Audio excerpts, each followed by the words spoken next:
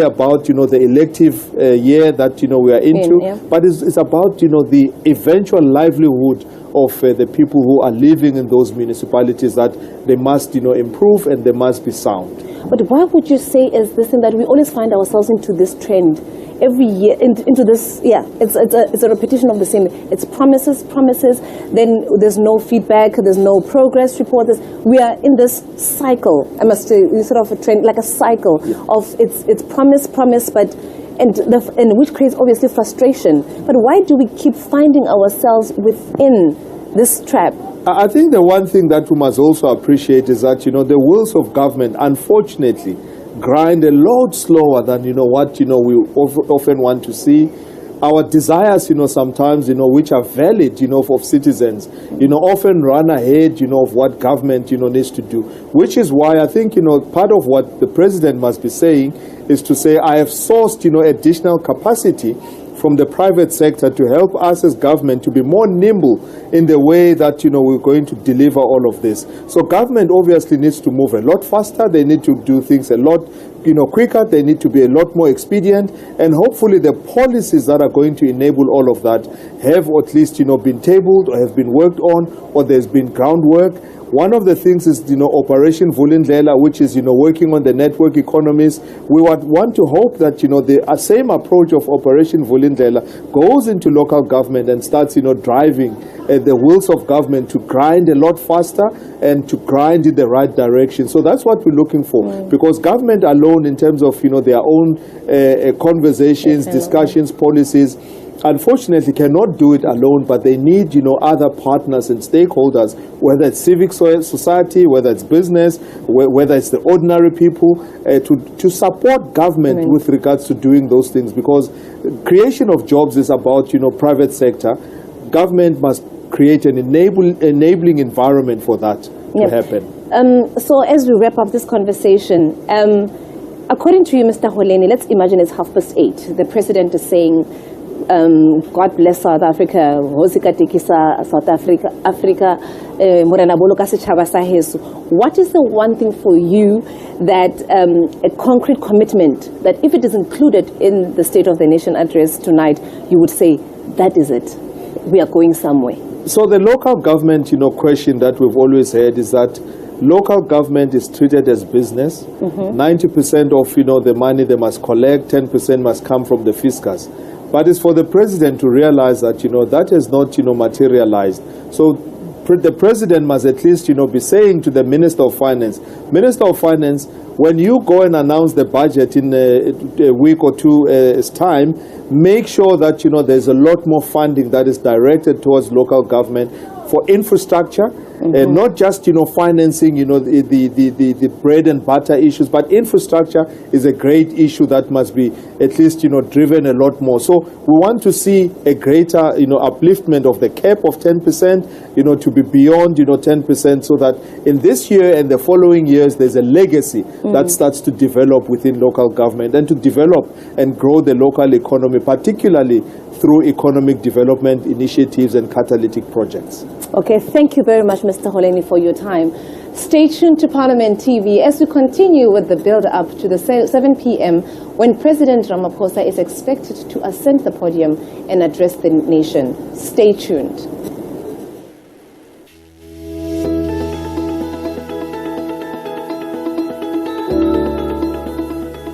I think when we started the organization 19 years ago, the whole vision was, how do we make the world better for people? How do we make sure that people's social issues are dealt with and the environmental issues? One cannot exist without the other. And so when we talk about people, we're talking about marginalized communities, under-resourced, underrepresented individuals, youth and community members across South Africa. I think a massive challenge that we're facing in our work, specifically around energy and climate justice, is that the problem keeps building and it keeps strengthening. So we take one step forward, then it's 6 steps back, basically, because that's how the issue is. I mean, we saw load shedding disappeared for some, but load reduction is still happening in Joburg. We're seeing the climate crisis. Oh, the Climate Act was signed into action in 2024, but what we've seen recently is climate floods and disasters across South Africa and the world as a whole. And so I think a big issue is that the forces that we're against, which is a government not willing to take the needs of people seriously, indecision and less action is a problem. And so we're not saying this is a war against the people and the government, but rather that we need more communication, we need more action, and we need more strengthened partnership between different sectors. Our successes aren't ours, it's the people that we work with successes as well. And so when we talk about showing individuals what solar could look like in communities on a small scale level, through working with youth, that's a big challenge. That, electricity is a big issue, energy poverty is a big issue, and so for us a success is building knowledge and building capacity with people. It's helping them understand that they have a voice, and they know they have a voice, but now their voice matters in conversations with government. And so it's teaching them how to access spaces for conversation. A big part of my work is, and a few of my colleagues' work, is going into the communities that we come from ourselves, building understanding, building capacity, and saying, cool, there's this hearing happening, there's this opportunity for you to have your voice heard. Whatever you want to say about your issue, go and say it. And they say, no, well, I don't feel like I should. I think it needs to be a technical input. An input in South Africa is, my issue is this, government, I need this. And that can clear now. I think a big thing when it comes to our president is we keep hearing that we are going to get this change, and this change is coming. I think a few years we heard the line, no African child left behind. And that sat heavy in my chest. Because after that we saw the Presidential Climate Commission come forward. We started seeing conversations about a big change in our country and how we're going to be leading in the continent.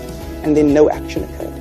A big issue that we face right now is one on many levels. It's an intersectional issue.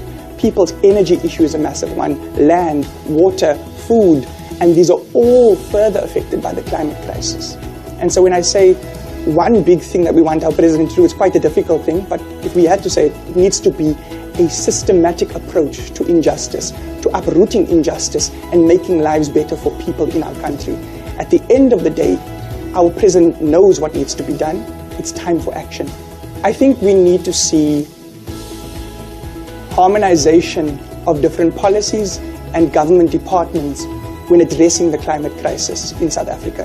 One department will say something that contradicts another, whilst our president is leading the conversation on a global level.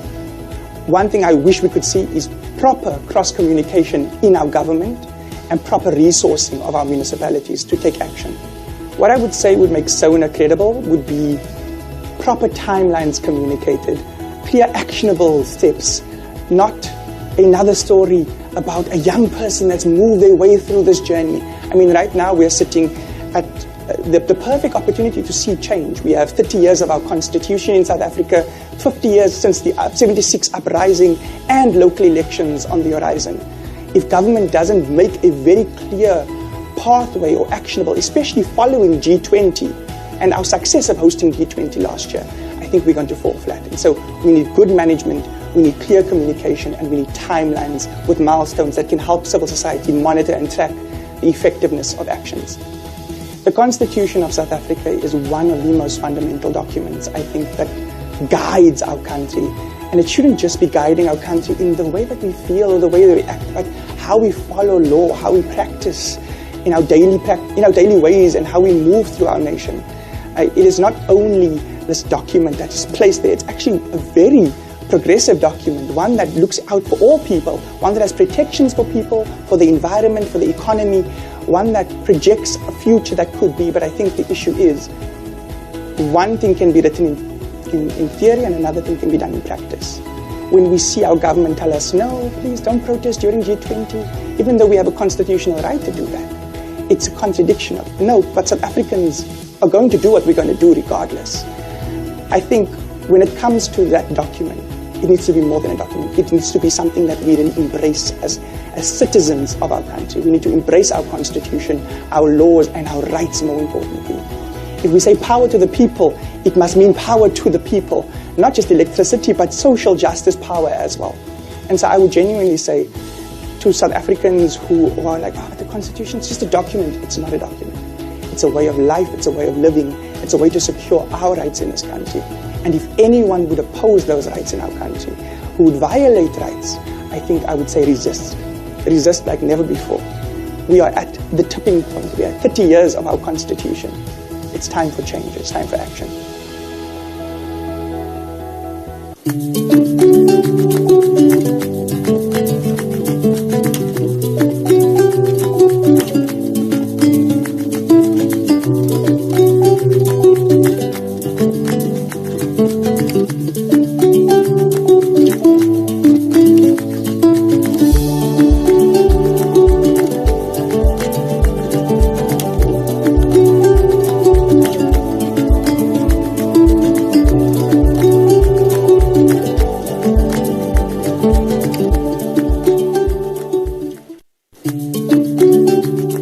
Did you know, during the Sona, a 21-gun salute is fired in honor of the President and is timed to start with the singing of the anthem.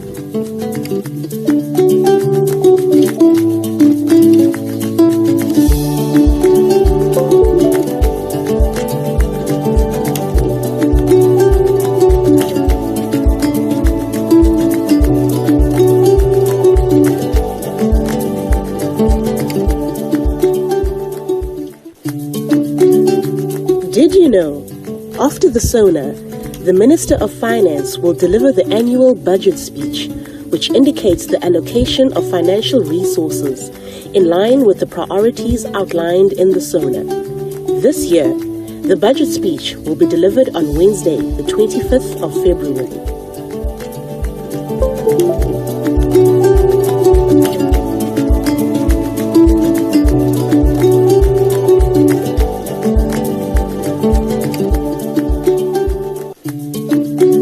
Did you know the State of the Nation address will be held on Thursday, the 12th of February 2026 at 1900 hours? The proceedings will be broadcast live on Parliament TV, channel 408, and live streamed on Parliament's YouTube channel.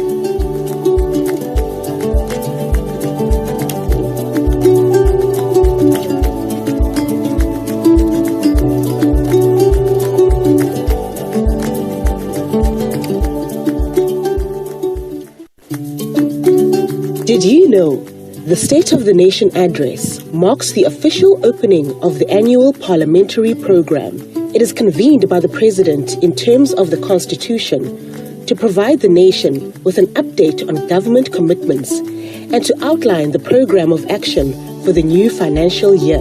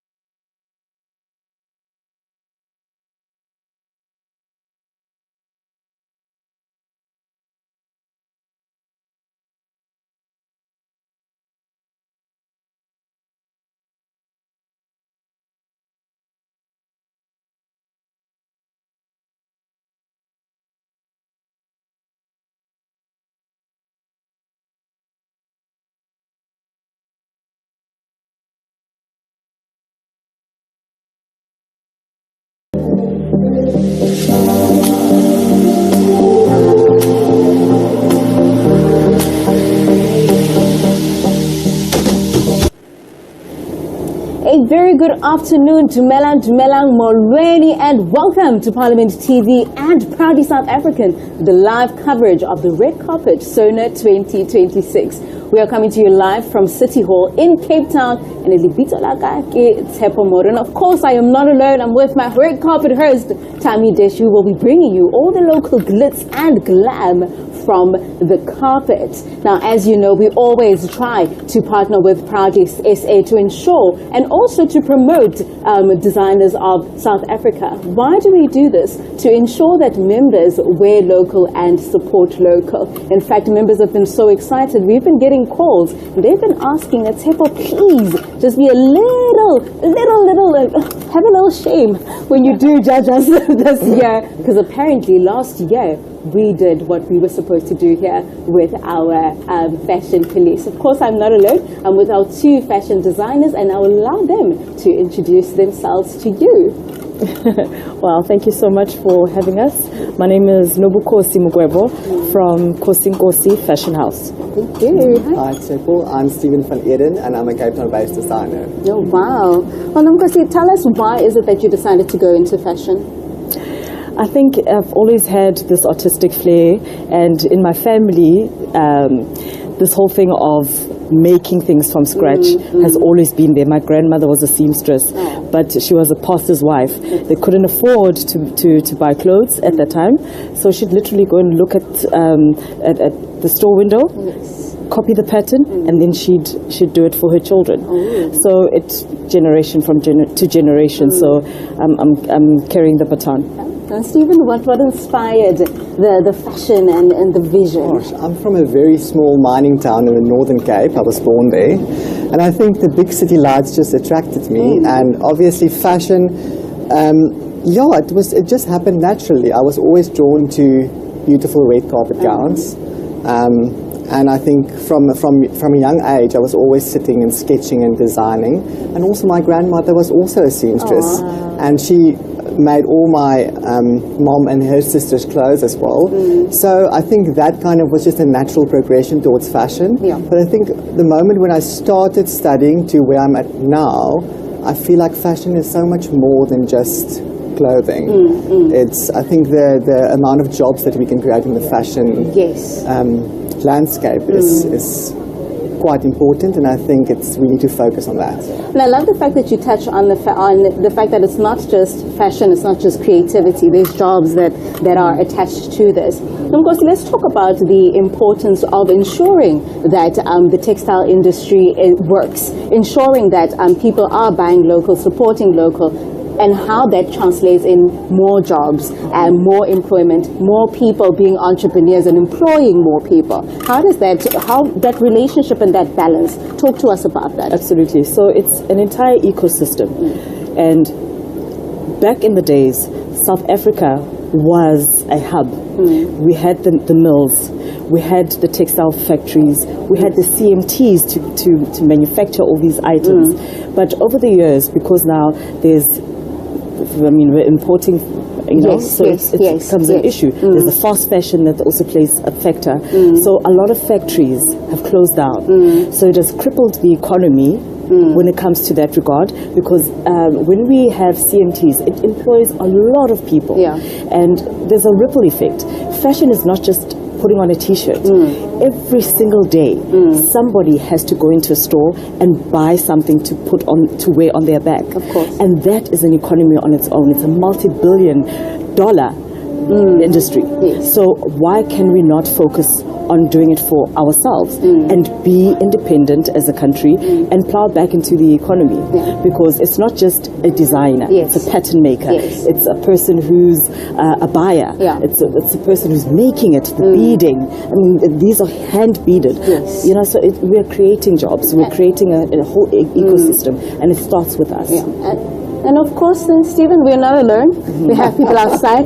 Tommy Dish is outside, and he is there bringing us the local glitz and glam on the carpet. Tommy, who do you have there?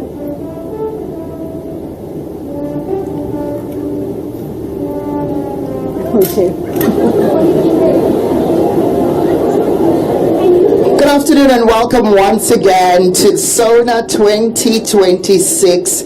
We're back here at Cape Town, and we're coming to listen to the President deliver us the State of the Nation address one more time. We're back as Proudly South African, doing this again with our local fashion police. We asked the people, are you wearing local? And are you supporting our businesses? Are you supporting our creatives? We're here today to check out who's looking how, what colors they're wearing, who they're wearing, if they understand the theme itself, you know, but also if they understand the importance of supporting local. And the person who understands more about supporting local is our CMO of Proudly South African, Ms. Happy Ngiti. And I want to tell you a quick story. Come through. Good afternoon. Hello there.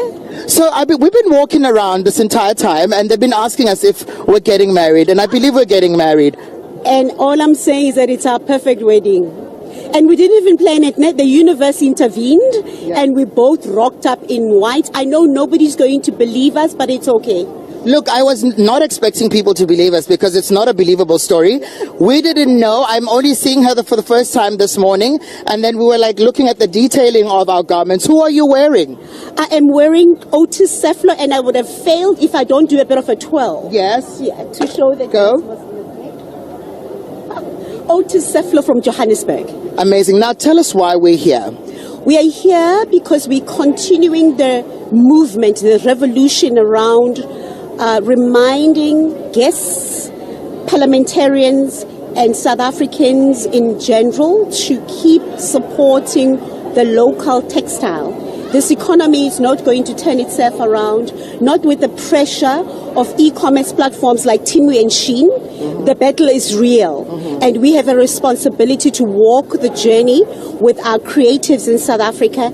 And when there's a spectacle like the Sona 2026, the State of the Nation address, where the guests have got deeper pockets, where they have the voices, they have the following, and they have the attention of an audience out there, for us to ask them to do right by the economy, do right by local businesses, and redirect their rand from Diamond Walk in Sandton and Platinum Walk in Umhlanga to, in favor of make their purchasing decisions rather in favor of locally manufactured clothes. Yes. Yeah. Amazing. So that was the request, is for you to release Mandela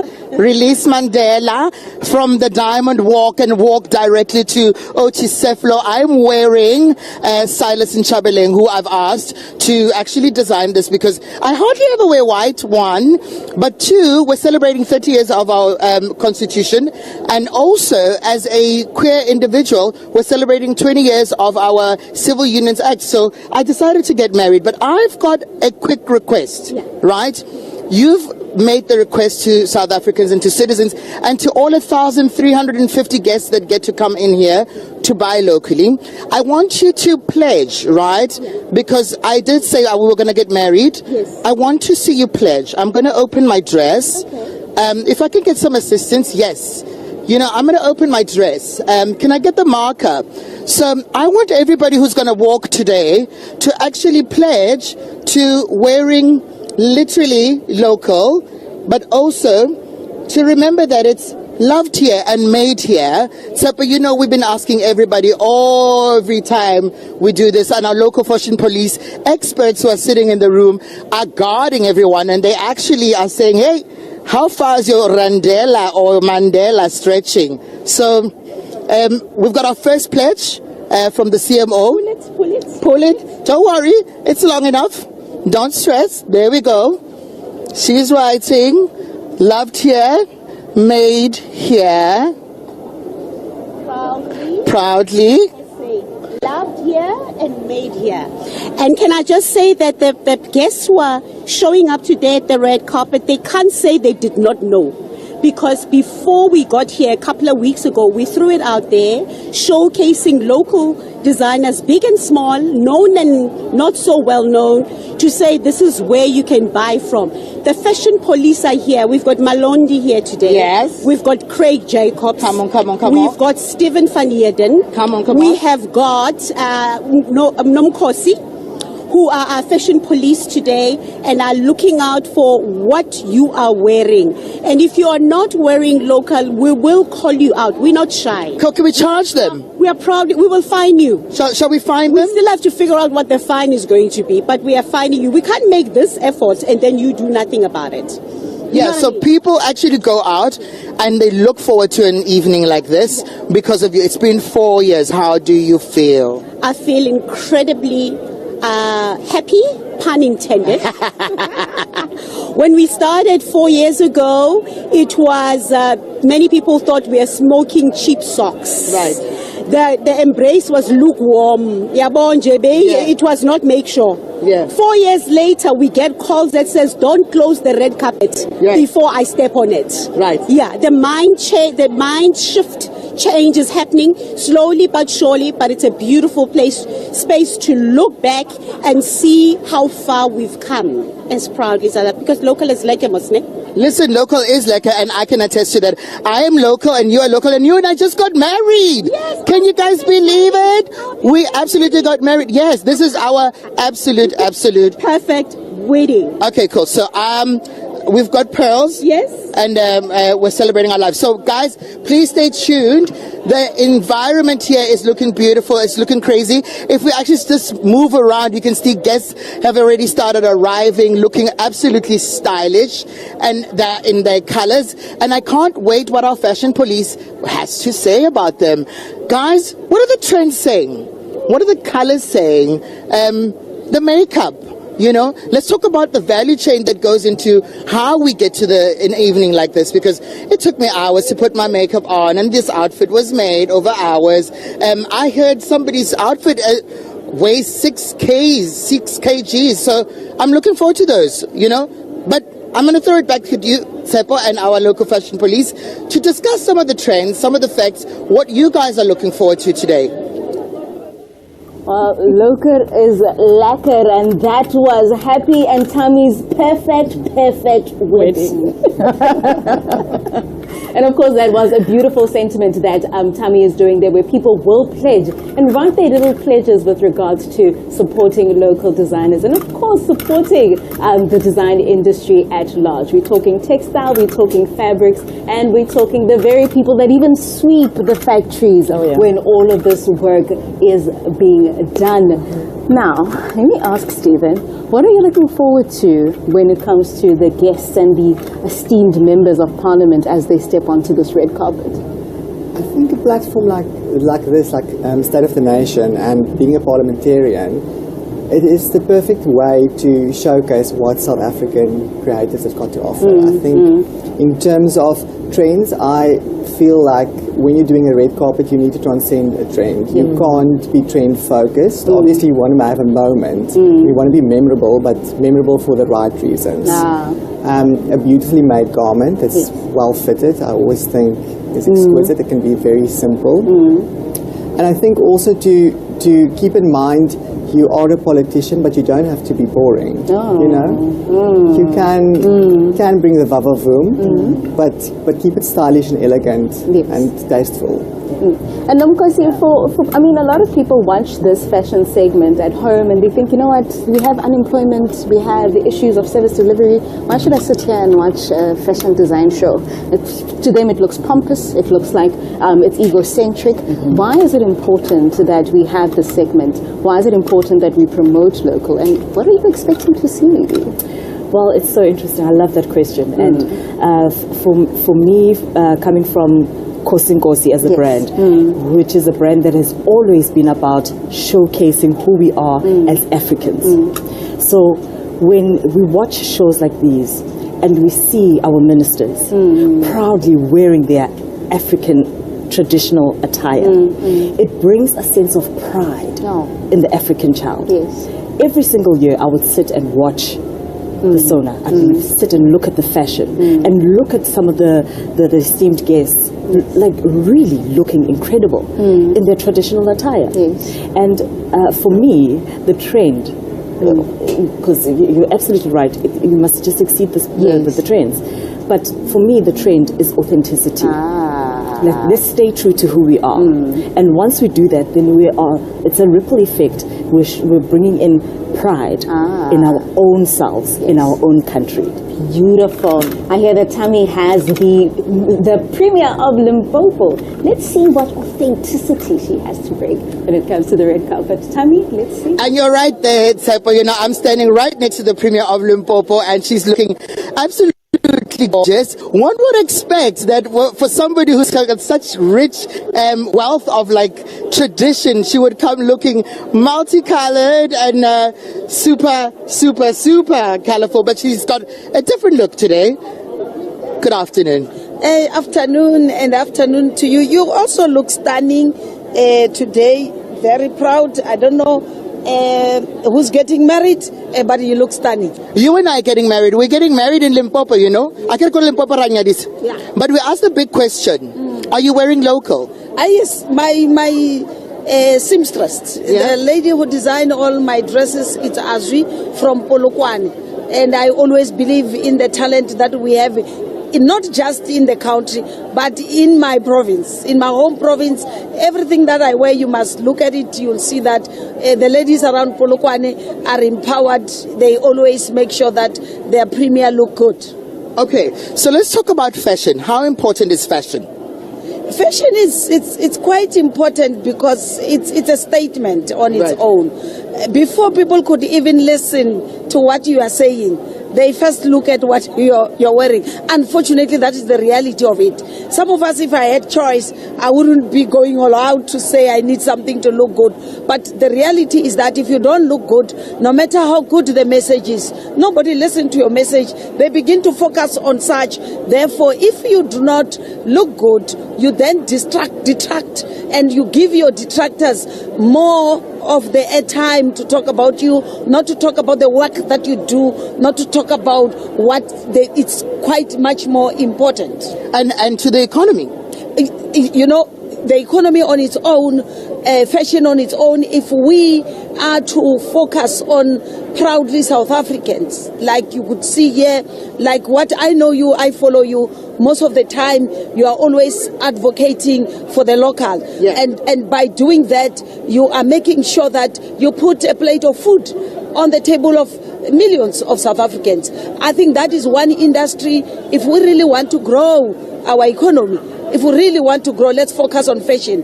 I don't want to mention, but this whole thing of people saying they will get the sheen of the day, the temu, and all. For me, I'm not supporting that. Yeah. I'm fully saying, let's deal with our own.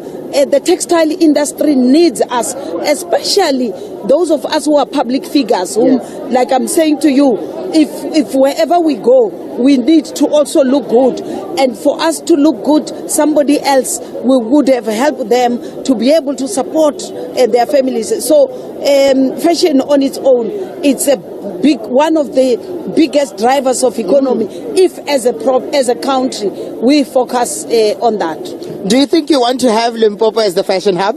I definitely will, because Limpopo, you know, that's where you would find the true different cultures in our country. The only province, by the way. Yes. If you want to see a province where you will find the Bavenda, the Batsonga, the Bapedi, Balobedu, Batokwa, Batswana, Mandebele, Baswati, you will find them, the original, true, you will find them in the province. Therefore, if you are to bring all their fashion, like I'm saying, when I invite you next month on the 6th of March, I want you to be dressed in a manner which will reflect each and every one of them. When they look at you, they must be able to identify themselves with you. No, ambara satellite dishi, ya usumedzori nivachi kunda malema, imbale a bit of shibelani shitikombisa, uaperinya na yele, inchi woncheka kwa hurawa, wena umuthaluha kwa wahamulot, kure uaperi ukaru waskukune kwa. So we want you to look like that, so that our people can look at you and say, wow, there goes the true reflection of South Africa, because we are a rainbow nation. Amazing. And we are, our cultural diversity is the one that makes us to be proud of who we are. Looking beautiful, and of course I'm going to go there on the 6th of March, looking amazing. I love your look. If you could just turn around for us and show South Africa how you look. It looks very gorgeous. The colors are beautiful. Thank you for joining us, and thank you for wearing local.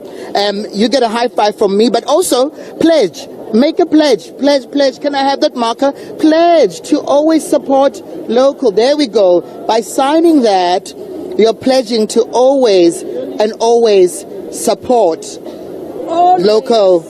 designers. All support local designers. Charity begins at home. Before you think about somebody else somewhere else, think about the girl next door who can make even a better outfit than someone from outside. Those ones have made their name because their local people supported them. If we don't support our own, who is going to make a name of their own? You can't expect people from overseas to support ours. We start, we show pride, and we market them. Even the entire global community will follow suit. Thank you so much. Thank you so much for joining us. I mean, she's looking absolutely amazing. I was thinking, she was going to wear green, like avocado colors, the olives, because they're quite rich also, every time I go there, I'm looking for lychee or mango and all of those things. And there are many intersections there, When people talk about sustainability, they talk about having to dye or to color your fabrics with various fruits, So I don't know what you guys think. Can we talk about that outfit, Tsepo? About that outfit, Tammy. Of course, Stephen Nomkosi, that was the premiere of Limpopo. So we're talking, one, the occasion, right? Secondly, we're talking texture. We're talking fit, like you said, Stephen. And then we will give out of 10. What were your thoughts? I think it was a beautiful balance. Tammy was expecting color and vibrancy, but I think she brought it with her personality. So there's a beautiful the juxtaposition, a vibrant personality, but a more classical fit. And the color I couldn't really see on. It's like a greyish, charcoalish. But I mean, I thought it was beautiful, very elegant, and I like the way she thinks, because the thing is, you feel as good. You feel as good as you look. As you look, of course. I like that message. No, because you agree. I agree. Okay, I must say though, she looks stunning for the event of the day. But she comes from Limpopo. I'm married to a Venda tribe, and the Venda tribes are very vibrant. I'm Mugwebo, so I'll represent her. I've got more than enough colors to. But her mind and the way that she thinks, it's so communal. It's build what we have, focus on what we have, let it thrive, and then it will just grow from there. Let's talk makeup, accessories. Were you satisfied? Like what I said, I was expecting something that's more vibrant because of the nature of where she comes from. But for the business of the day, I would give her a 7. Not a pass. It's a pass. It's a pass. Stephen? I'm also on a 7. Is it? Beautifully polished. Like I said, I think the garment is beautifully made, beautifully fitted. And what I really liked is that she supported a local seamstress. Yes. It wasn't a well-known designer. And the thing is, it is like she said, how do you expect somebody to build a name if you do not support them first? And that was for me just beautiful. I think that elevated the outfit even more. Yes. So that is a 7 out of 10 for the premiere of Limpopo in her beautiful garment for the Sona 2026. Now let's continue our discussion, especially around employment, but also let's talk about designers. Let's talk about how the very young designer who is sewing or has a little top shop of sorts in the back room or at her mother's house. How does she ensure that her work is recognized, and how does she grow into the industry? Does she go to school? Is it necessary? Let's talk about that. Stephen, let's start there. Gosh, the private sector and fashion schools are probably going to hate me now.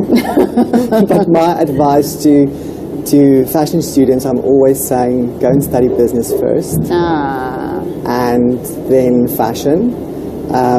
I think if you've got a flair for fashion and a natural, you're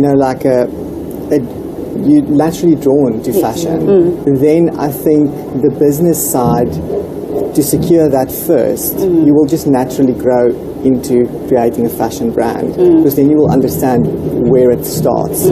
My first job was actually as an accessory designer in the leather sector, and I worked for the company, and the boss took us to the showroom. Now, I mean, you're bright-eyed and bushy-tailed, young designer, and this fabulous, beautiful, locally crafted exotic leather handbags. And he asked me, what is a good design? What is a good bag? And you're like thinking about hardware and detail. Yes. And he said, no, it's a sold bag. And I think that is the importance of the fashion industry, is you have to understand the business of it. Yeah. So if you've got the business acumen, I think you don't necessarily have to go and study it. Yeah. I think you will naturally grow into creating your own brand. And Nomkosi, your advice for the young designers that want to find themselves one day having a Kosi, a big brand that is recognized by all South Africans, right? How do they do that? Discipline. Don't ever think that the person next to you can't do it. So don't ever think that you're irreplaceable. So when you walk into a room and you need to showcase your work, put the work in first. The bold and the beautiful will come later. All of this is just glitz and glam. There's a lot of work that goes in behind the scenes. So come into just focus on your work. Focus on making sure that you make it work. If you have to hunt down celebrities, influencers, hunt them down, give them something to wear. So I remember coming up, I didn't want to wear my brand. Because I thought I'm going to be getting high on my own supply. So I'd rather give it out to people to wear, and then I see from a distance how it's received. But it's just put in the work, be disciplined, and show up. Show up. Now with that, Stephen, of course, then let's talk to, what does a thriving local fashion industry look like to you? Gosh, I think thriving, meaning that I think you can, the chain is totally completed. I think we've got so many creatives in South Africa. I think in Africa, it is definitely a trend that it's focused, especially on creativity, in terms of African and South African creatives. We've got so many. But the thing is, we need to have a great supply chain.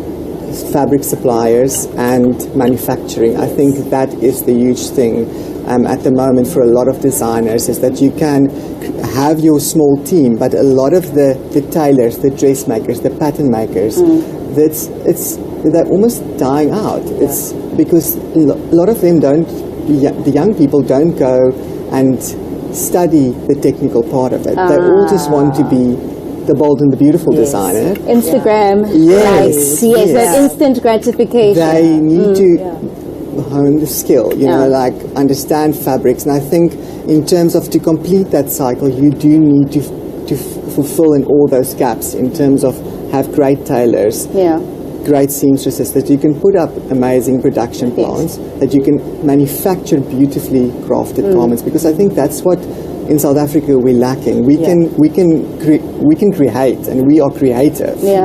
But in terms of the manufacturing and the fabric supply, in terms of having the correct fabrics for certain styles, that is where I feel like we are lacking, and that will make us a very prosperous fashion industry if we can complete that cycle.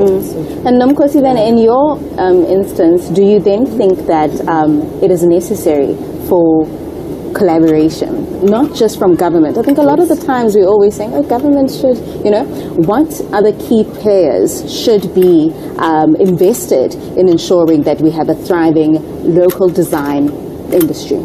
I'll give you a perfect example, and I'll make an example out of the brand Kosinkosi. So we have a collaboration or a partnership with African Bank. They sought out to find a South African designer that would design a capsule collection for their frontline staff as well as manufacture it.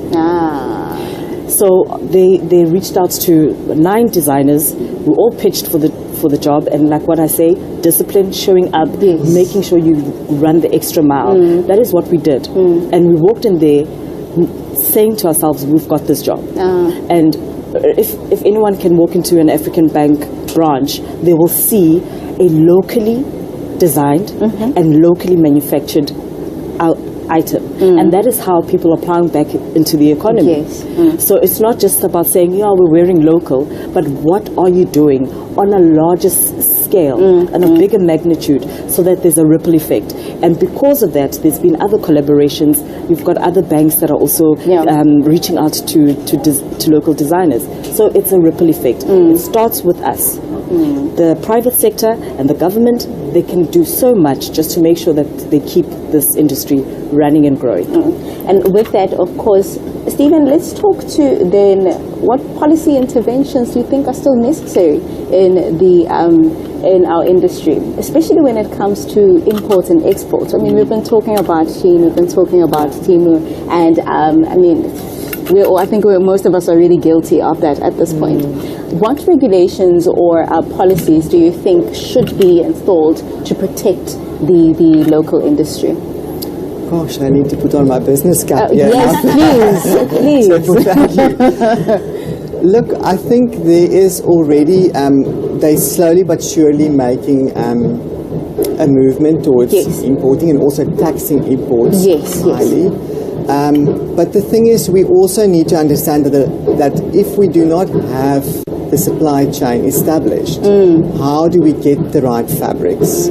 How do we get the right finishes that we want to have done on certain garments? Because at the end of the day, yes, you want to supply the local market, but essentially we also do want the dollar and the pound to invest into our brands. And the thing is, they are used to a certain standard and caliber.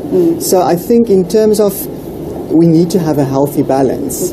I think on raw materials or finishes to help designers is to see into that the taxes maybe are not so high, so that we can physically have certain trims and stuff made and imported.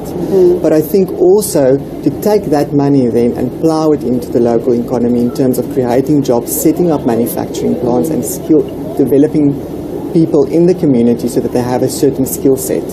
So I think it is just to have a healthy balance at the moment. I don't think we can just start taxing things excessively. Of course. Because at the end of the day, we still need those fabrics and trims to come in so that we can create our garments until our textile industry is up and running again.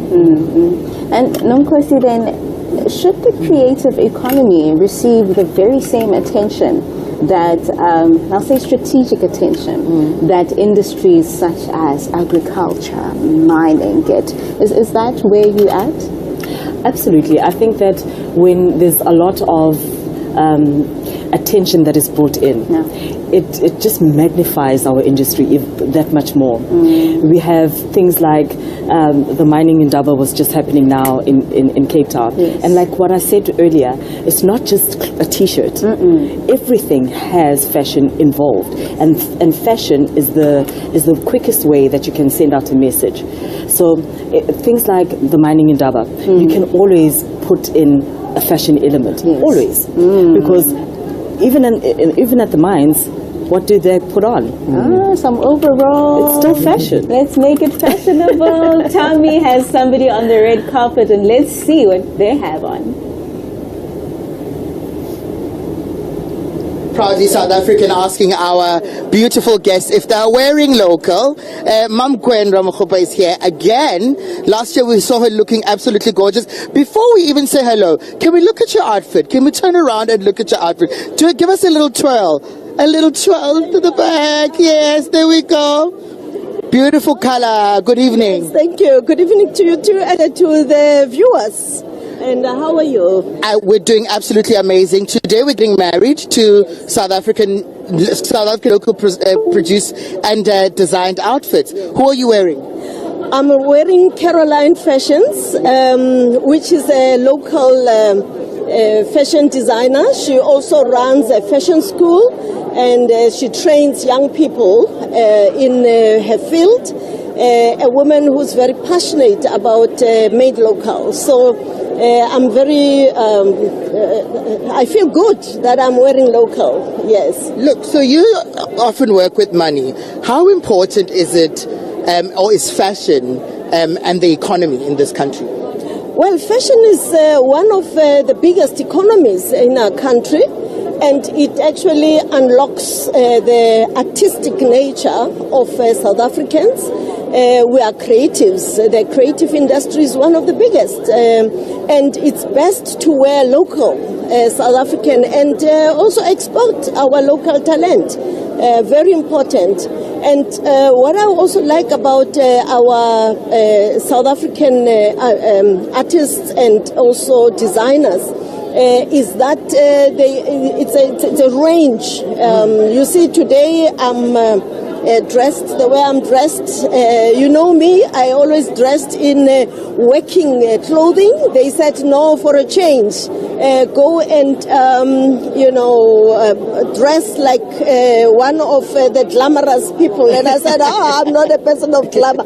But I am also giving a message that we've got a lot of talent. South Africa is full of talent.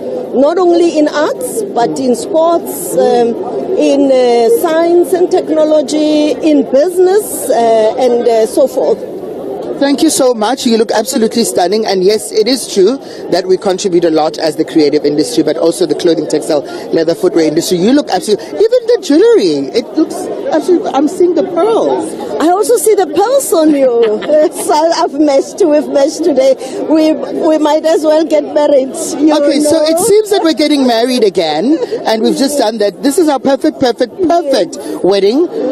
May you enjoy tonight and Sona tonight. Okay. Thank you very much. Thank you for joining us.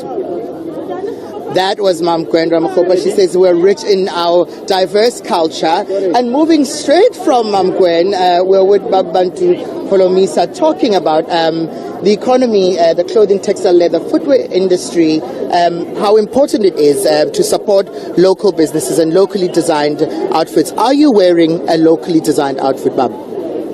Secondly, I'm not wearing any local design or foreign design. I just go to a store and buy a nice suit. So if it is local, good for local industry. But if it is not for local industry, but receiver of revenue still gets my contribution. But let's talk about this thing of textile. Yes.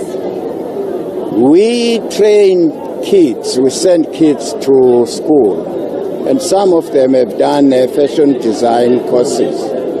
How I wish that when they go out of that, they completed their studies, they can access capital so that they can order, or the government order material for them and machines, and they start producing something. For instance, if you say produce uniform for 10 schools in this municipality, and then shoes and so on. What is going to happen after she has finished designing or doing those materials? He is going to ask for what?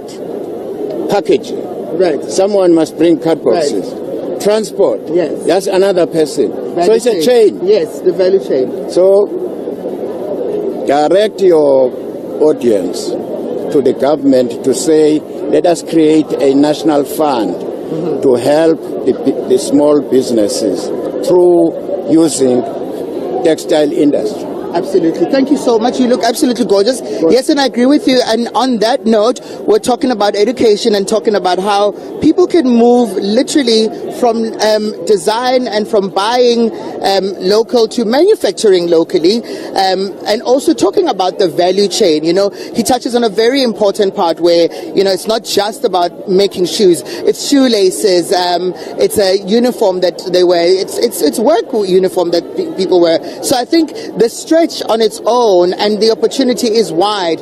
When we talk about fashion in the textile industry, people often think it's just limited to how we look here, but it actually stretches itself far and beyond. You know, that was a very beautiful comment made by this. So the task and the request again is to challenge government and ensure that government is able to fund or to create a fund that helps the creative sector and the textile sector.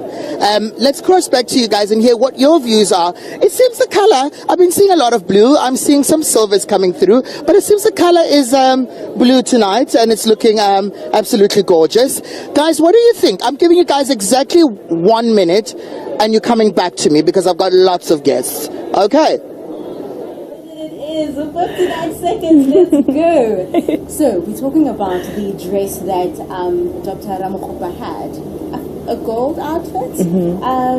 Caroline Designs, she said. Stephen, what did you think? I think it was well suited for her.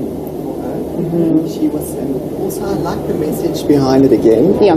Caroline Designs, local fashion designer, but also has a fashion design school that teaches people the craft, which I think is important. That you're not only creating stuff for clients, but you're also giving back to your community. Yes. So, I'm behind Caroline Designs. Okay. I also like the styling. The necklace was a beautiful finish. Yes. And I love the collar of the dress. Beautiful and regal. Do you know, Kasi? I love the choice of the color combination. So I really feel like she really owned that outfit, and she's proud. She even knows the story around it, so that it makes it mean that much more to us as we're listening, because now it is truly proudly South African. And out of 10, I would also give her a 7. Right. You guys are very generous. You know? It's because it is proudly local. See that? I'll give her a 7.5. You're not going to get charged. I'm just saying. You're allowed to be honest. Just saying. And then we had the Deputy Minister of Defense, Mr. Bantu Holomisa. Thoughts? I honestly, I was a bit shocked. Okay. Because I think even if you buy something in a store, you need to know where your garment comes from. Okay.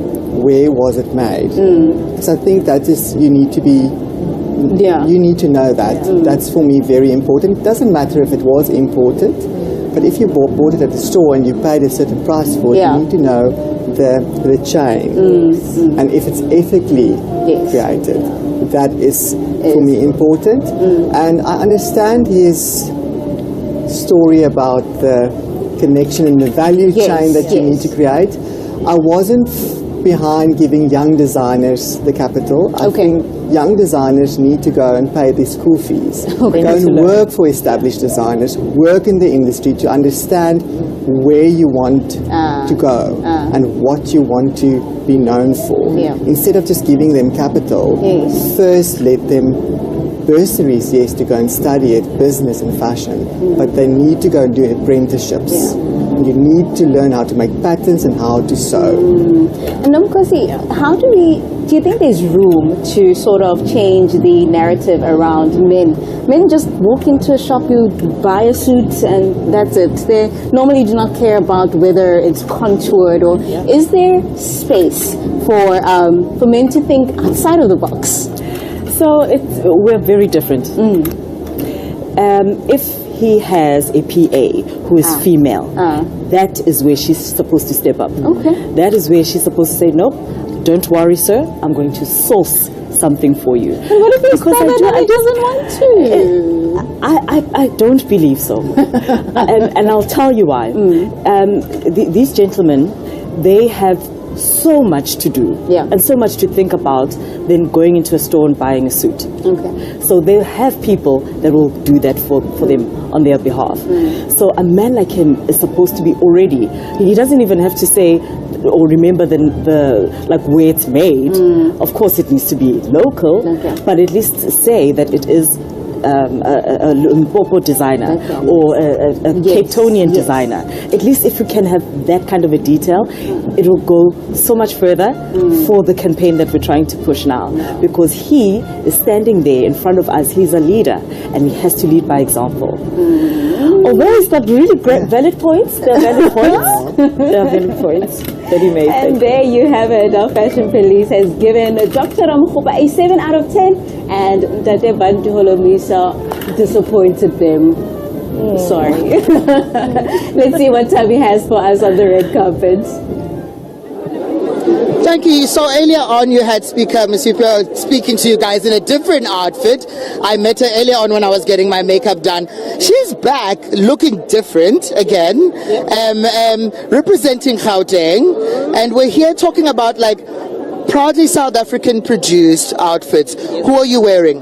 David Tlale, a world-renowned South African fashion designer. I must confess I'm wearing this for the second time because... Beautiful, beautiful. It's beautiful, the dress is beautiful, it's good, and it has stood the test of time. And unless I'm properly policed, I'll wear it again, but I need to go back to him and get something new. That's amazing to be able to support, but you say it's a very important thing about recycling. A lot of people tend to waste outfits, and they'll scream at us and say we're not being creative. You're wearing this proudly. How important is it to recycle? Okay, talking about recycling, you can do it in two ways. Yeah. First, what I'm doing, wear it again, or if you want to use it once, you can give it to charities that support matric dancers, which I have done with some of the outfits that I have had over the years. So, but this one I love, so I will keep. So recycling, recycling in that sense means you are also empowering a young person from a family that may not have the wherewithal to buy a dress, but you're also making a young girl feel very important and, happy. Why is it important to buy local? Yeah, I hope the president speaks to that. We have our own industry, and you know that the creative industry is one of the industries that is in trillions, basically, of runs in its productivity. But it needs more support from government so that it grows and creates jobs for young people and everybody across the board. So I am a very strong supporter of it being funded and funded better. Thank you very much. You're looking great again. You looked great earlier on. Enjoy tonight, and thank you for joining us. Thank you, Ringette. Do you want to pledge? Let's pledge. Let's pledge to always supporting. Let's pledge to always support by signing here. You're pledging. Sign my dress. Oh yeah. By signing here, you're pledging to always support local designers.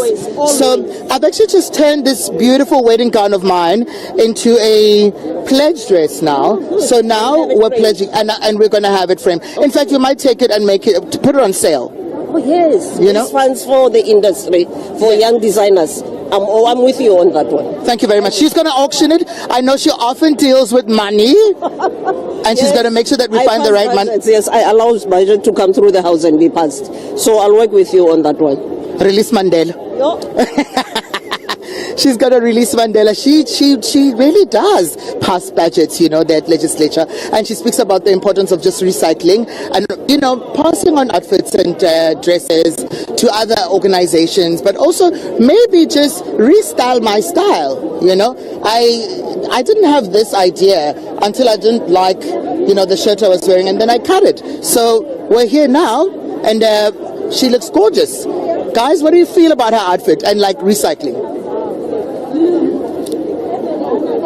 There you have it, and now we're talking about recycling, but if you have noticed, I have another two people here in my fashion police. My panel has changed. I've upgraded these levels to this thing. Oh, wow. I am sitting here with Malondi and Craig, and they are part of our fashion police, and they will be judging you, the members and the esteemed guests. And the big question here is, are you wearing local? Yes. Now, Malondi, of course you saw the outfit, and the most important thing that the speaker said is recycling. And a lot of people have concerns about, well, I'm wearing this, it looks so grand and gorgeous. Where do I wear it again? Now, let's talk about that, the importance of recycling. I think the first things first is to help people understand what is recycling and how can you recycle. Because sometimes people love the idea, and we are all about sustainable fashion now, but the issue is people still fail to understand what does that mean. So there's a lot of things that you can do. You can either pass it on, you can donate it, or you can just recycle it by using the same material and recreating it to something much nicer. So it's up to us as designers to teach our people what is it really to recycle and what is it really is sustainable fashion. And Craig, your thoughts on her outfit? We're looking at the occasion. One, we're looking at contour, we're looking at fit, we're looking at makeup, we're looking at jewelry. What did you think? Well, what I want to say firstly about sustainability, because I've always been an advocate about sustainability from when I started my brand in 2004. And I think it's really important for us to have these conversations. Yeah. And I think it's also incredible, like if we look internationally, I mean, Meghan Markle, Michelle Obama as well, they recycle outfits. And I think they opened up this idea that you can there was this whole thing about you see people wearing dresses in the Oscars that's only wear it once and then what happens to it. So I think it's incredible that the lady from the legislature is thinking consciously about this, because we don't want clothes to end up on a landfill, which is the worst thing, because today clothing has become, I think it's the second biggest cause of landfill. Yes. So absolutely any opportunity to recycle, upcycle, to renew, to invest in a tailor is really important. I loved the floral vivaciousness of what she was wearing. I didn't get to see the whole look. Okay. I couldn't say too much, but I mean green always is a perennial color. So Alrighty. And out of 10, would you give that the outfit? You know, I'll say a 6. A 6? Yeah. Okay. I could lean with you on a look. I'll say no. Let me say 7 because she's recycling. Yes. Okay. That's I also see you. I have this year my panel is very diplomatic. I must say. We're just starting. Hey. Now, of course, I just want to know, what are some of your expectations for tonight as well? What is it that you are expecting to see? And what is your no-go? Like, what if somebody just gets here and says, well, I'm in Gucci, what? That will be very disappointing coming from a leader of the country. You know, we're trying to build a country where we try to recreate again, or we manufacture. Our manufacturing industry is dying down. So if we come out and encourage you to buy local, manufacture local, and you come here and you're like, I'm in a Gucci, then that's really disappointing coming from a leader. So we're hoping that they heard the message and they saw the message, and they're definitely going to do that. And the message is buy local. Let's see what Tammy has for us on the red carpet.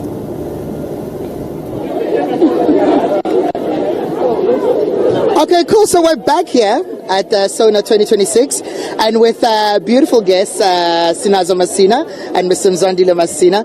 They are not new to the carpet of Proudly South African. Are you wearing local? And who are you wearing? Good evening. Good evening, Tammy. Yes, of course we're wearing local. I'm dressed by Ryan Keys, whom you know quite well. I don't know what else you want to know about him this year. The Inspiration, really, we just sat together. We're looking at the different colors. We looked at the past Sonas and we said, let's do something different. But him being playful as always is like, well, every cloud has a silver lining, meaning that even in difficult situations, you're always bound to find something to be hopeful about. Cool. So I've watched your transformation in terms of outfits, and I remember saying, honorable member, who are you wearing? And you said to me this year, you're going to shock me. Who are you dressed by? No, today I'm proudly South African. I'm very proud, and I think that I've heeded the call that I have to be consistent. I'm inspired by my wife, who always says that let's go local, darling. Local is that's what I'm at now. Yep. And the color? Well, the world is green. The world is green. I was inspired by this color. Obviously, more bias because green has to do with the land of the country, and there's a little bit of gold, which has to do with our minerals, and you can see my shoes are black, which has to do with our people. So in the way, I'm wearing ANC colors, if you ask me in total. Without going there, you spoke about minerals and you spoke about land and all those things. How important are they to the clothing, textile, leather, footwear industry? Look, it's very important that we give back the land to our people, to inspire them so that they can do more. As you know that you cannot do agriculture outside of the land, so issues of the land are very critical. So that's why at all times in our speeches and everything we say and do, we should remember that we need to give back the land to our people. Yeah, you look absolutely stunning, and thank you for inspiring this look. Can I get you to turn around so we can judge? Let's see. Okay, that looks lovely. Our fashion police there are looking at that. Let's have a look at you. You know, you can turn around, you know. You can turn around. Happy Valentine's Day already. You inspired us. Listen, I've got my trail, and I would like you guys to make a pledge to always supporting local. 100%. By signing this, you're pledging to always support locally produced outfits. I see there Deputy Minister Tandi's next. We're going to talk about like international relations. We're going to talk about fashion. The last time I saw her, I think she had long hair. Thank you, everyone. You guys must enjoy tonight. They look absolutely amazing. They've just pledged to always supporting local. We are now joined by the Deputy Minister of International Relations. Hello, darling. Hi, dear. How are you? And hi to your viewers. Thank you so much. Welcome to Sona 2026, proudly South African. I'd like to ask you, who are you dressed by? I'm dressed by Mimi, the local designer here in Cape Town. Even the hair and the makeup is done by her. Absolutely. How important is it to support local? Remember, if we don't support this young talent, especially the creative industry sector, we won't be able to grow the much needed jobs. So this is the sector that can easily grow our economy by supporting the textile industry. The creativity of our youth needs to be embraced by us as their leaders. And as a leader who always sees these creative people and in the sector, taking them all over the world, what is missing, and what more can we do to export and to take more of our local designers abroad? I think to our local designers and the creative industry sector needs to take advantage of our free continental trade area that is there in the continent for us to trade amongst each other as countries of the global south, and also leveraging on the successes of our G20 presidency, because we have built a lot in terms of community engagement. How do we then create awareness of the role of multilateralism in the space of that group of 20? And we ought to really encourage our people to start to pay attention to what is happening globally, because South Africa exists within the entire global community. So we really need to utilize every forum, whether it's BRICS Plus, whether it's SADC, whether it's AU, for us to advance our national interest as a country. Well, you've got that beautiful job and you are able to take them all over the world. Can you show us your outfit? Turn around. Let's see. I love that pink. Oh, look at the trail. She's looking gorgeous. Dressed by Mimi up in Cape Town, and them hair and makeup. Thank you so much. Enjoy tonight. I was inspired by your trail. You know what? Yes. My trail says you must pledge. Okay? So I need you to pledge to always supporting local. Oh, this is beautiful. You can sign anywhere. There we go. $1 million.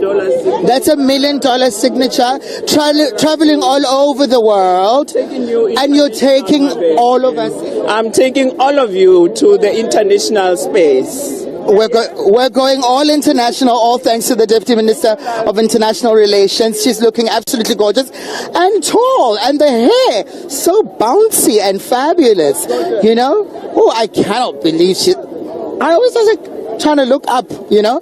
Guys, what do you think of that outfit? You know, she talks about like taking all designers internationally, the free trade, you know. Let's discuss that. Well, of course, those are some of the important aspects when it comes to fashion design, right? It's not just the glitz and the glam. I think, but first, before we get into that, let's talk about the chairperson of the Portfolio Committee on Trade, Industry and Competition, Mr. Mzandile Masina, and his wife, Snazo. What are your thoughts? I think the wife looks absolutely beautiful. I think she's intentional. I love ladies who are intentional about their looks. She took her time, she sat down with the designer, and she wanted to be beautiful. So that's recommendable. Yeah. And for you, Craig? Well, what I want to say is, the thing about the Sona red carpet is women always make an effort. Yes, right. And we need to acknowledge them. I think there's only one person amongst the male ministers or members of parliament who I always look up to, and I think he makes an effort, is Mandla Mandela. Yes, That is where they match, outfits. And he's intentional when he does that. With what a lot of the men, they're in the shadow of their wives and their partners. And I love that Messina has this year made an effort because last year he start, but we're not there yet because I was thinking about this when I was asked to be on the panel, and I thought, like, yes, I wear local in terms of my suits, but what about my shirts? What about my socks? What about my shoes? And I can promise you, having looked at his outfits, that I don't think the shoes, for instance, are local. And we've got an incredible clothing, footwear industry. And the industry has been harmed a lot through imports, and we need to support them. We used to have so many different incredible footwear manufacturers in South Africa, and they're all gone now. And we need the ministers and we need people in parliament to start wearing local head to toe. Yes. Out of 10? Oh, I'll give that lady a 9.5. Because you're a glamour girl. Beautiful. You know what? She was, even her skin is flawless. You know, she took time and she you know, someone who puts an effort to be in front of us. Then you can see it. Definitely, yes. Okay, so 9 out of I'll 5. give her that. Okay. I'll give her husband a 5. And the husband will get a 5. Look, he wore local. husband will get a so I think 5? I would give him 6 for the suit, right? And -1 for not head to toe local. Look, I agree that Sinazo looked absolutely incredibly glamorous, but is it fitting for the occasion? I think if it was the Oscars, if it was a red carpet, appropriate. But when it comes to a ceremony that is part of nation building, I think that we need to dress for the occasion. And I think that it was beautiful and glam, but not necessarily appropriate for a Sona. So I think I would say probably a 7. Ladies and I hear gentlemen, this panel is meaner than the one that I had.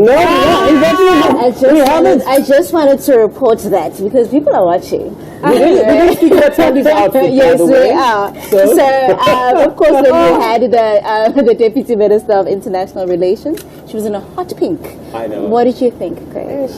Must I really say what I wanted to think? Yes. It was, who was the designer? It was Mimi. She said it's Mimi. I love that Mimi did something from the hair to the makeup as well. Yes. But again, I'm like protocol. So a few years ago, I had to make dresses for a couple of first ladies. And you get taught in terms of protocol about what you're supposed to wear and not appropriate. And the one thing is you kind of cover your arms. You know, so I think that the outfit was a great starting point. I like that there was the level of volume in the skirt, but I think it would have been finished off if there was a jacket or something put over it. Because that strappy spaghetti strap, I thought it was,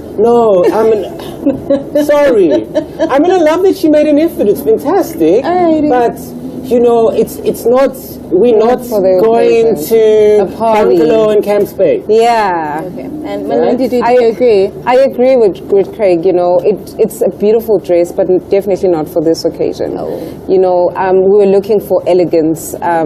We're looking for something that says, I am a leader of a country. You know, there's specific looks when you look at the likes of Michelle Obama when she's out, Melanie Trump, you know, those elegant looks that say, I am the leader of the country. We don't even have to go that far. Sorry.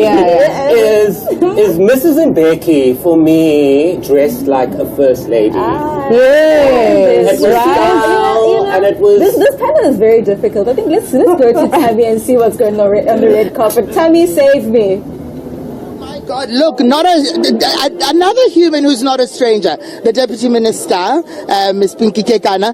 Before we even start welcoming her, I want us to have a look at her outfit. Guys, if you could turn around first, let's have a look at your outfit. Have a look at that. Oh, yes, oh, yes, oh, yes. No stranger to our red carpet. Welcome to Sona 2026. Who are you wearing? BG as always. She can't disappoint you. She's local. Her workmanship, very, very good. And you know, as always, stunning, and I can't even, mince my words. Your love for fashion? Yes, you are my inspiration. You are actually my influencer. You and Mpho, my personal friend. You are my influencer when it comes to Ugutoga. Must look nice. Yes. And you always, even on my casual times when I meet you informally, you always say, Sis P, please man, don't drop the ball. And I always make sure. Even when I saw you walking in the morning, and I said, that's my influencer. Thank you so much. Look, you always speak to young people, and you speak about the creative sector and the textile sector. How important is it to support local? Yeah. No, it is very important. And that's why, whether makeup artist, it's a lady from Ekurhuleni, Buitumelo, young woman that I always support. Through and through. Even when I have occasions in Gauteng, I do my makeup with her. And I want to say to young people, there's a lot that they can benefit out of textile, out of, making us look as better and beautiful. And I think they have what it takes. We all have what it takes. You have what it takes. Thank you so much. You look gorgeous. May you enjoy tonight. Thank you. Oh, have a look at the colors. Are absolutely stunning. Did you guys get that? Thank you. Enjoy tonight. Yes. And we're actually not even stopping. We're moving right along. And we welcome the Deputy Minister of Sports, Arts and Culture. Listen, guys, it's just gotten so hectic here on the red carpet. Welcome. Another human who's not a stranger to the proudly South African red carpet. Who are you wearing? Interesting outfit. Very interesting. It's an infusion of different cultures. Xhosa, Sesotho, and a bit of Asian. Proudly made by local women. My seamstress, she's in Johannesburg. I'll remember her name now because she's new.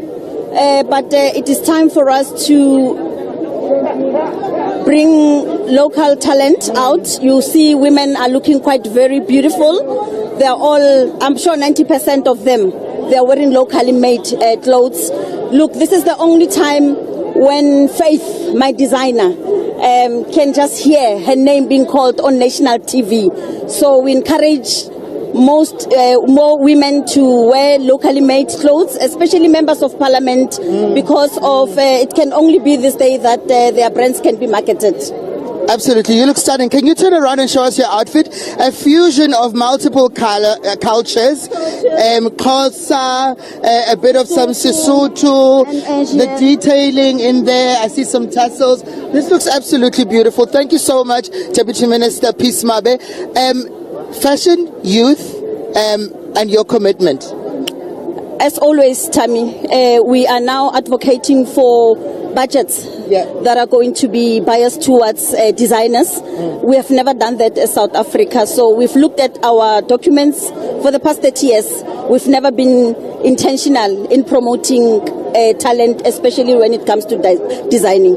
You look absolutely stunning.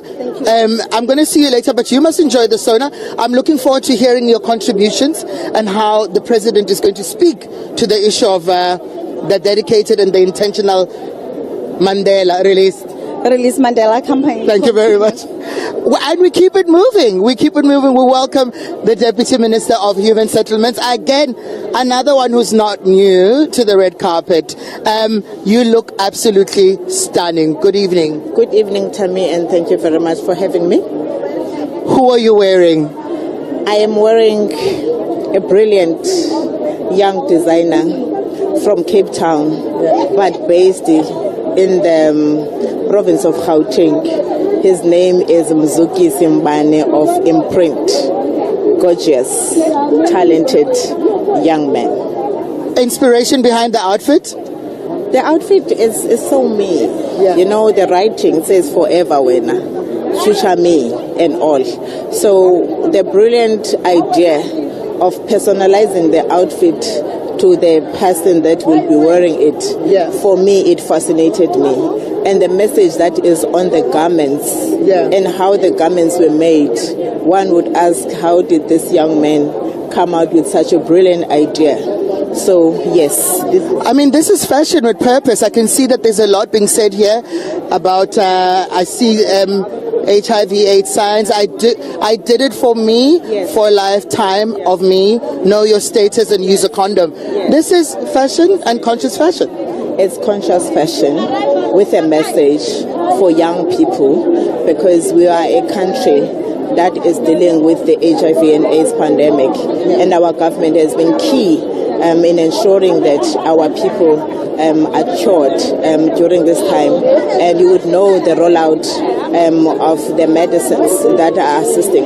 And it also tells young people the importance of safe and sexual protection and the use of condom, because it tells you that use a condom. So I am carrying a message for young people all the way from Imprint by Mizuki Simbani. And yeah. You look absolutely stunning, and thank you for joining us. This is honestly like a beautiful garment that has got absolutely lovely message to it. She's not saying we shouldn't have sex. She's just saying we should use a condom. Be safe. It's important. Yes. Okay, well, we're not going to have a very sexual conversation, but you look absolutely stunning. I'm going to throw it back to the studio for our people to actually have a talk about these garments. These arms look absolutely stunning. The texture of the outfit is absolutely stunning. Thank you so much for joining us. Thank you. I am now going to pull, the pearls, sorry. The pearls are doing their thing. The pearls are doing their thing. The pearls are doing their thing. Good evening. Oh my God. Can we have a look at this outfit? Please, can you turn around for us? Oh, gorgeous. Gorgeous. Look at that detailing. Oh, welcome to Sona 2026. Thank you very much. Who are you wearing? I'm wearing Siposihle Masango, and the company is Masango, and he's from Soshanguve in Pretoria, a young man who's a designer. And because he's in Ndebele, he believes in beading 99.0% of his garments. And he was just telling me that as Africans, we need to go back to beading, and that beading should become part of the economy. And African crafts should come back to the fore, and that we should take AI and also mix it with African crafts. So we came up with this beautiful outfit. As you can see, they also created pockets out of it, and it's 3 young girls who took 3 days to beat the whole outfit. 3 young girls who took 3 days. I mean, guys, can you just have a look at the detail and the hands and where they go? Look at that. How do you feel with your hands in there? I feel gorgeous because this is my handbag and my pockets. I'm not carrying anything, and I feel very gorgeous in this year because they just outdone themselves in my expectation on what they said they're going to do. So I love it. You look absolutely stunning. Enjoy tonight. Oh, she looks. Did you guys see all that beaded work there? Oh my goodness. Oh, it just the beads are doing the thing. The beads are doing the thing. It's the beading. It's the beading. It's a beading Sona. Oh, Deputy Minister Nangaba in the presidency, you look absolutely gorgeous. Thank you so much. Tell us who you're dressed by. Vuyongona of Inami Classics, a young black woman who's a designer, using her for the first time. Very happy with the craftsmanship. What inspired it?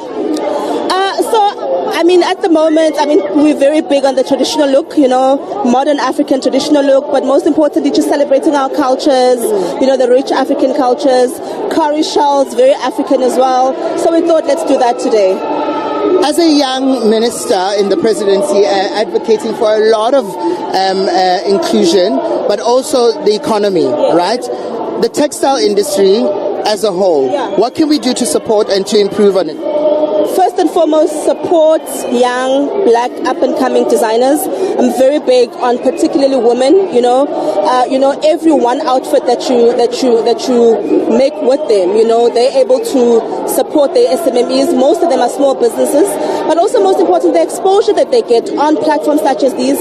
But more than anything, we're at a point whereby the fashion industry in South Africa has been taken over by Shein. You know, when we have such talent, and we need to actually, as government, think about how we're going to ensure that industries such as Shein or all the other, you know, online buying platforms do not actually, you know, get our young black designers and fashion makers out of business. I want you to turn around first so we can see the beautiful outfit. Yes. You know how many hours it took to make this? I have no idea, but I know that our first consultation was 10 days ago. So she did this in 10 days. Yeah. So I don't know. The hat? Oh my God. Look at the hat. Oh. Thank you. This is absolutely gorgeous. What are you looking forward to tonight?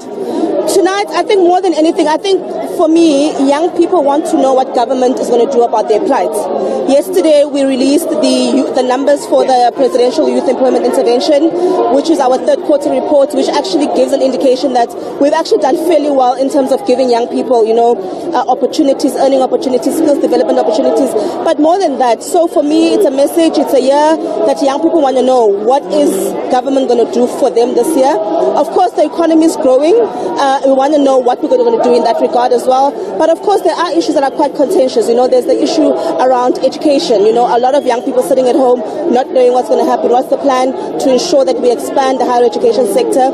What's the plan to ensure, you know, that young people are not sitting at home, not in education, not in employment, and actually, you know, active members of the economy? I want to tag along with you as you do that change.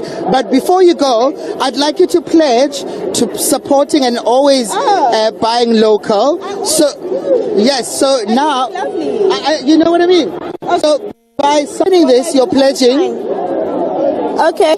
This is our perfect wedding. I am pledging to always buy and use local designers. Support local, it's very important. Buy local, wear local, design local, eat local, everything local. Danko. Thank you. Be proudly South African. Thank you very much. That's Deputy Minister and the Presidency, Ms. Nangaba. And my dear friend, he's running to me for the first time. This is our head boy. This is Minister of Electricity. I'm finding you. You look absolutely stunning. You know? You maintain the standards, Mfana. You think so? I know, you know. So this is the dish I know. We're talking proudly South African. Proudly South African. Who are you dressed by? Peter Mage. Yes. Yeah, every year. Okay. For the past 10 years or so. Even when I was the mayor. So this is my man. And it's growing leaps and bounds. Exceptionally talented. All that is required for us to provide the necessary support, and they will showcase their talent. Very grateful, and I know that a number of ministers are supporting him. So there's many others that ought to be supported, and we will support them. Okay, what more can we do for that industry, the clothing, textile, leather, footwear? Well, beyond providing electricity. No. I think the heightens levels of consciousness amongst our people. What it means to grow a local economy, and that the talent next door is as good as the talent abroad. All that they need is the necessary support. Of course, government must put the necessary resources, inject these businesses, because after all, you also need capital, you know, to get people going. But you must continue to grow the demand, and then they'll do the supply. They are the ones who, once they get more and more order, they'll order more seamstresses, whatever you call them, and then create jobs. So government needs to use policy instruments to enable businesses to thrive.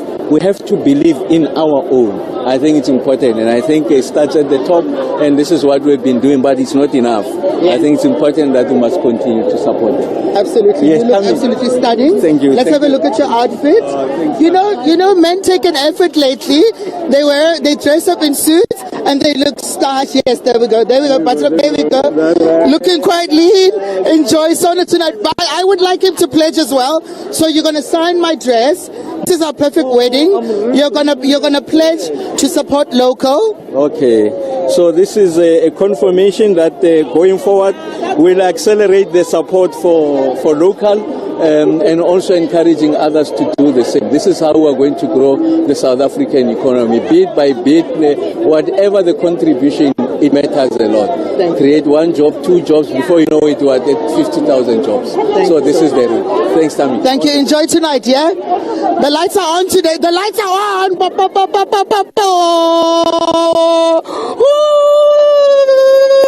Okay, I always get excited every time we come to the red carpet. Welcome to Sona 2026. We're talking proudly South African. Mam Nomvola, you look absolutely stunning. Good evening. Good evening and thank you very much. This is a product of Chamdo in Kagiso. 7 young women guided by a designer in downtown Maboneng. This is me. What inspired it? Being calm and collected, putting everything around my body and the shape of my body. Talking about the shape of your body, can you quickly turn around and, ooh, yes, she's looking gorgeous. How,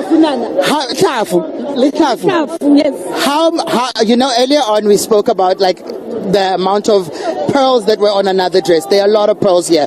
Do you know how much time it took to make this outfit? They started working on it from the 9th of December. And I've only did 3 fittings. And I was not happy with the tasks yet. And they had to go back and put these ones almost a week ago.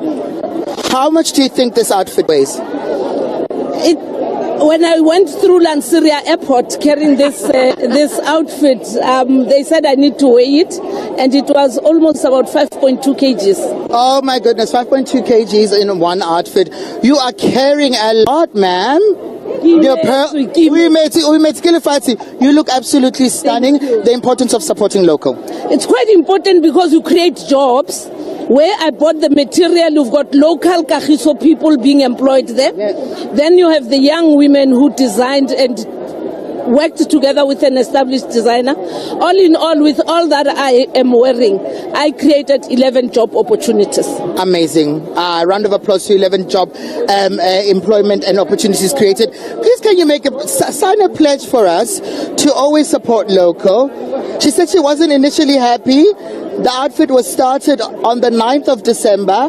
Today is the 12th of February. So it tells you that people are dedicated to ensuring that this is perfection and the craftsmanship is absolutely amazing. You look absolutely gorgeous.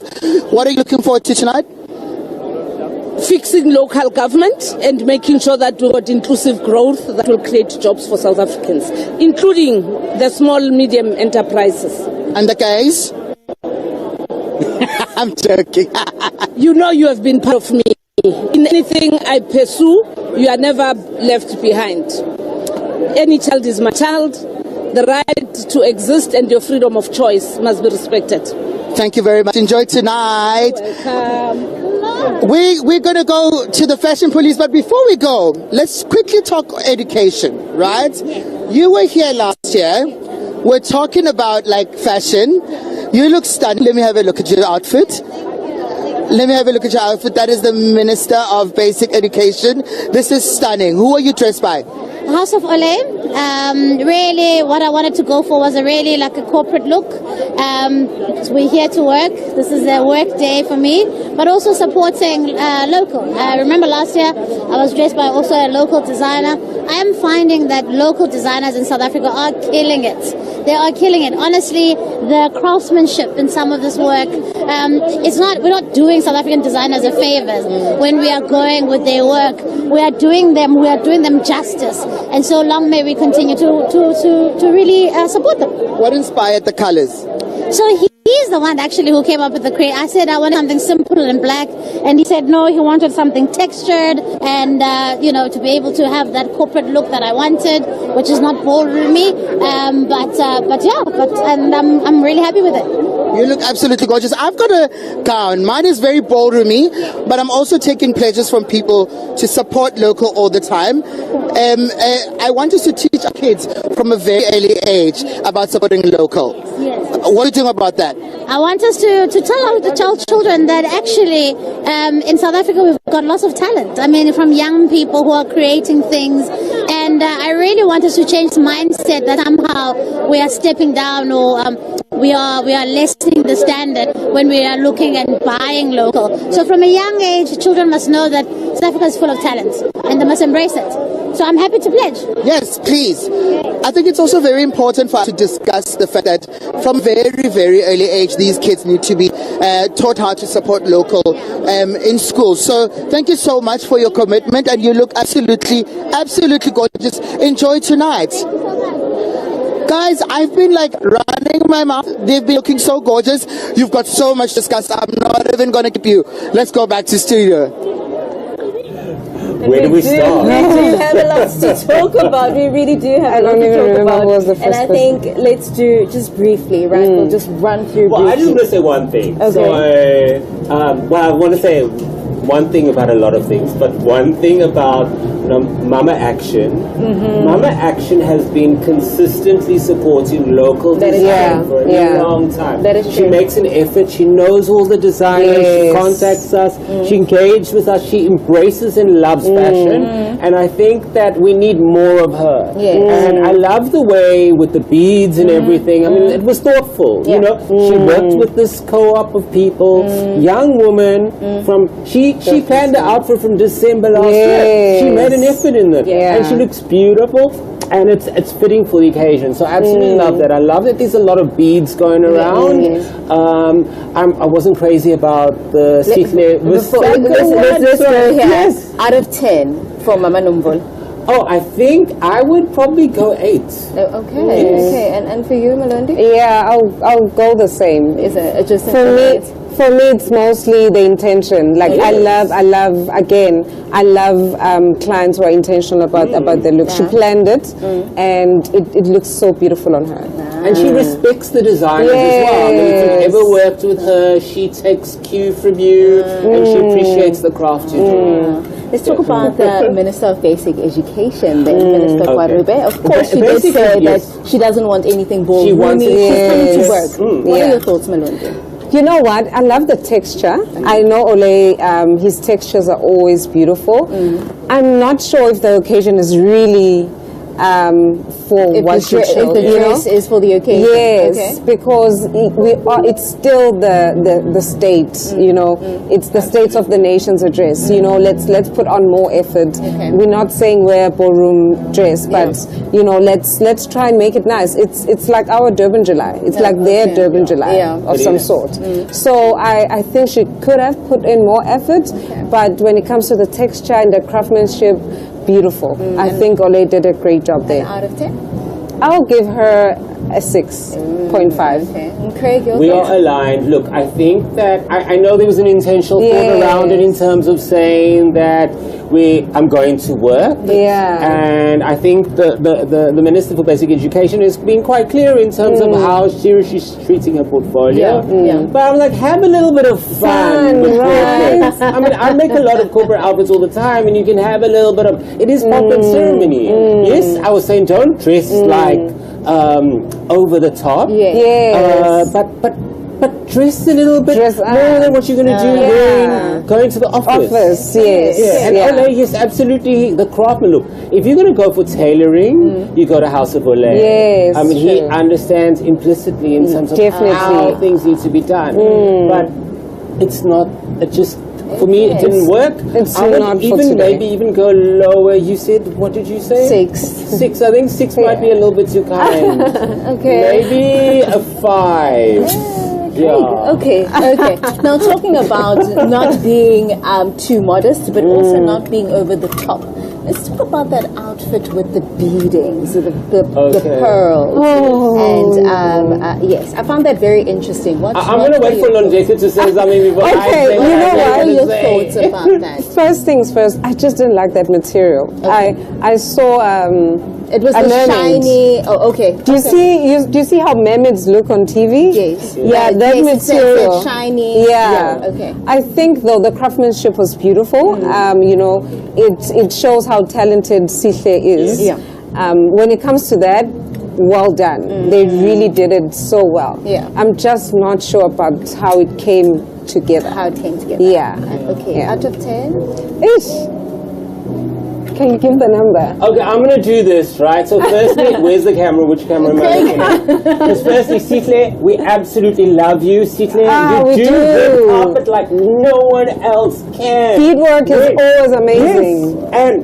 But no, not this time. Okay. This for me looked like, and you know, I know online they're probably going to be loving it. It's going to meme, you know, you can just see it's going to go viral, and they're going to say it. But She looked like she was about to go. She was a spaceship about to go out of space. It was so costumey. Yeah. You know, like we're acting in the hands in the pocket things that we do was like that killed it for me. Out of 10. Out of 10. I'll go first. I said okay. You told me to go first. Yes. And I'm like, see Claire, it's not personal. 3.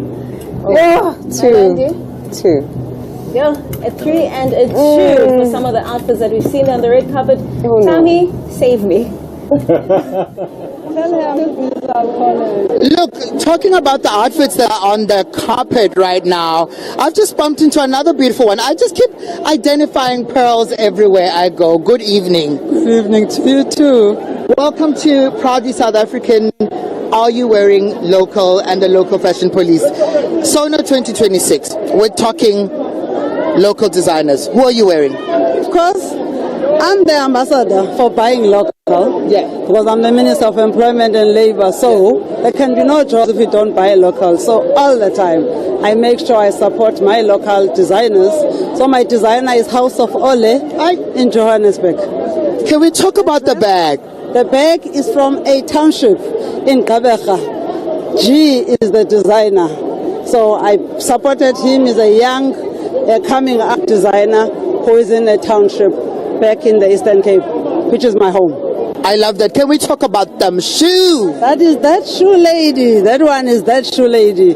Just a shop here in Cape Town. For sure, it's not a local one, but I support it because I buy that shoe lady shoes almost every time. Look, a lot of people talk about, like, you know, the textile industry not being properly professionalized, and there are a lot of labor issues around it. What can we do to ensure that we are supporting a lot of our, you know, creative industry and the textile industry, because they work many long hours and it's one of the most underpaid industry. I am happy that the Minister of Trade, Industry and Competition has announced that they've got a special focus on textile industry. As we all know that manufacturing has decreased in terms of performance, economic growth and contribution of that sector, including agriculture, is one of the areas that we are looking at. And I was happy when I was with the minister who said to us, special focus area for DTIC now is to ensure that we support the manufacturers, textile industry in particular, because it was once big. It is also big in terms of job creation. So we're looking forward to that. Working with the Department of Trade and Industry and Competition, we'll make sure that we go to our people. Actually, want to work with Proudly South African, Productivity South Africa, which is our entity, to ensure that by October we scale up the campaign to say buy local. If we don't do that, we end up shedding jobs. Do you know what I'm doing next? I'm calling you. That's good. So that we can do that collaboration thing. That's good. That these individuals know how to support themselves. But as you say, you're excited about it. Are you willing to make a pledge and sign to supporting all local designers? Yes, of course. Of course. I'll hold that for you. Okay. You can put it on your bag. I can pull hard. There we go. Pull hard. So there's a beautiful collaboration coming up with the Department of Trade and Industry, Labor, and talking about just being able to see how they can put extra effort in the textile industry. Thank you so much. We're counting Count you us in. We're already in. Okay. We're with you. Okay. And you look absolutely gorgeous. Thank you so much. This is a perfect wedding, ne? Can we agree that this is our perfect wedding? Yeah, I can. Is it our perfect wedding? Yes. Perfect wedding? There we go. We just got married. Enjoy the evening. Guys, the outfits here are insane. The outfits here are absolutely insane. You know, last year when we were talking about like the labor department and we were talking about trade and industry, in fact, I think I saw Minister Pakstau walking in earlier. I'd like to pick up on that conversation because, you know, there's so many intersections there that have to deal with a lot of the clothing, textile, leather, footwear industry. And talking about intersections, I'm seeing Auntie Pat here, the Minister of Tourism, who's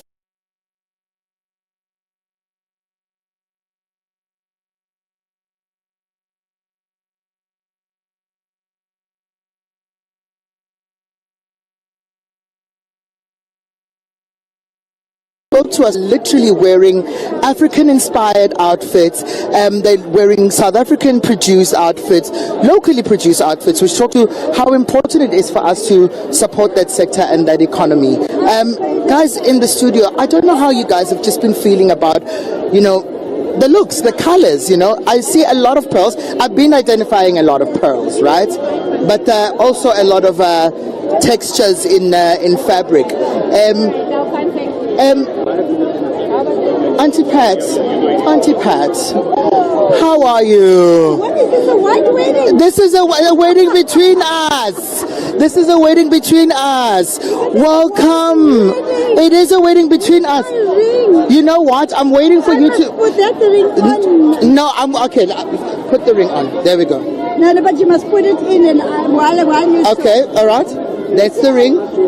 Getting married to 2026, Sona 2026. I just got married. White wedding. And we're basically saying that in South Africa is the safest and the most beautiful country where people can get. In the world, say that. In the world.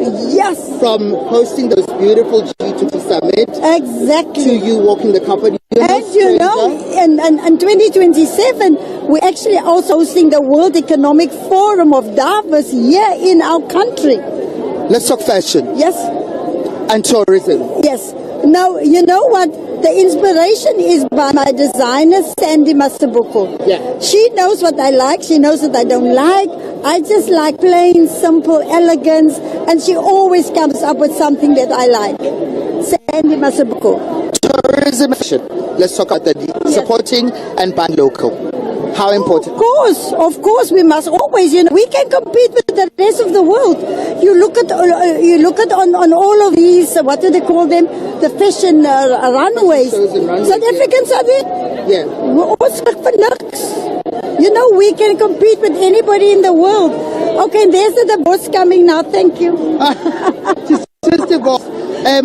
What are you hoping we can do better for young people and the textile industry? And what does collaboration look like from a point of just tourism? You see we had such a roaring textile industry. But then the world opened up. And then you get like these online stores and cheap imports and all of that. And so my solution, I think, is that we have to beat them at their own game. We need to start that kind of industry here so that we also put South African things out. But we have to compete. But for now, I think it's unfair that, all those skills is lost. All the experience is lost. And we must do more. Local is lekker and local is the best. Local is absolutely lekker. Do you want to pledge to doing more for our designers? I'd like you to sign. We didn't divorce. You're getting married again to committing yourself to always supporting local and buying local. I will always be local.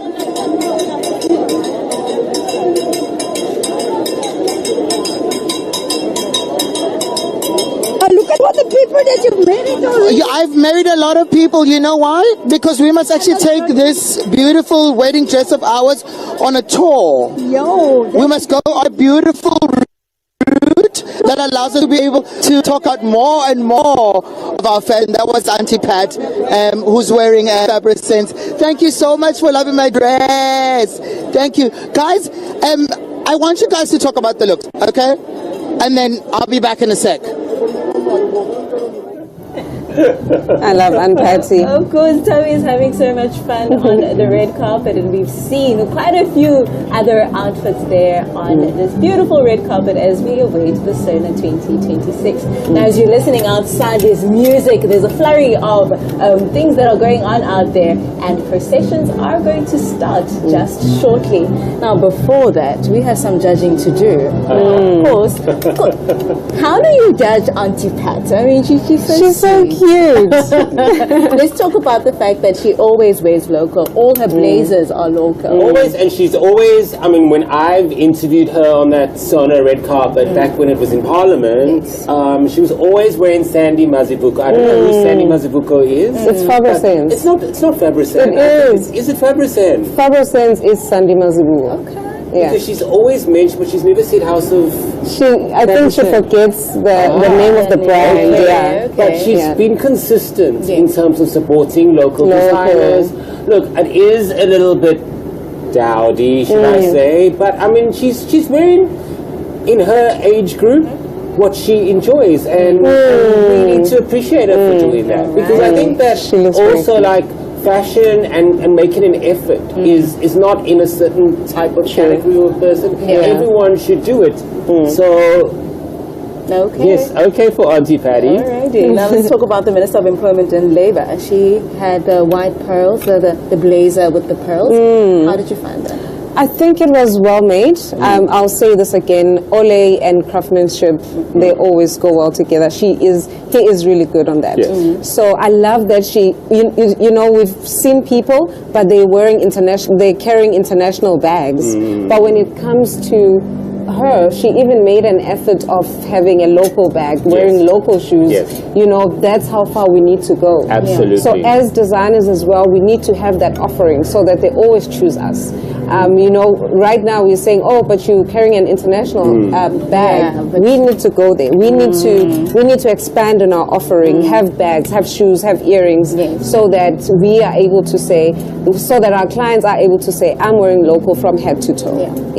And of course, that is Malondi and Craig. And earlier I had Stephen and Nomkosi, and they were part of this year's Sona 2026 Fashion Police, where we policed the members of Parliament and their guests, asking the question, are you wearing local? And of course, this was a proud partnership with Proudly SA, and hopefully you get the message as to why we do this, because ultimately we're talking jobs, we're talking industries that are kept open, and ensuring that even that factory cleaner gets to keep their job.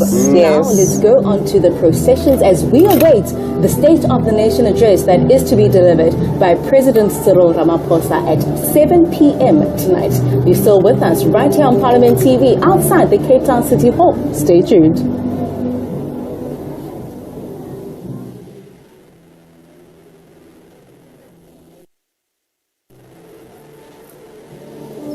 As you can see, those are the processions there that have already begun. That is the Guard of Honor, and that consists of children of various schools around Cape Town, and they provide a Guard of Honor. And these are some of the esteemed guests that are arriving for tonight's State of the Nation address. Of course, this is the second State of the Nation address under the government of national unity, and will be delivered by President Cyril Ramaphosa. One should always remember that the State of the Nation address is one of those rare occasions where the three arms of state, the legislature, the judiciary, and the executive meet under one roof. And this is where the president sets the tone for the year ahead. Of course, from then, there will be the debates that will come up from next week, and those will happen in the new Meester Dome. As you know, the Navy Band is playing right there. Like I said, there's a flurry of things that are happening outside. We have people that are already watching there, and these are some of the traditions that we have kept when it comes to the State of the Nation address. And that is one of the presiding officers.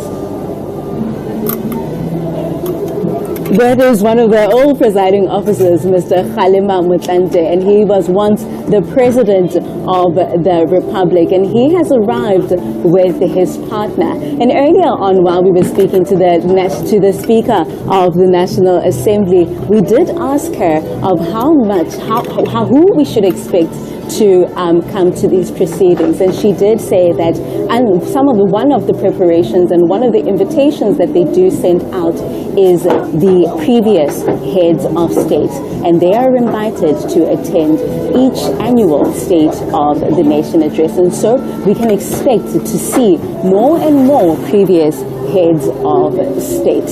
And of course, again, this is the State of the Nation Address 2026, and we are live outside the Cape Town City Hall right here in Cape Town. The President is expected to deliver his speech at 7 p.m. and this is a joint sitting, meaning that it is a sitting of both members from the National Assembly and the National Council of Provinces. The presiding officers of these two houses will be presiding over this occasion, and that is the Speaker of the National Assembly, Ms. Toko Angela Diziza, and the chairperson of the National Council of Province. As you can see, the Guard of Honor is still active, and processions are yet to begin as esteemed guests arrive. Of course, as you can see on your screen, it is getting closer to the time. We are now at 5 to 6, and of course we've seen some members of Parliament arrive at Parliament, and also on the red carpet their guests take a nice picture. That, as you can see now, formalities are about to begin as the stage has been set, waiting for the start of the arrival of the guests. Of course, you can expect to see quite a lot of number of prominent people, which include the members of the judiciary, which will be led by the acting Chief Justice, Justice Justice Mlambo is acting Chief Justice for this occasion, and as Tsepo would have said, of course,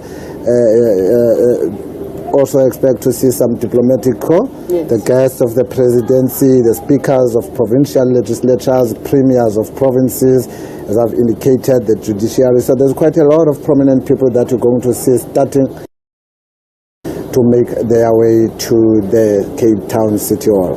And of course, all Chapter 9 institutions are also invited to the State of the Nation Address, and leaders of these institutions, such as the Public Protector, the Auditor General, the IEC Chairperson, who we had in studio earlier, is also here, and also from the Human Rights Commission. And of course, this is a symbol that reinforces constitutional accountability structures.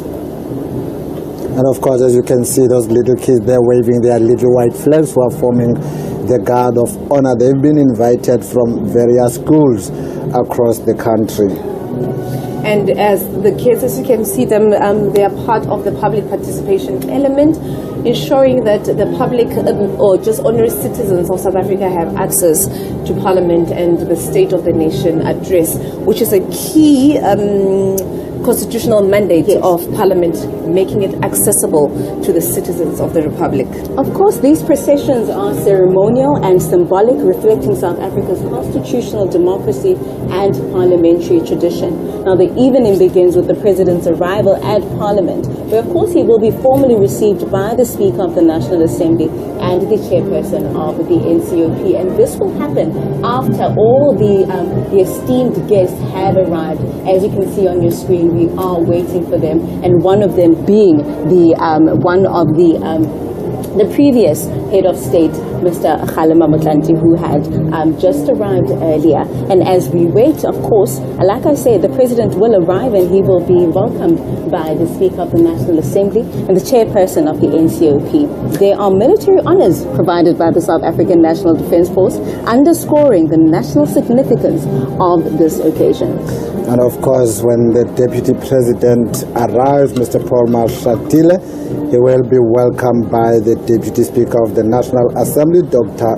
Lottridge, as well as the Deputy Chairperson of the National Council of Provinces, Mr. Les Governor, together with the Secretary to the National Assembly that we also spoke to earlier, Mr. Masibulele Kaso.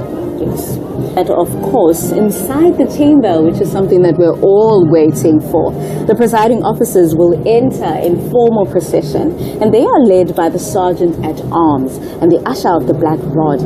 And the mace for the National Assembly is carried into a house, and it's a powerful symbol of authority of Parliament. Once the mace is in place, the joint sitting of the National Assembly and the NCOP will be formally constituted, and that will be happening at 7 p.m. tonight. moment when President Cyril Ramaphosa delivers the State of the Nation address for 2026.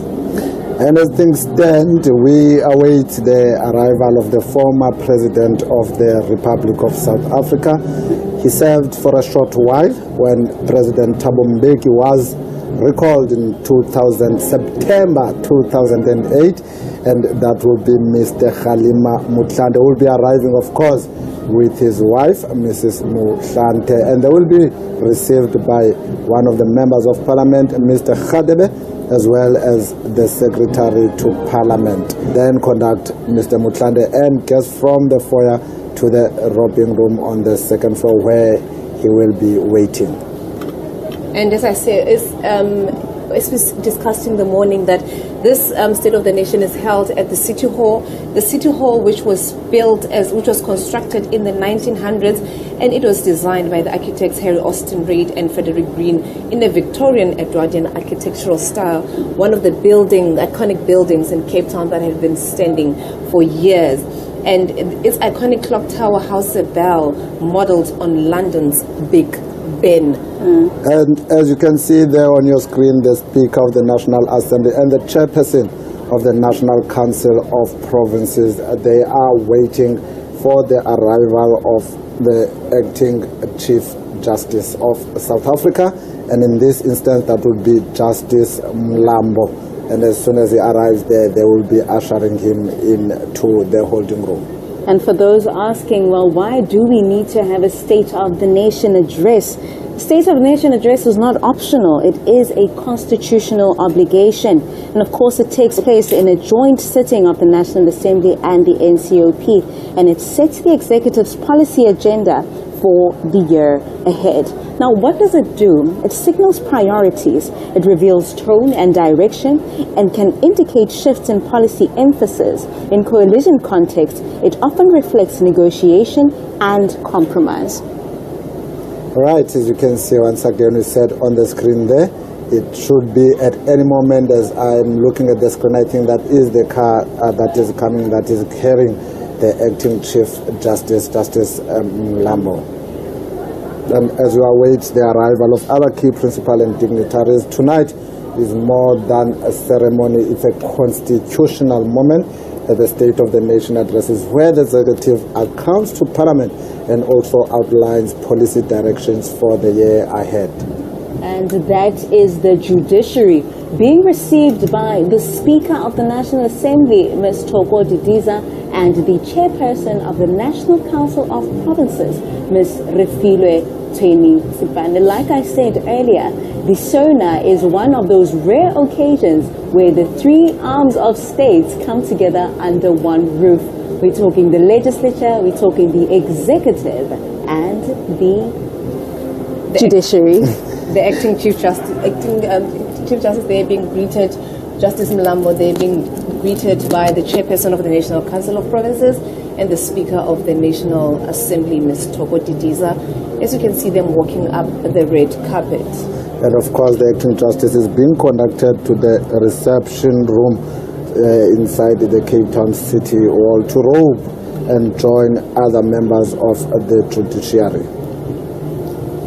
And of course, we long await the delivery of the State of the Nation address by President Cyril Ramaphosa, where he will set out the tone for the rest of the year. He will reflect on some of the commitments that he made last year, some of the shortfalls and some of the achievements thereof. And then he will probably make some commitments with regards to some key priorities that have been identified for the year 2026. And as the Speaker and the Chairperson of the NCOP are ushering in the acting Chief Justice, the only time you will see them again now when they return is when they are to receive His Excellency, President Ramaphosa. Yes, and now he's been walked in to go and robe, and he will also be received by Mr. Moimang, whom we heard earlier on, who's the Chief Whip of the National Council of Provinces, and Advocate Pindela, who is the Secretary to the National Council of Provinces. and there also will be with the head of protocol in the office of the Chief Justice. And of course, you can remember to join the conversation using hashtag Sona 2026. Use our handle at Parliament of RSA and let us know what some of your expectations are with regards to the State of the Nation Address 2026. And just a reminder that Sona is a formal address delivered to the joint sitting of the National Assembly and the National Council of Provinces. It reflects the principle that the executive is accountable to Parliament. Furthermore, the President outlines government's program of action, giving Parliament a framework against which to exercise oversight during the year. Simply put, it sets the national agenda within a constitutional space. And of course, that affects you directly as a South African. And the address will also be followed by a debate of the State of the Nation address, which will be held at the New Nester Dome, which has recently been handed over to Parliament by the Department of Public Works. And the President will also reply to the State of the Nation address debate after 2 days, where political parties will engage and debate on what the President has set as priorities for this year. Of course, Maseko, you are correct right there. But as we are sitting and waiting, we are still coming to you live from the Cape Town City Hall, like this, the State of the Nation Address 2026. And as my colleagues have outlined, we're waiting for the President to outline government's priorities for the year ahead. And that will be happening at 7 o'clock. And that is exactly 55 minutes from now on, and thereafter, as Mashiko have just outlined, debates will take place, scheduled for Tuesday and Wednesday, and the President will be expected to respond to all the issues that would have been raised by the members over those 2 days on Thursday next week. And then the following week will, of course, be the Minister of Finance, who will then put a budget to the commitments that have been made by the President. And it will also be held at the City Hall. And during our interview earlier on with the Secretary of Parliament, he made a commitment that the rebuilding of Parliament is underway, and they are hopeful that next year the State of the Nation Address 2027 will be held in the new Parliament that is currently under construction. As you might know, that since the fire that broke out in 2022, the State of the Nation Address has been held at the City Hall in Cape Town. And unfortunately, Tsepo missed out. I did. But we are hoping that next year, Tsepo, you will be hosting the State of the Nation Address in the new National Assembly building. But just to look at some of the tweets that would have came in from Tsepo's hashtag, which is hashtag Sona 2025. Just lost it now. Tsepo, I'll look for it. If you can just talk to us. No worries. And of course, those are the flags of the Republic of South Africa as we await the President of the Republic to deliver the State of the Nation Address 2026. This is an annual event. It is a joint sitting where both houses provides his priorities for that year. The President will also take his salute right in front of the statue, the Nelson Mandela statue there in front of the City Hall, as it has been the tradition since the State of the Nation Address has been held at the City Hall. And also we just saw earlier on visuals of one of the 7 wonders of the world, the Table Mountain, also showing off on this beautiful summer day in Cape Town on occasion of the State of the Nation Address. And what we can expect to see now coming on will be the military band, the State Guard, and the ceremonial guard who will be marching up to Darling Street from the Castle of Good Hope. We should expect to see them making their way as they march through to the Cape Town City Wall, whilst we await the arrival of some of the guests, which will then include the speakers of the provincial legislatures. Will after that march by the State Guard, ceremonial guard will then also start making their way to the City Hall, and they will be followed by the premiers of the provincial legislatures, as well as then the acting Chief Justice and the judiciary. We saw the acting Chief Justice arriving. We explained that he's being taken to a reception room where he will be robed and then join other members of the judiciary, and then we can expect to see him leading the judiciary around 6:15. Of course, some of you might be asking yourselves, well, why is there so much military presence here? And the ceremonial elements of Sona are deliberate and symbolic. They underscore that this is not an ordinary parliamentary sitting, but a constitutionally significant national event. Now, firstly, let's talk about the military honors. The South African National Defence Force plays a central ceremonial role. A ceremonial guard is mounted outside of Parliament. The President is formally received with military honors. A 21-gun salute is traditionally rendered in honor of the head of state. And of course, the national anthem is performed.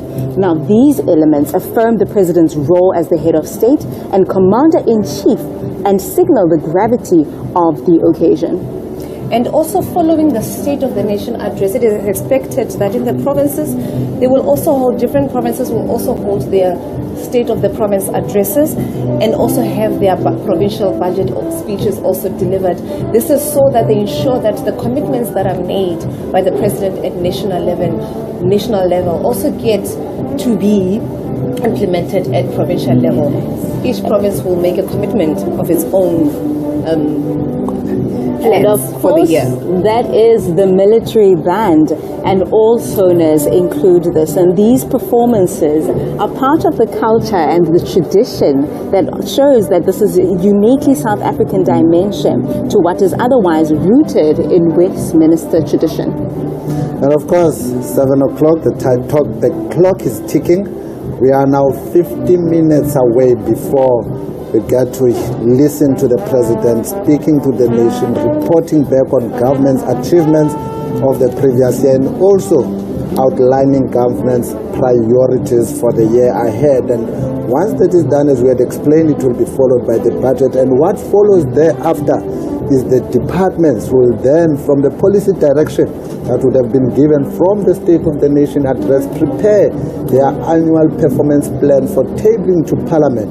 And such documents will then be scrutinized by the committees of Parliament that will then either, as Parliament is empowered by the Constitution, propose amendments or propose amendments to the budget through the relevant committees of Parliament.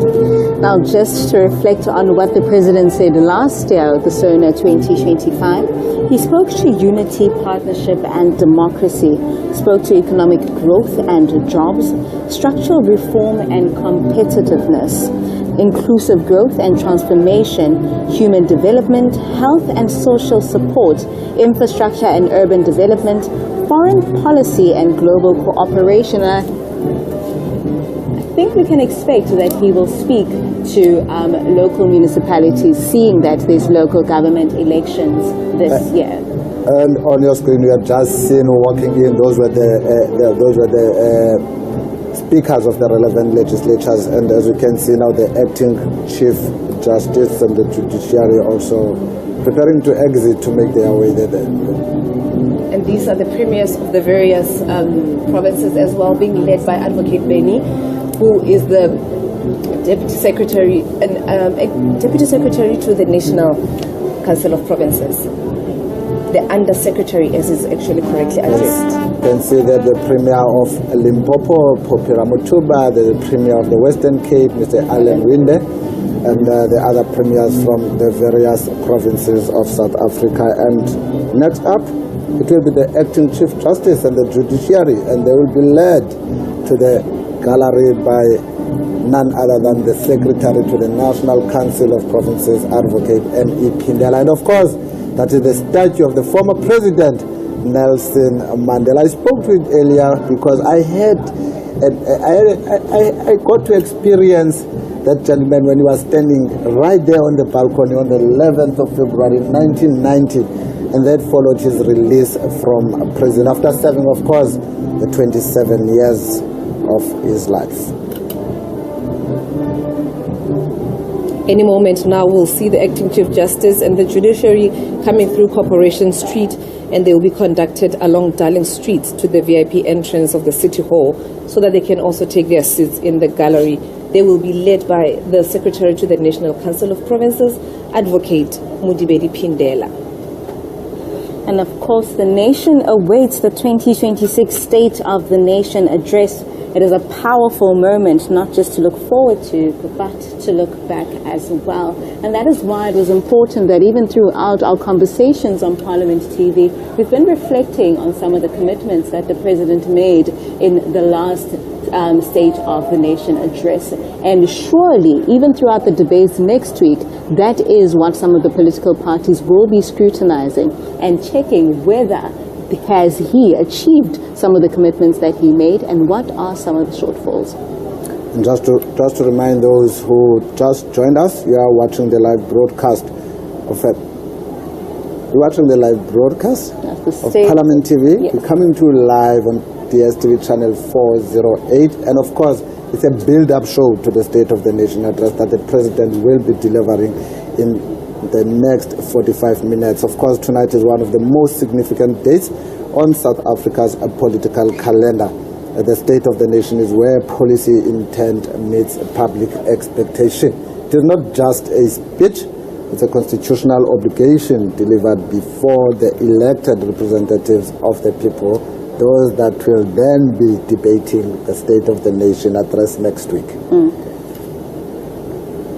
And that is the Navy, and the band is playing outside. And like I said, this is part of the ceremony and the tradition that shows how proudly and uniquely South African the State of the Nation address processions are.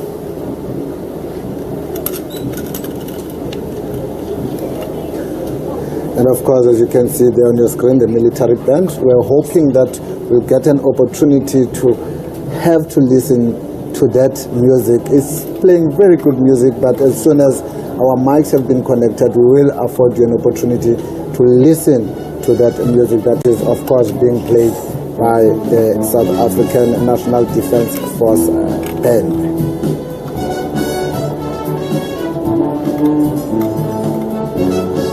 And of course, this Sona takes place at a pivotal moment, economically constrained, politically complex, and socially demanding. The President speaks tonight against the backdrop of coalition governance, fiscal pressure, and of course, heightened public scrutiny. And that context will frame how every announcement that the President makes is interpreted.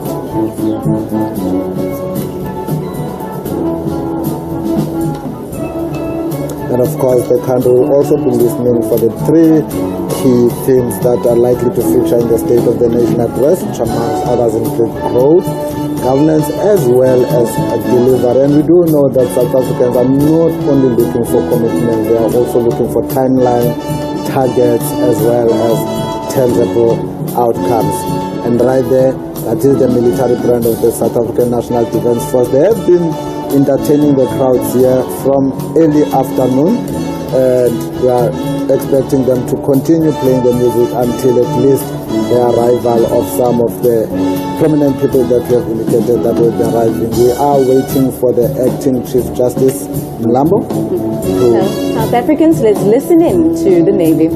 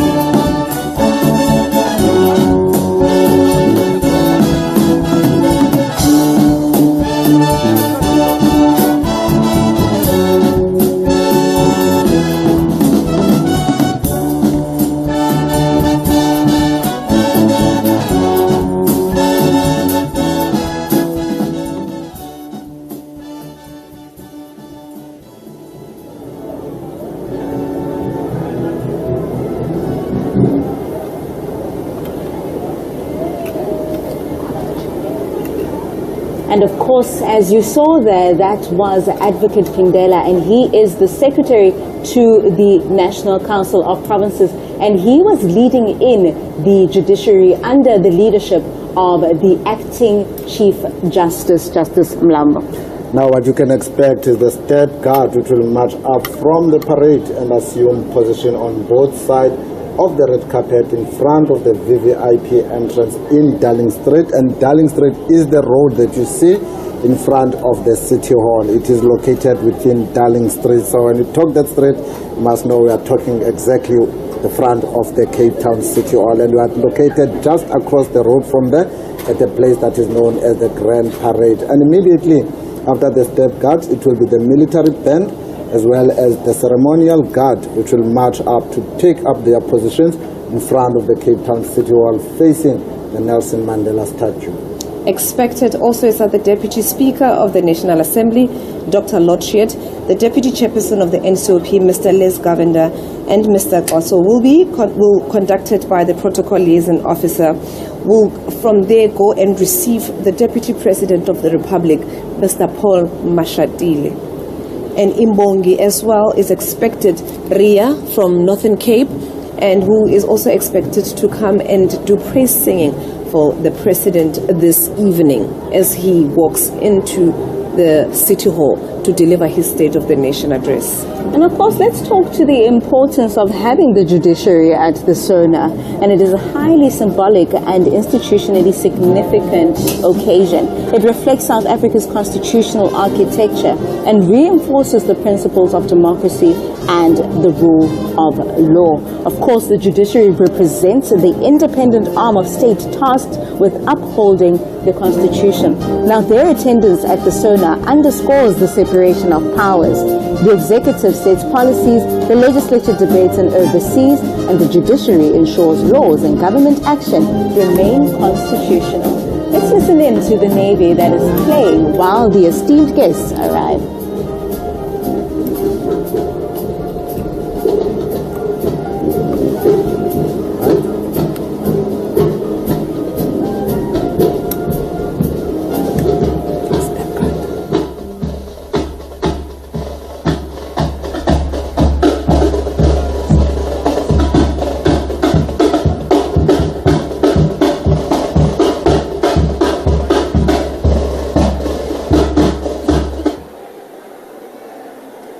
Testing 1 2.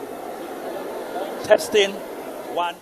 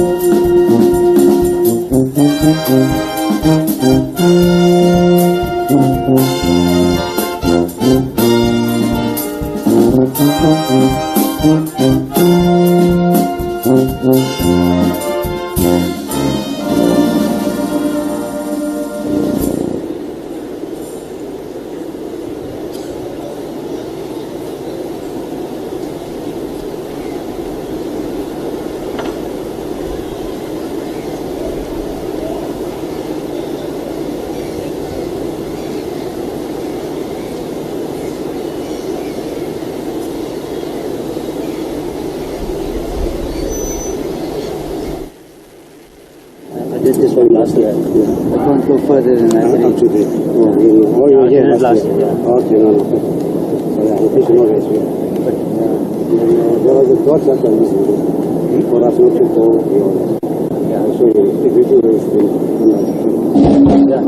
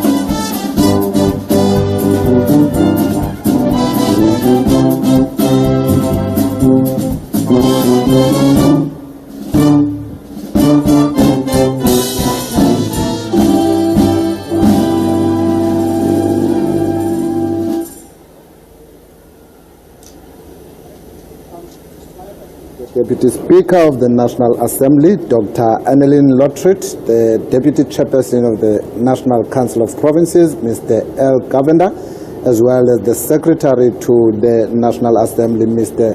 Masibulele Kaso. Of course, they are conducted by a protocol liaison officer, Mr. Mandel. He's been doing this work for quite a while, and he's conducted them from the holding room, and they are now waiting the arrival of the Deputy President and his wife, Mr. and Mrs. Mashatile. We wait the arrival of the Deputy President, who will also be then ushered into the House, and after him it's expected that the President will also follow, and the Imbongi, as the President walks in, will also do praise singing in Khoisan. And in Parliament every year a different language is chosen on rotational basis on the language that will be used for praise singing, and this year it is the Khoisan, and the Ria, who is from Northern Cape, is the one who will be delivering the praise singing. As you can see, the Mrs. Mashatile and the Deputy President coming out of their car and being ushered, walking down the red carpet and walking towards the City Hall, the entrance of the City Hall, to be seated, being greeted by the Deputy Speaker and the Deputy Chairperson of the National Council of Provinces.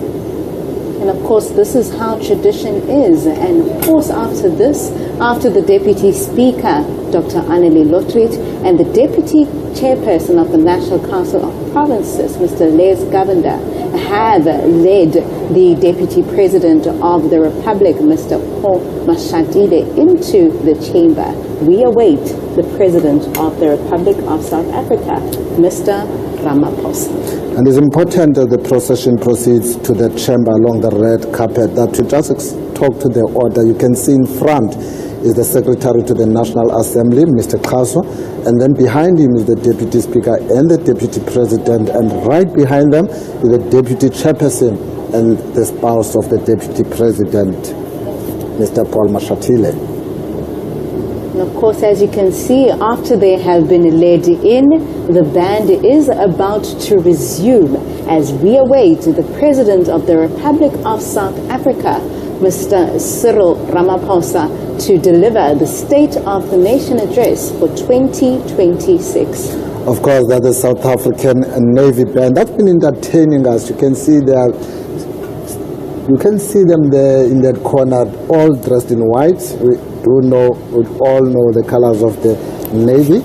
And during the event, the band also joined other military units, including the Military Guard of Honor, in showcasing national pride and tradition. And safe to say that the band was established in 1954 and is a premier band in the South African National Defence Force, known for its exceptional talent and experience. The Deputy Speaker of the National Assembly, the Deputy Chairperson of the...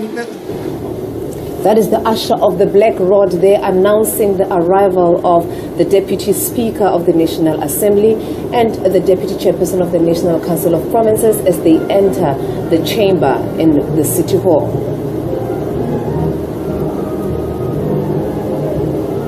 All right, and what we can expect now is to see the Speaker of the National Assembly as well as the National Council of Provinces being conducted from their holding room by the same protocol liaison officer, Mr. Mandel, to receive the President of the Republic of South Africa, and the Secretary of Parliament will also be in attendance.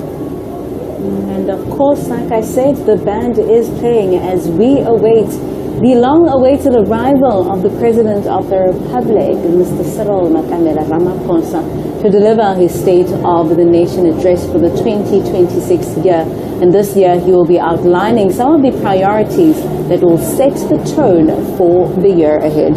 And of course, the military band and the ceremonial guard at Sona are typically comprise members of the South African National Defence Force, and the military band is made up of musicians from the SANDF's various bands, such as the Pretoria Band, the Cape Town Band, or other regional band. And the ceremonial guard, these are the soldiers from the ceremonial units, often including the Guard of Honor, which is typically from the President's Guard and is part of SADF's Ceremonial Regiment, and other units may include soldiers from the Army, the Navy, the Air Force, as well as the military police. And these members are selected for their ceremonial duties, showcasing the SADF professionalism and pride.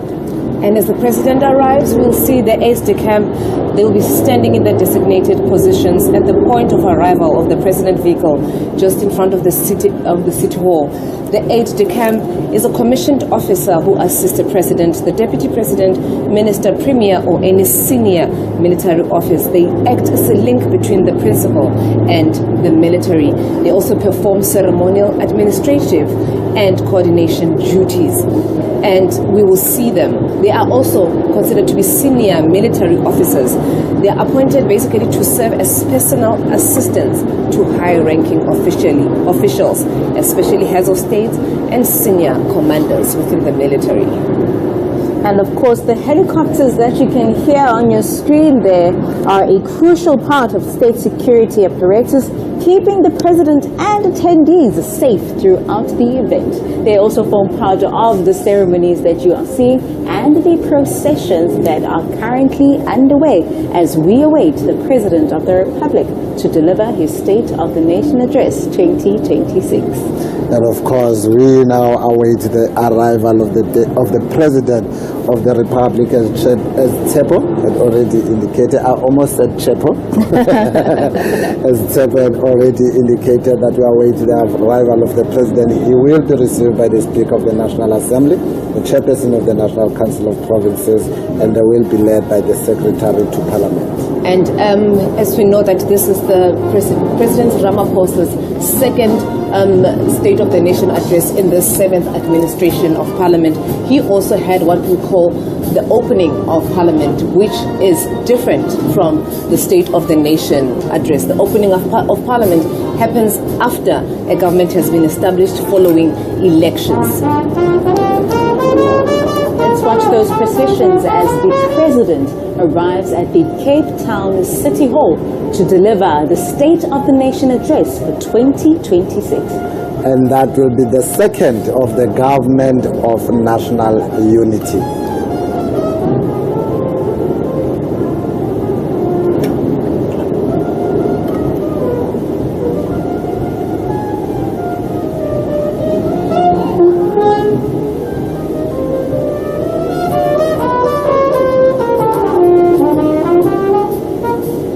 And there you have it, and that is the Speaker of the National Assembly, and she is accompanied, or she is with, the Chairperson of the National Council of Provinces, Ms. Refile Mtweni-Tsipane, together with the Secretary to Parliament, Mr. Kolile George, as they are about to receive the President of the Republic, Mr. Cyril Ramaphosa. And what is to happen, as you can see there, the President has just stepped out, and members of the SADF have seen there opening the doors for the President and his wife, and the aides-de-camp are standing in their designated positions at the point of arrival of the President's vehicle at the Cape Town City Hall, and the Speaker of the National Assembly, of course, and the Chairperson of the National Council of Provinces, together with the Secretary to Parliament in attendance, will receive and welcome the President and the First Lady of the Republic of South Africa. And of course, some greetings there between the Speaker of the National Assembly, the Chairperson of the NCOP, the Secretary to Parliament, and they are greeting the President of the Republic, Mr. Cyril Ramaphosa, and the First Lady, Dr. Tsepo Motsepe. And after this greeting, the President will ascend to the stage together with the Speaker and the Chairperson, where he will take the 21-gun salute as we sing the national anthem. And of course, we are 10 minutes away from the long-awaited delivery of the State of the Nation Address. But before that, we will have the 21 gunshot salute.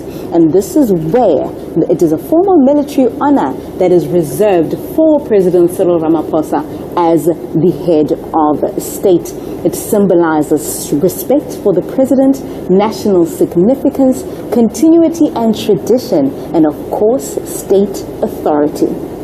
And of course, the President will now proceed to the saluting dais.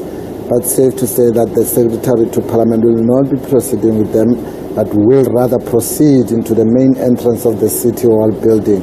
And the Secretary will then join the Sergeant at Arms and the usher of the Black Rod in the passage right next to the entrance of the chamber, whilst the First Lady is being taken to a seat in the gallery by a protocol officer in the presidency. And the acting Chief of State Protocol, Mr. DJ Sitole, seen him there assisting, who is a divisional manager, is also in attendance to the President, the Speaker, and the Chairperson of the NCOP. As you can see, some conversation there between the Speaker, the President, and the Chairperson of the NCOP just before the President proceeds to the podium right in front of the City Hall. And of course, the standing order on the saluting dais will be as follows. It will be the President of the Republic, it will be the Chairperson of the National Council of Provinces, and then it will be the Speaker of the National Assembly together with 2 aide-de-camps. And on the command of National Salute, Present Arms, only the President acknowledges the salute by placing his right hand on his chest. While the national anthem is played, a 21-gun salute and salute flight is given by the South African National Defence Force. And after that, the President returns his hand to his side on the command slope arms. The President does not inspect the guard of honor, and the aides-de-camp do not salute during the national salute as well. On the same command slope arms, the aides-de-camp execute an about-turn march and take up their positions on the red carpet. And on the command podium ground about-turn, the President, the Speaker of the National Assembly, and the Chairperson of the National Council of Provinces turn around and descend the saluting dais. And then the President, the Speaker of the National Assembly, and the Chairperson of the NCOP, they will then descend the saluting dais and proceed to the main entrance of the Cape Town City Hall.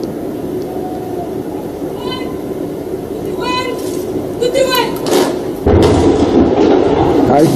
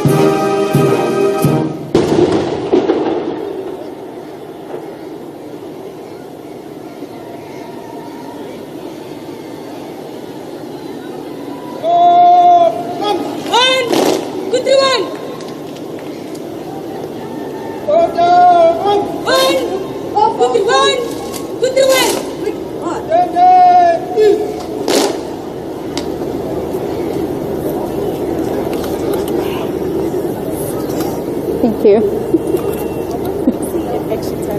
Yeah, it did. Let me go back inside. I'm probably still hooked up and stuff. I know. I'm tired of talking.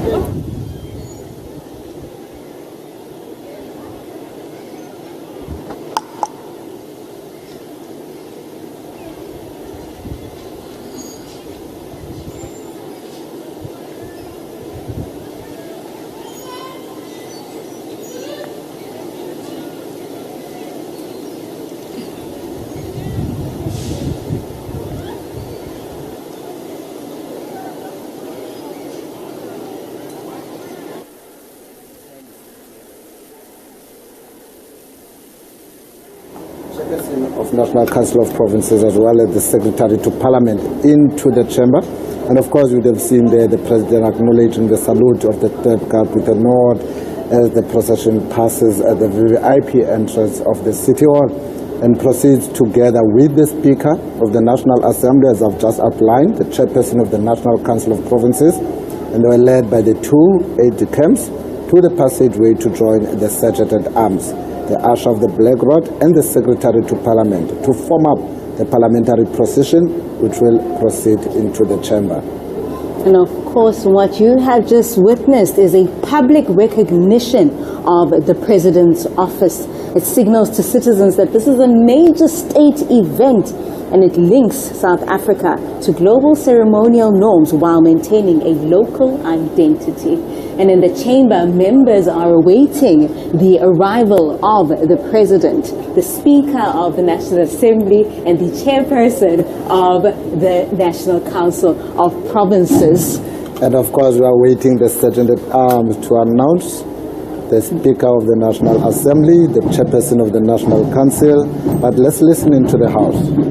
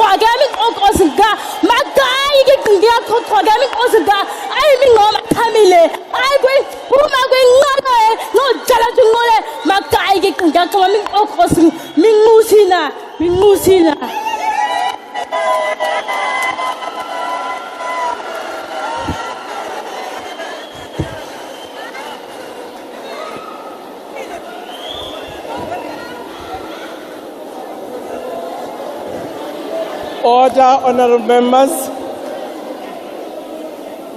There will now be an opportunity for silent prayer and meditation.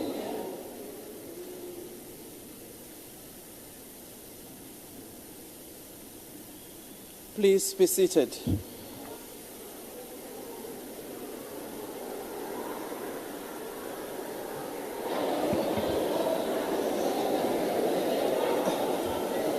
Honorable members, we will try next time to add just 1 minute so that we can finish the prayers and meditation. Would like to thank our praise singer, and very importantly, that this year is the 30 years of our Constitution, and she gave the poem in Kuntail language, which recognizes the importance of the Khoi and the San members of our society. Honorable members, the leaders of our political parties who are here present with us in the gallery, our former heads of state, our former presiding officers who are here, our First Lady, the judiciary, the premiers of our provinces, the speakers, and all honored guests that have been invited by Parliament to grace this important occasion where we would be listening to the State of the Nation address. Would like also to acknowledge our members at home who are watching these proceedings online. Honorable members, the President has called this joint sitting of the National Assembly and the National Council of Provinces in terms of Section 84, subsection 2D of the Constitution of the Republic of South Africa, read with Joint Rule 13, subsection 1, subsection A, to deliver his State of the Nation address to Parliament. I now call on the Honorable the President, His Excellency Matamela Cyril Ramaphosa, to address the joint sitting. Honorable President.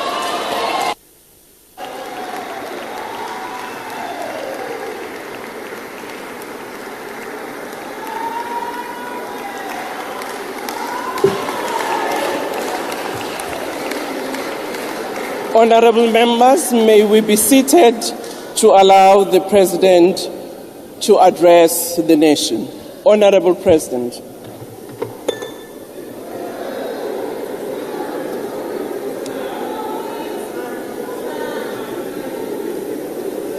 Speaker of the National Assembly, Ms. Togoti Diza, the Chairperson of the National Council of Provinces, Ms. Refile Tsipani, former President Kgalema Motlanthe, former Chairperson of the NCOP, Mr. Amos Masondo, former Chairperson of the NCOP, Dr. Naledi Pandor, Mayor of Cape Town, Alderman Jordan Hill-Lewis,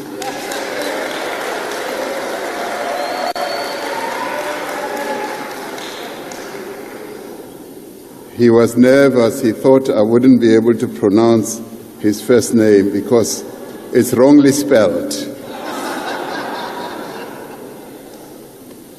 Deputy Chief Justice Dunstan Mlambo, Chairperson of the National House of Traditional and Khoisan Leaders, Khosi Thabo Siatlulo, Isithwalandwe, Mayor Sophie de Bruyn, President of Contralesa,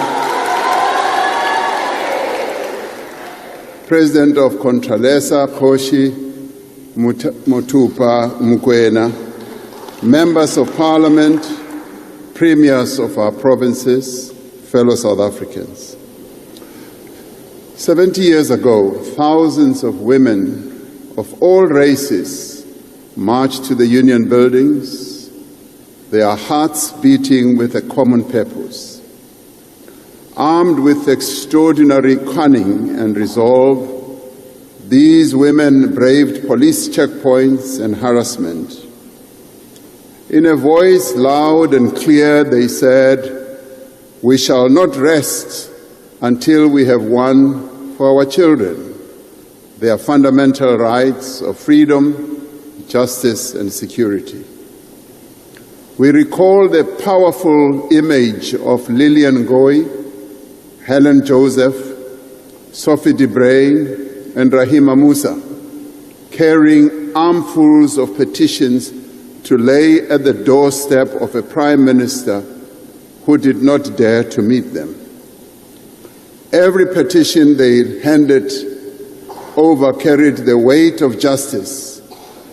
Each of the 100,000 signatures they had collected expressed a desire for freedom and equality.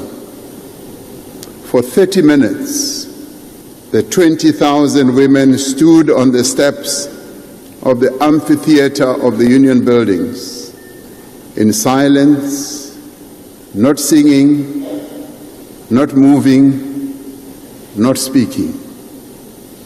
The powerful imagery of these women standing in silence illustrated their resolve and their commitment to bring change about.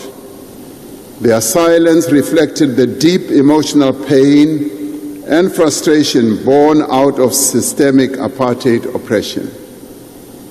Their silence showcased the sorrow and the anger that these women felt in their fight for justice and equality. Their silence was long enough to be unsettling to the apartheid officials who were watching them. In that quiet moment, they showed the world that it is not the shouts of anger, but the stillness of determination that moves mountains. After the silence came the singing of the now eternally famous chant that has gone down in our struggle history, symbolizing the powerful role played by women in the struggle against apartheid. They chanted, "Wathinta Bafazi, Wathinta Mbogodo."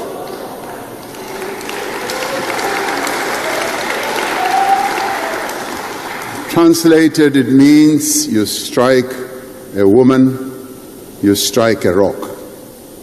It is said that the women's chant rolled down the terraces of the union buildings, turning the seat of state power into a stage of protest, where courage meets authority. This evening we are honored to have amongst us Mam Sophie de Bruyn, one of the leaders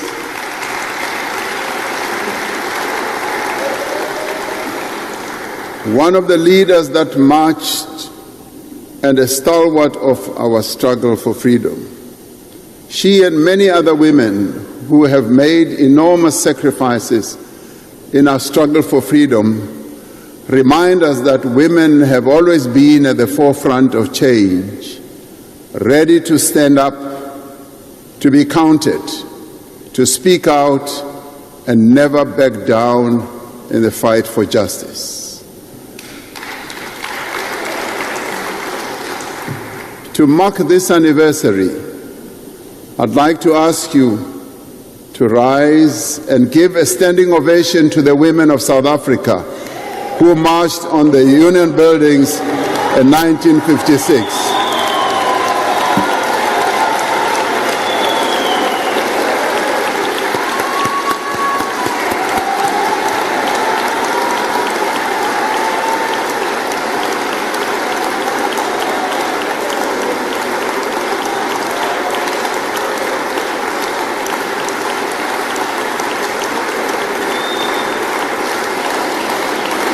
We may be seated.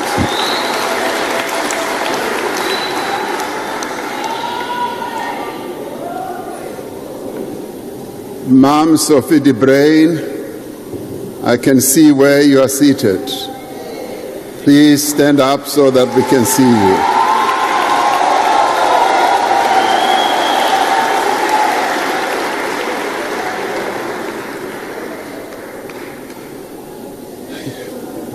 It was 50 years ago, in that same spirit of defiance and struggle, that young people in Soweto walked out of school and marched towards Orlando Stadium to oppose the imposition of Afrikaans as a medium of instruction and the hated system of Bantu education. Their courage in the face of a brutally oppressive regime reverberated around the world and brought renewed attention to our struggle. The determination and sacrifices of the youth of 1976 and the generations of young people that would follow continue to inspire us. We thank the young people of 1976.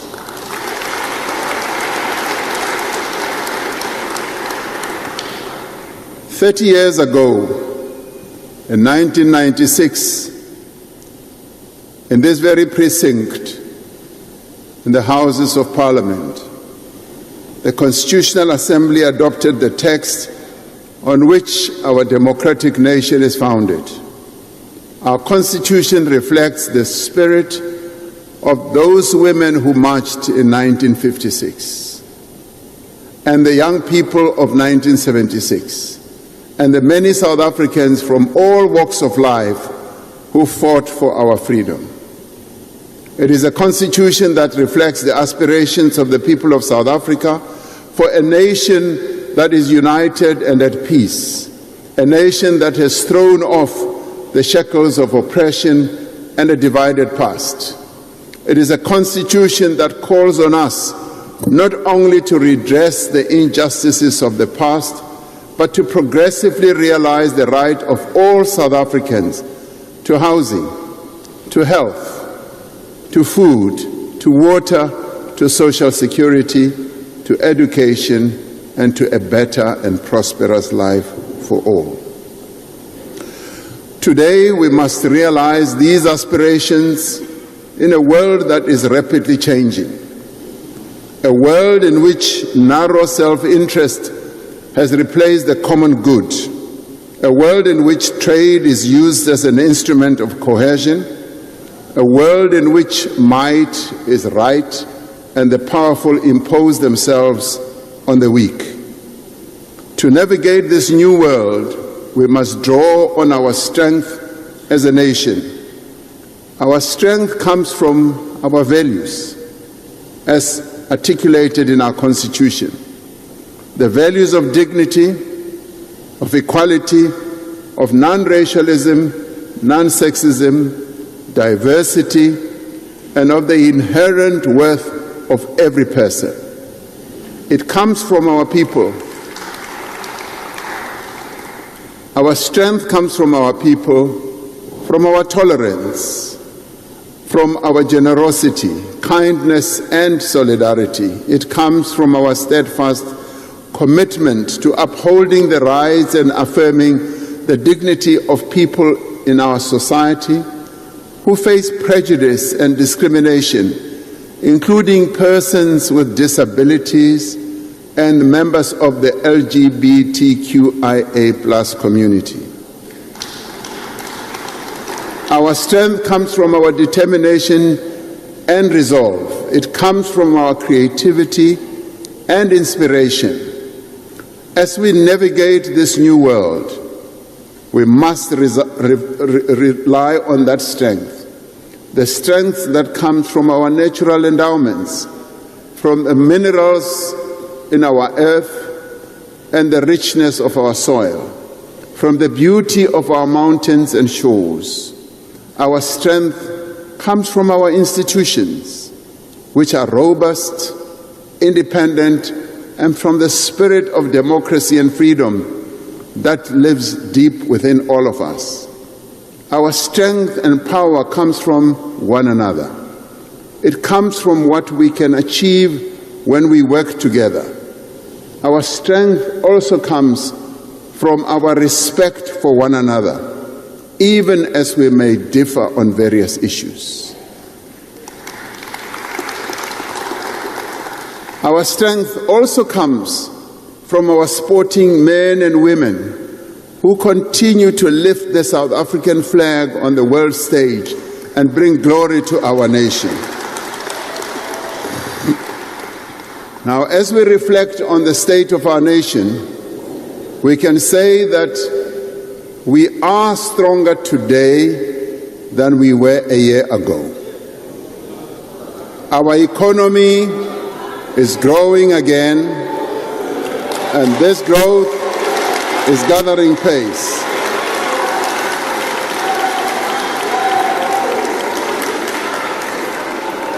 While we have experienced 4 consecutive quarters of GDP growth, we know that it has to grow much higher and much faster to meet our social and economic challenges. We have achieved 2 consecutive primary budget surpluses. Our credit rating has improved. Interest rates are coming down. And inflation is at its lowest level in 20 years. We are on a clear path of stabilizing our national debt. The rand has strengthened against the dollar. The Johannesburg Stock Exchange, the largest stock exchange on the African continent, has performed exceptionally well over the past year. This growth reflects broader economic recovery, investor confidence, and increasing interest in South Africa's economy and equities. Our borrowing costs have been declining. Through Operation Vulindlela, we've made significant progress in accelerating economic reform and opening the way for investment competition. We have brought an end to load shedding and built a more dynamic and resilient energy system. We have made progress in improving the performance of our ports and freight rail lines, steadily increasing the volume of goods that we move in and out of our country. We have restored our passenger rail system. More and more commuters are now able to travel to work on newly locally made trains, significantly reducing their traveling costs. We are investing across our country in roads, in bridges, in rail lines, in ports, in dams, and in solar farms. We have created over 2.5 million opportunities through the presidential employment stimulus, mainly for young people and women. The expanded Works program and community work program continue to offer job opportunities to many throughout the country. Last year, we saw the highest matric pass rate in our history, with more than two-thirds of all bachelor passes coming from schools in the most disadvantaged communities. Now, as the economy continues to grow, the rate of unemployment must come down. By expanding our social protection system through the SRD grant, we have reduced the number of people living in food poverty. We are strengthening our anti-corruption laws. Our country has been removed from the grey list of financial action task team.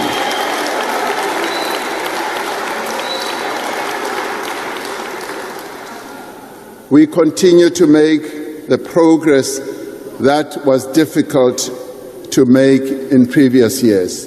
The work we have done to rebuild key institutions from state capture is showing results.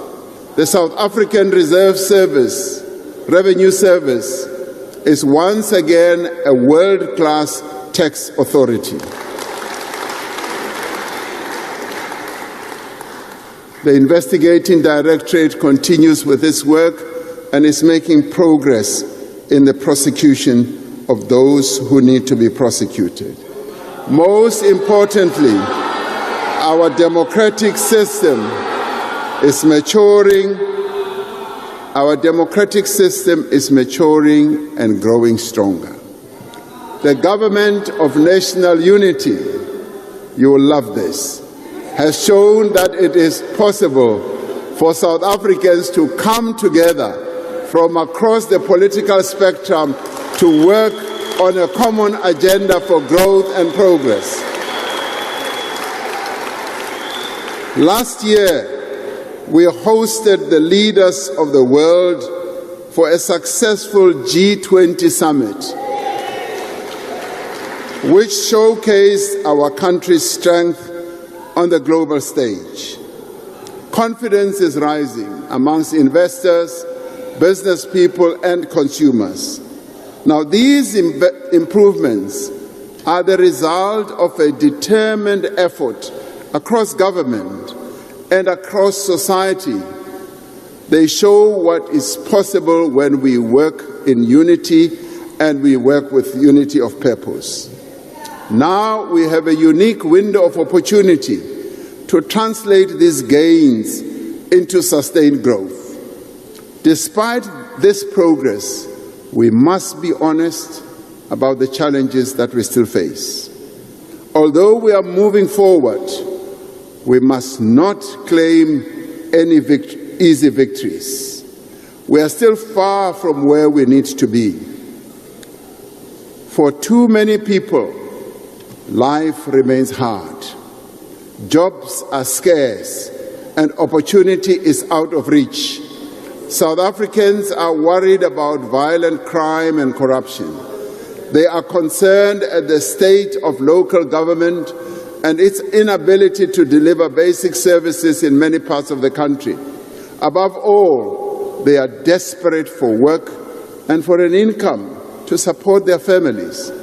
We can only be strong when we are equal, when the progress we have made is shared by all South Africans.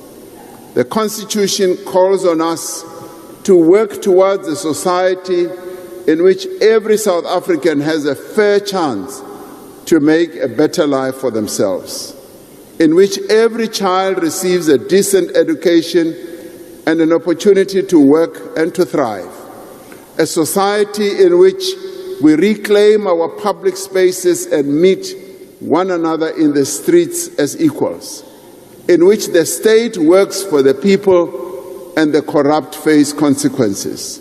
This State of the Nation address outlines the actions that we have taken since last year and the steps we will take this year to advance the strategic priorities of the Government of National Unity.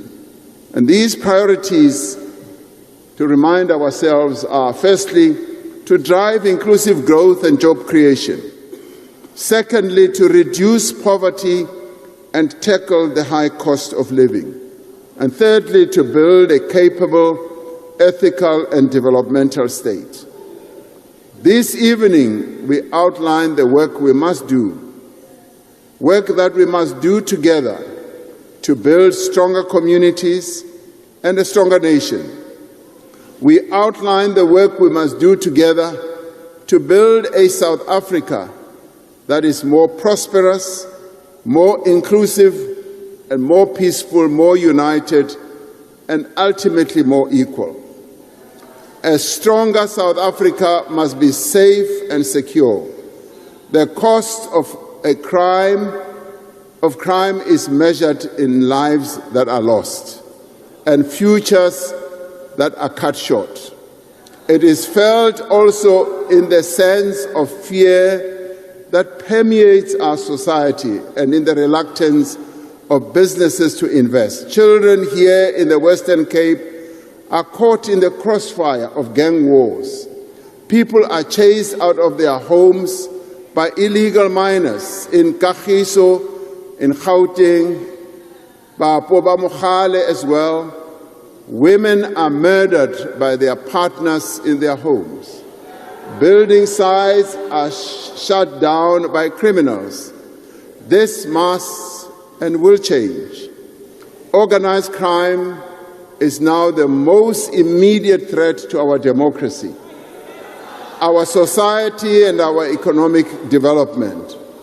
Our primary focus this year is on stepping up the fight against organized crime and criminal syndicates.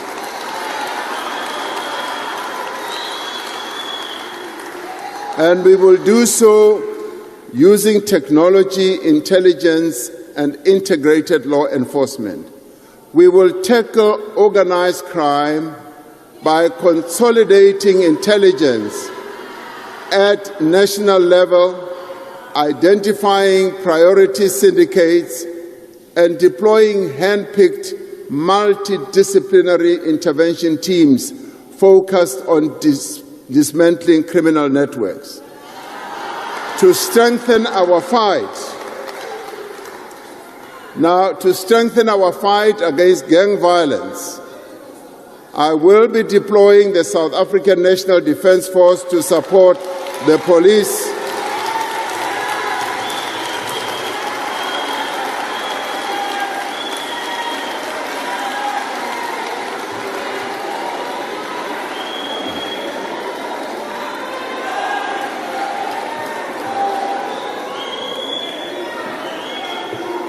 Now, thank you. Thank you. As I said, I will be deploying the South African National Defence Force to support the police as we did to great effect with illegal mining. I have directed the Minister of Police and the SANDF to develop a technical plan on where our security forces should be deployed within the next few days in the Western Cape and in Gauteng to deal with gang violence and illegal mining. Now, as is required by the Constitution, I will inform the National Assembly and the National Council of Provinces regarding the timing and place of the deployment of our soldiers and what it will cost. We have to act to rid our country of gang violence. At the same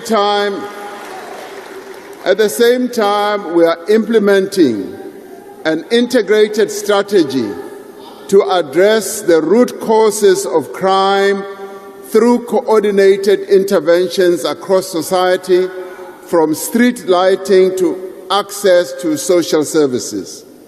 We are going to tackle gun crime by streamlining legislation and regulations on licensing, possessing and trading in firearms and ammunition.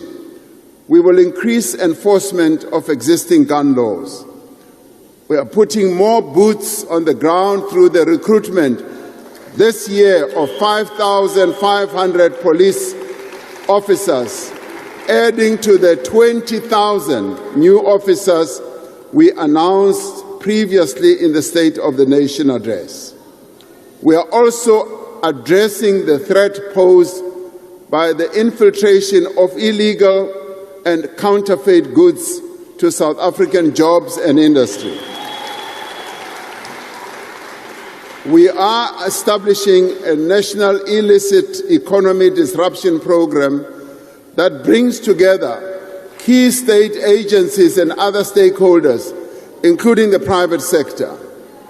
Through the effective use of data analytics, AI, we will be targeting high-risk sectors like tobacco, fuel, alcohol, and other counterfeit products. The hearings of the Madlanga Commission of Inquiry and the hearings that are going on in the ad hoc committee here have exposed rampant corruption in the SAPS and some metro police departments through the abuse of power. We cannot tolerate this. The rule of law depends on a police service that is ethical, responsive, and rooted in the communities that it serves. The South African Police Service has established a task team to ensure that investigations arising from the Madlanga Commission are undertaken swiftly without interference. The State Security Agency will re-vet the senior management of the South African Police Service and Metro Police Departments. The vetting process will include lifestyle audits as well. As we have successfully done with previous commissions, we will use the recommendations of the Madlanga Commission to make far-reaching changes. We are determined that the Commission's findings and recommendations will lay the basis for a fundamental reform of our criminal justice system. We are confident that these efforts will succeed because the great majority of police officers are dedicated to upholding the law and diligently serving the people of South Africa. Now, drawing on the success of Operation Vulindlela in advancing economic reform, we will use a similar approach to establish a hard-hitting new criminal justice reform initiative This will crack down on organized crime, on illicit firearms and trade, using a dedicated team to ensure that reforms are implemented across the system. We are further intensifying the fight against corruption by strengthening bodies such as the Special Investigating Unit, the National Prosecuting Authority, and the Hawks. We will finalize government's approach to the recommendations of the National Anti-Corruption Advisory Council on the establishment of a permanent, independent, overarching anti-corruption body. We cannot accept that those who speak out against corruption are victimized, targeted, and killed. The Whistleblower Protection Bill will be introduced in Parliament. Among other things, this will criminalize retaliation and provide psychosocial, legal, and financial support to whistleblowers. And there will be a special focus on restructuring our procurement system with a view to ending corruption. The Auditor General reports that the majority of incidents of corruption originate in the procurement system. We cannot allow this cancer to continue, and we must therefore act. Measures will be taken. Measures that we will take will include the use of technology and the finalization of the new Public Procurement Act regulations by mid-2026. We cannot fight organized criminals by treading softly. We must act with zero tolerance and bring the full force of the law to bear. And I'd like this message to be clear: there will be no impunity for acts of criminality and corruption. In addition to crime, water is now the single most important issue for many people in our country, from large cities like Johannesburg to smaller towns like Knysna and rural areas like Guyana. We have all seen the pain that our people have been expressing through demonstrations in various parts of Gauteng.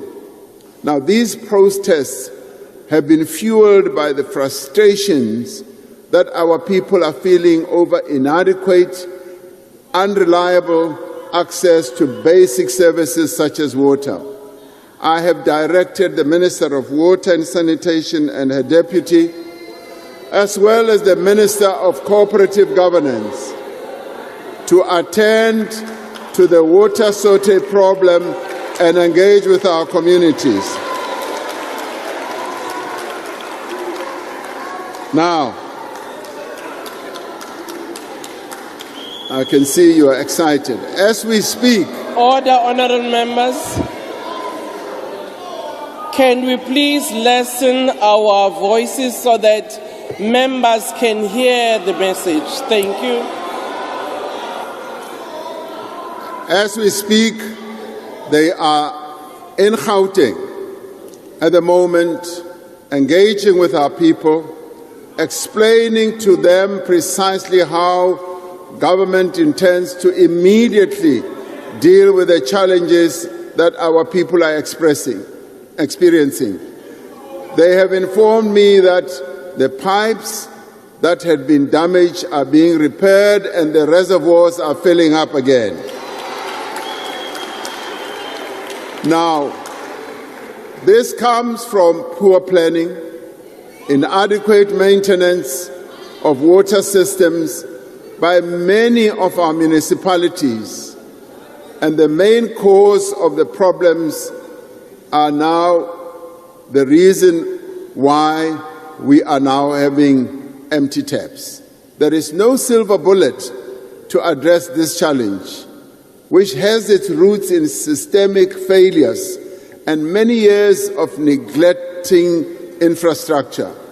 To ensure water security is in the long term, we are building new dams, upgrading existing infrastructure, we have committed 156 billion rand in public funding for water and sanitation infrastructure over the next 3 years.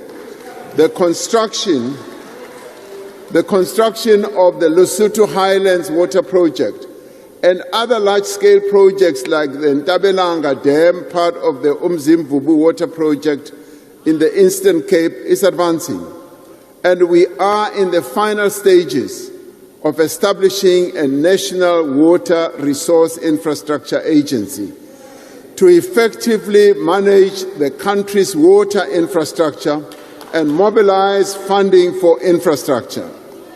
However, the real challenge lies not in the availability of water, but in getting water to people's taps.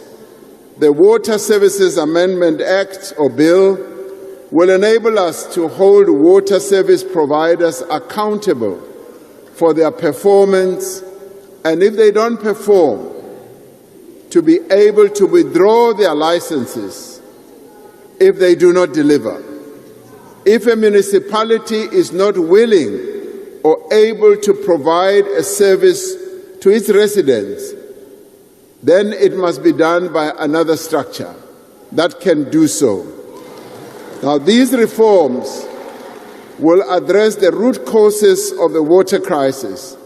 In the short term, we need to address the immediate crisis where water outages are being experienced right now. 3 years ago, when we were experiencing daily power cuts, we established the National Energy Crisis Committee to enable a focused national response. We overcame what seemed like an insurmountable challenge by adopting a clear plan and delivering on it. Using the same approach, we will now elevate our response to water crisis to a National Water Crisis Committee, which I will chair. The structure will bring together all existing efforts into a single coordinating body. The Deputy President has been working with a number of water authorities in the country, and we will coordinate all that to make sure that we address this problem. It will deploy technical experts and resources from national government to municipalities facing water challenges. It will ensure that action is taken swiftly and effectively to address the problem. To address the challenges effectively, we will not hesitate to use the powers that are enshrined in our Constitution and in the Water Services Act to intervene in municipalities where necessary. National government cannot stand by and believe that local government will be able to solve the problem which they are not able to solve.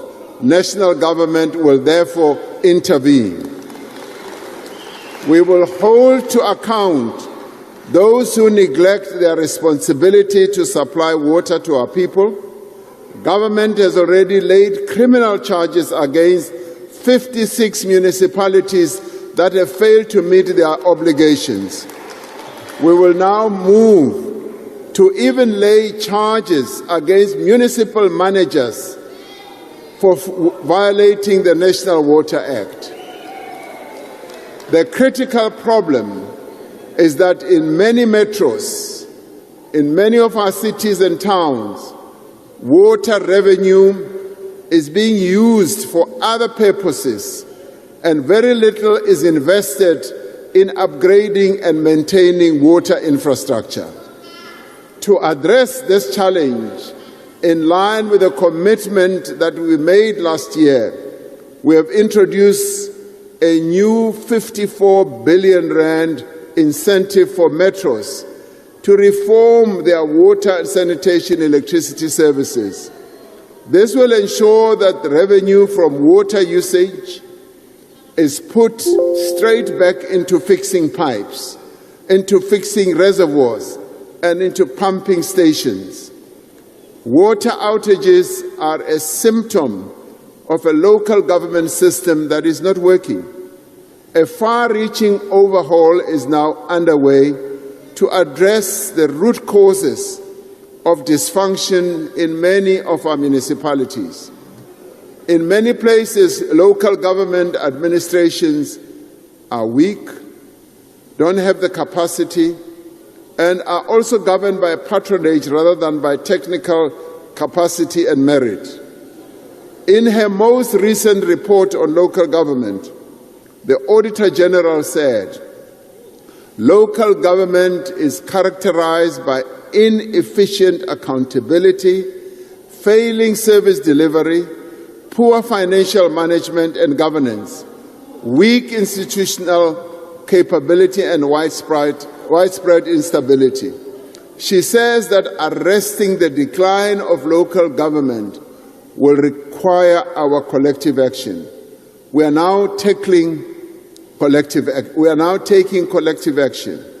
Learning from our experience of the past 30 years, we will in the coming months finalize a revised white paper on local government. This will provide solutions for the functioning of an effective local government system. The white paper will reimagine the way that our local government should work. The current system is too complex and fragmented, expecting even small and weak municipalities to take on many responsibilities. We will propose fundamental changes that recognize the reality that some municipalities can take on more functions than others, and that we need a differentiated approach to municipal powers and responsibilities. We're also proposing a more structured cooperation between municipalities and traditional and Khoisan leadership institutions to enable community engagement and shared problem solving. We will ensure that senior officials in local government have the required qualifications and are appointed through an independent process free from political interference.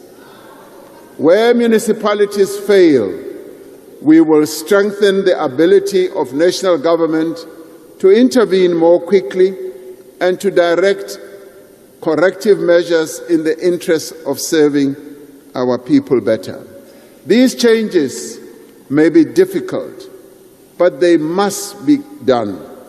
While these fundamental reforms are underway, we will continue to implement targeted support to improve the delivery of basic services through the presidential working groups on eThekwini and Johannesburg.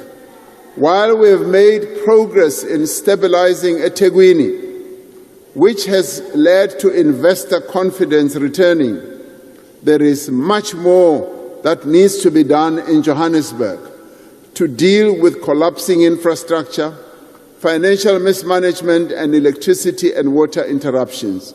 The same applies to a few other metros in our country as well. There are many committed people with skills and experience working in local government. It is our responsibility to remake, reorganize, and better resource municipalities so that they can continue doing their work. As a country, we are increasingly vulnerable to extreme weather conditions.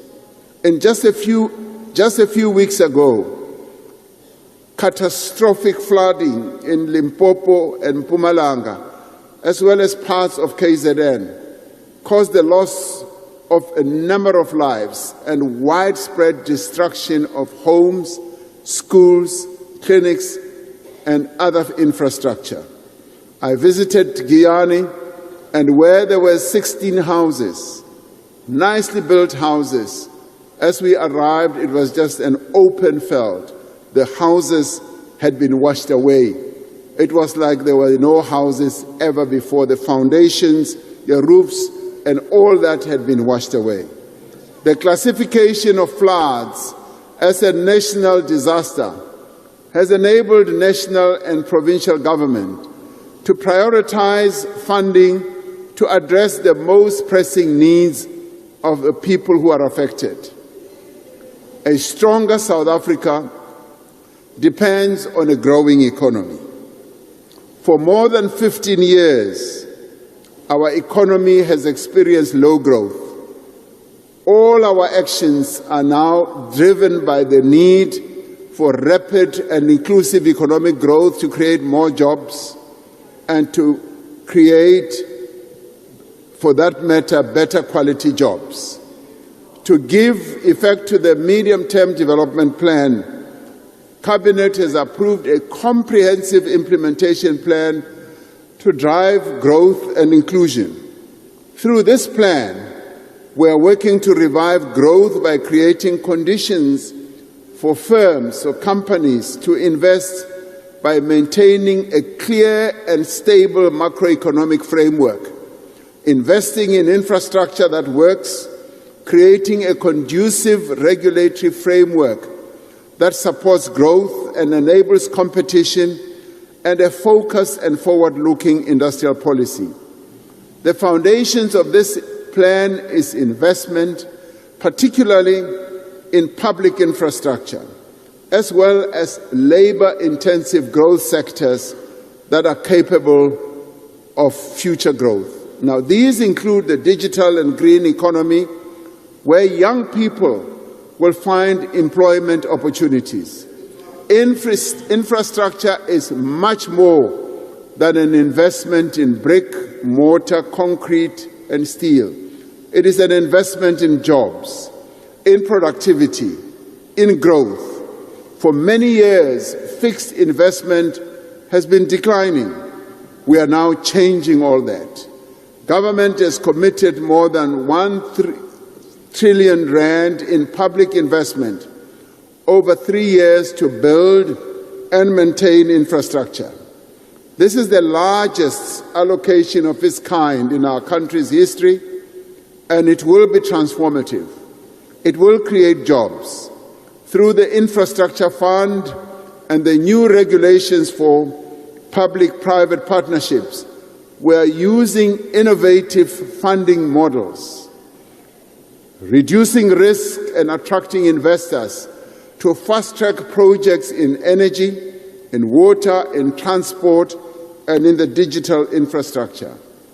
We launched our first-ever infrastructure bond to raise funding for the infrastructure drive that we have embarked upon, which was more than 2 times oversubscribed, showing that when we have put our resolve forward and have put forward innovative ways of raising money, those with money, the private sector, do respond. Disputes arising from implementation of tenders often delay the implementation of necessary infrastructure.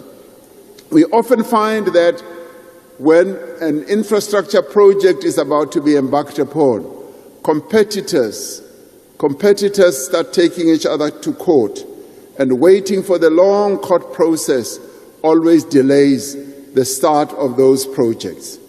To prevent undue delays in critical projects, we will establish specialized courts for commercial matters with dedicated judges and dedicated court roles to ensure faster outcomes in matters that have a bearing on the economy and development. This will speed up the development of our infrastructure. This year, we will begin the work to establish a professional state property company to transform the 88,000 buildings and 5 million hectares of land owned by the state into professionally managed engines of growth and development. I see you like this one very much. I will repeat it. Now, through Operation Vulindlela, we are working to transform the structure of our economy, to fix our infrastructure, and make our electricity, water, and logistics sectors more competitive and more efficient. Having put load shedding behind us, we must now transform our energy system to ensure long-term energy security. For decades, our economy grew on the back of cheap electricity. But then state capture, mismanagement, inadequate maintenance, and inflated mega projects drove up the cost of electricity to businesses and to ordinary citizens. Now, with the far-reaching changes that we are making to the sector, and with our abundant solar and wind resources, we will be able to drive down the cost of electricity. Regulatory changes have enabled a massive and growing pipeline of investment in renewable energy. By 2030, more than 40% of our energy supply will be coming from cheap, clean, renewable energy sources. We are now establishing a level playing field for competition so that we are never again exposed to the risk of relying on a single supplier to meet our energy needs. We are restructuring ESCOM and establishing a fully independent state-owned transmission entity, as I have said before. This entity will have ownership and control of transmission assets and be responsible for operating the electricity market. Given the importance of this restructuring for the broader reform of the electricity sector, I have established a dedicated task team under the National Energy Crisis Committee to address the various issues relating to the restructuring process, including clear timeframes for its phased implementation. The Minister of Electricity and Energy, Minister of Finance, and the Minister of the Presidency, and other ministers will all work together to make sure that we come up with clear proposals and timelines and how this will be phased in terms of implementation. This task team will report to me within 3 months.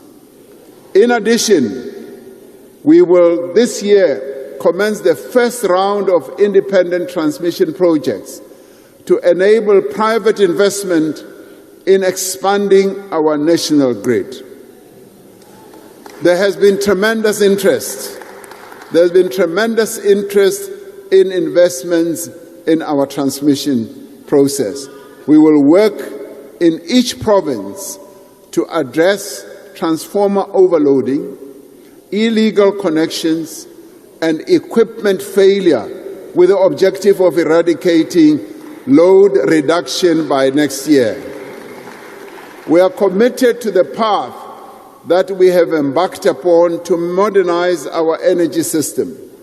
We have begun to turn around the performance of our rail system and ports so that our businesses can get their products to global markets. We have now enabled private rail operators to access our network on a concessionary basis, which will now allow different rail companies to compete to move volumes from road to rail. Later this year, we will initiate major public-private partnerships in our port terminals and rail corridors through a concession model that preserves public ownership by the state while mobilizing private investment and expertise. Last month, we concluded a partnership with an international port operator to manage the Durban Pier 2 container terminal, the largest in our country. Pier, you're right. This partnership, something good also comes from your side. This partnership will result in new investment in equipment and infrastructure at the port and will bring it back to world-class standards. We continue preparations for the introduction of high-speed rail in South Africa.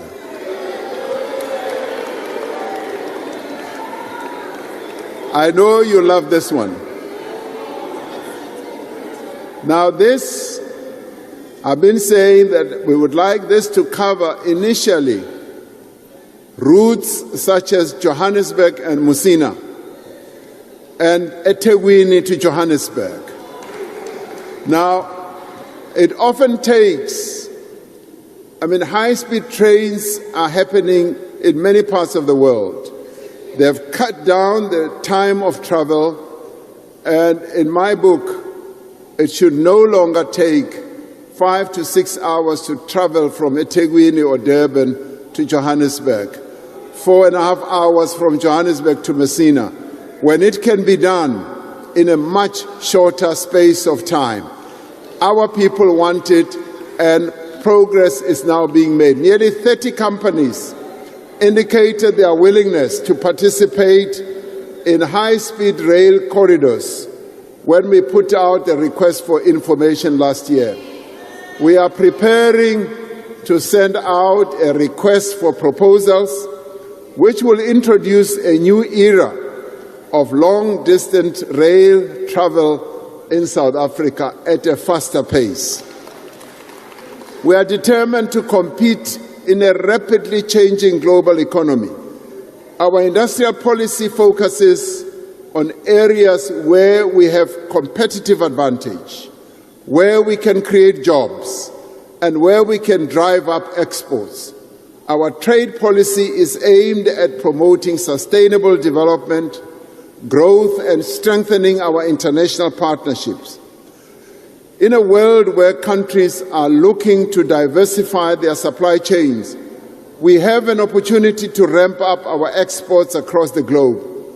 We have a diverse economy, high-quality manufacturing facilities, and strong regulatory frameworks. We are strengthening our capacity for trade negotiations and expanding our missions abroad to drive economic diplomacy. Amid the turmoil in the global economy, we are supporting our established industries in the face of strong headwinds. We have moved to revive our ferrochrome industry and to protect jobs in our steel industry, in our automotive and other sectors which employ hundreds of thousands of South Africans in good quality jobs. Ministers are crunching the numbers on a daily basis, seeking to protect the jobs that could be lost through the decline of these industries that are now facing fierce competition. We are working with businesses and workers to close loopholes in our tariff structure and develop additional measures to protect and grow our manufacturing base. As we protect jobs in vulnerable industries, we remain focused on sectors that will drive future growth. We know that we can create millions of good quality jobs in sectors like agriculture, mining, and services industry, as well as in the green economy. These are areas where we can be more than competitive. We can be the best in the world. Our agricultural sector is expanding rapidly. Already we are the second largest exporter of citrus fruit in the world.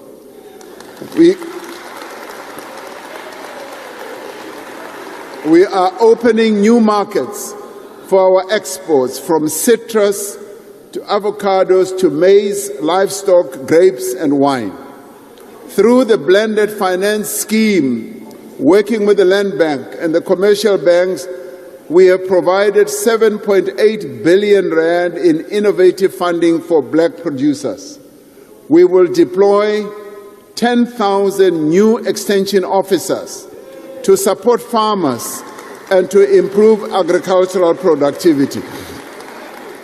This will give rise to many opportunities for young people to be employed in the agricultural sector. I saw how this works extremely well in Ethiopia, in the agricultural sector, which was really the worst sector. They employed 40,000 or so extension officers who support farmers. And all of a sudden, agriculture has now become the best performing sector in their economy. While the rest of our agriculture is thriving, the cattle industry today is facing one of the worst outbreaks of foot and mouth disease our country has ever experienced. This disease is damaging our economy, resulting in export bans, trade restrictions, and the devastation of herds. We have decided to vaccinate the entire national herd of 14 million cattle. This requires 28 million vaccines over the next few months. The state will facilitate the acquisition of the vaccine centrally to ensure that we get the right vaccine for the particular strain of the virus in South Africa. Like during COVID, many people felt tempted that they wanted to acquire vaccines for themselves. But because we are a regulated economy and country, we wanted everything to be approved by our authority, SAPRA. Similarly, in this case, with cattle vaccines, SAPRA, our authority, will be the one single organization that will give approval. We will work closely with the private sector to enable an efficient rollout, and most importantly, we will ensure that commercial, private and communal farmers have immediate access to vaccines. Now, I have established a task team made up of farming organizations,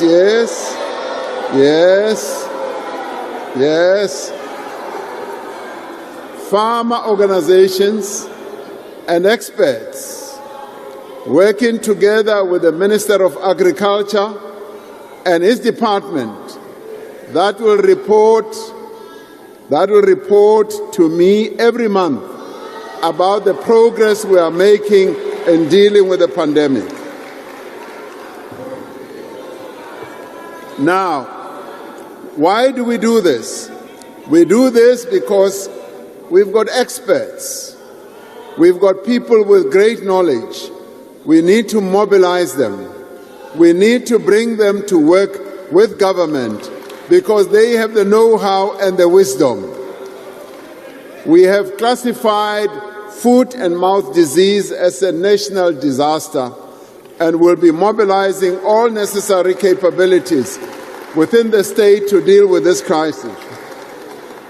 Our services sector, from digital technology to financial services, is growing. Our financial institutions are some of the best in the world, and they have the ability to compete in Africa and across the globe.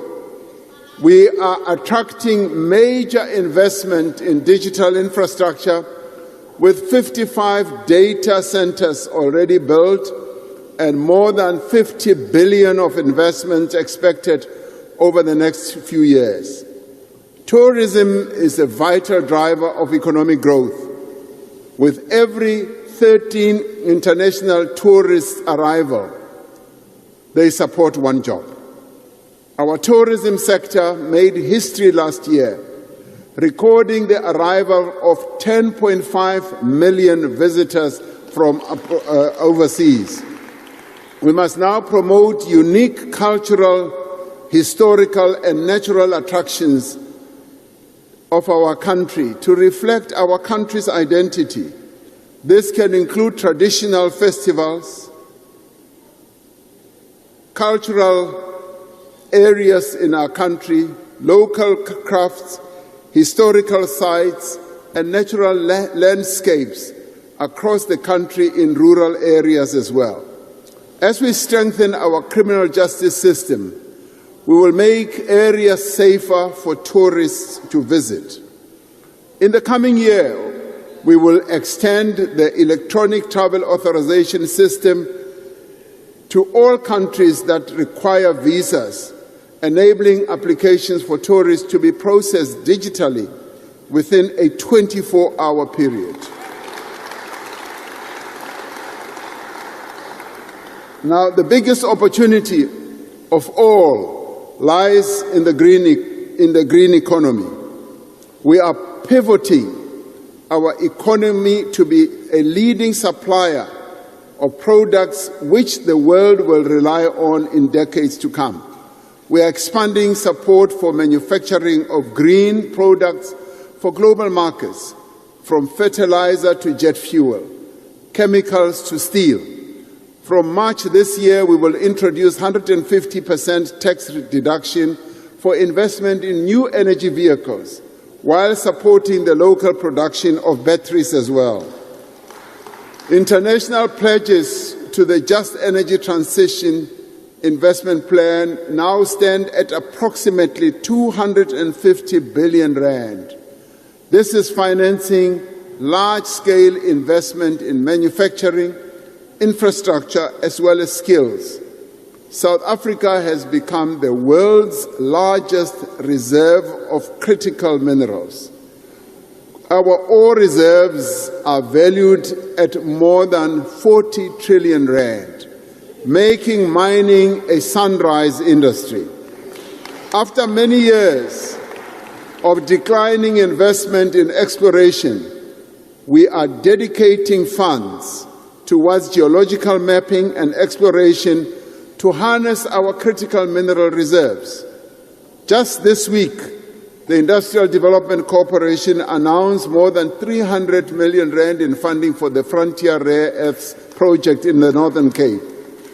This has the potential to become one of the largest and lowest cost new producers of minerals that are needed for smartphones, lithium batteries, and other products. Confidence in the future of South African mining was very evident during the Mining Indaba this week here in Cape Town. New gold, copper, rare earths, platinum, and coal mines are being opened. And black people are players, serious players in this industry now of late. And we are happy about that. At the G20 Leaders Summit in November last year, the G20 countries supported our proposal to expand local beneficiation of critical minerals and the export of finished goods. Critical minerals beneficiation that should take place at the source of extraction, right where the minerals are found. Over the course of the first 5 South African investment conferences, we were able to raise 1.5 trillion rand in investment commitments. To date, over 600 billion that was committed has flowed into projects. New factories, mines, and other facilities are being opened each year. We have now set ourselves a target of raising 2 trillion rand in new investments over the next 5 years. We therefore look forward to hosting the 6th South African Investment Conference on the 31st of March of 2026. To build a more inclusive economy, we are going to back those who create opportunity. If every small and medium business in South Africa could employ 1 additional person, we would create 3 million new jobs. But many of these businesses, a number of which are owned by women and young people, cannot get funding to start or to grow.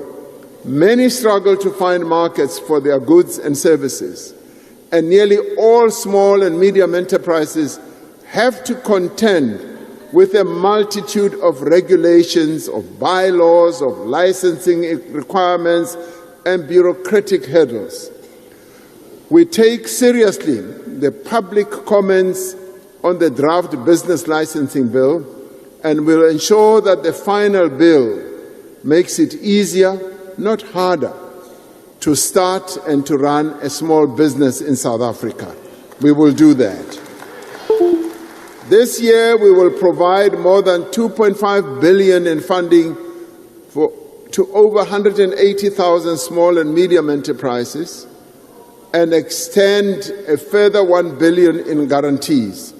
Naturally, we will seek to also focus on women and youth-led businesses to foster their empowerment.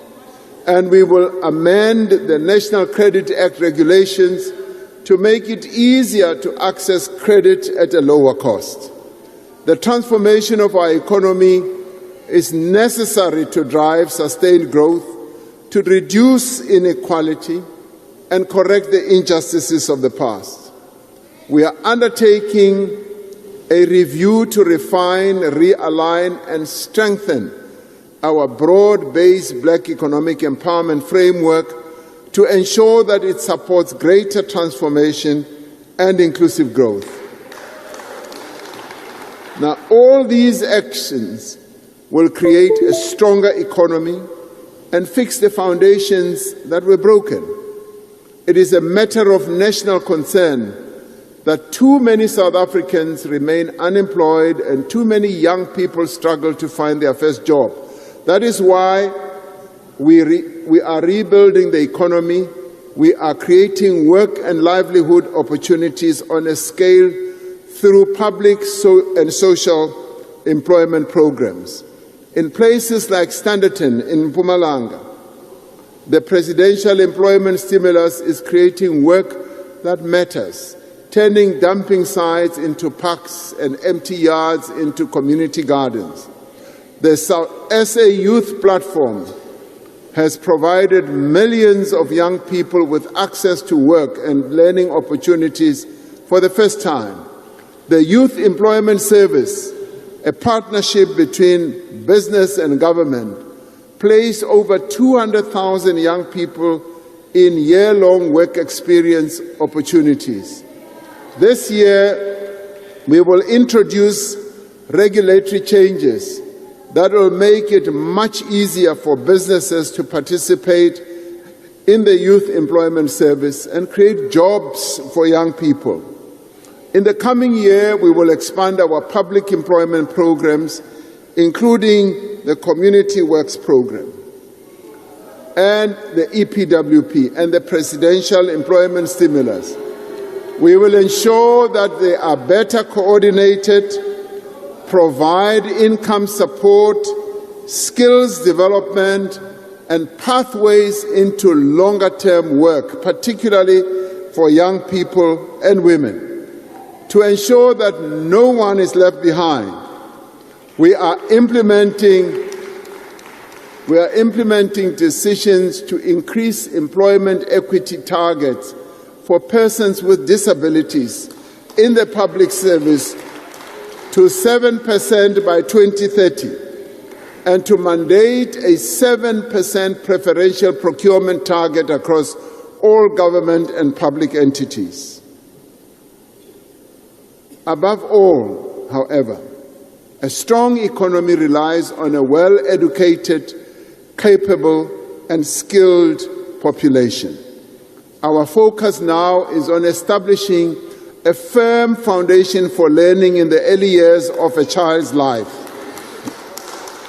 We are expanding access to early childhood development through the Bana Pele mass registration of ECD facilities and an increase in subsidies for ECD learners. By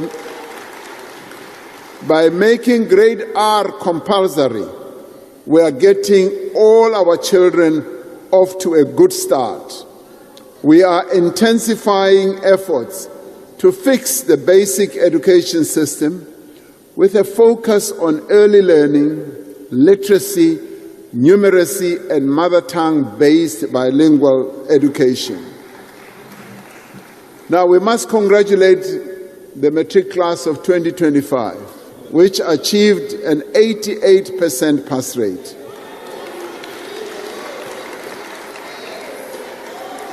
Now, this is the highest pass rate in our history, reflecting both commitment of the learners and the interventions we have made to improve learning, but we also congratulate them for the sacrifices they themselves have made to get where they are. As we welcome improvements,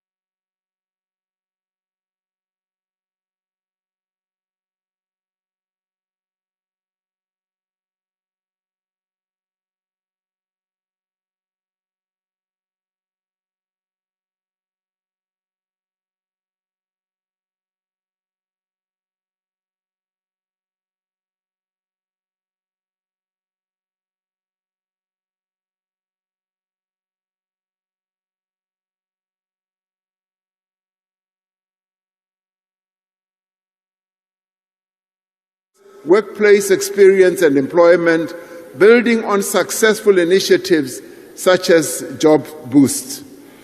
These reforms will ensure that various training programs that we have in government are a door to opportunity, not a dead end. To absorb the increasing number of young people passing matric, we will expand opportunities for young people to enter institutions of higher learning.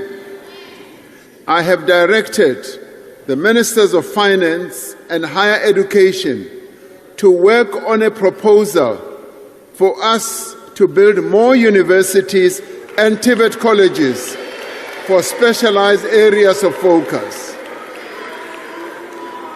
An immediate problem is the great shortage. An immediate problem is the great shortage of student accommodation at our institutions of learning. I have also directed the Minister of Higher Education to address this challenge, working together with financial institutions on innovative methods in which government can provide student accommodation. A stronger South Africa is built on strong communities, and strong communities look after their children.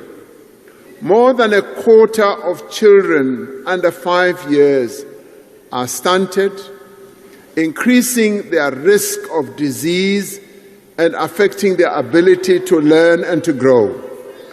Now, this is devastating for children and their families and has an impact on our society as a whole.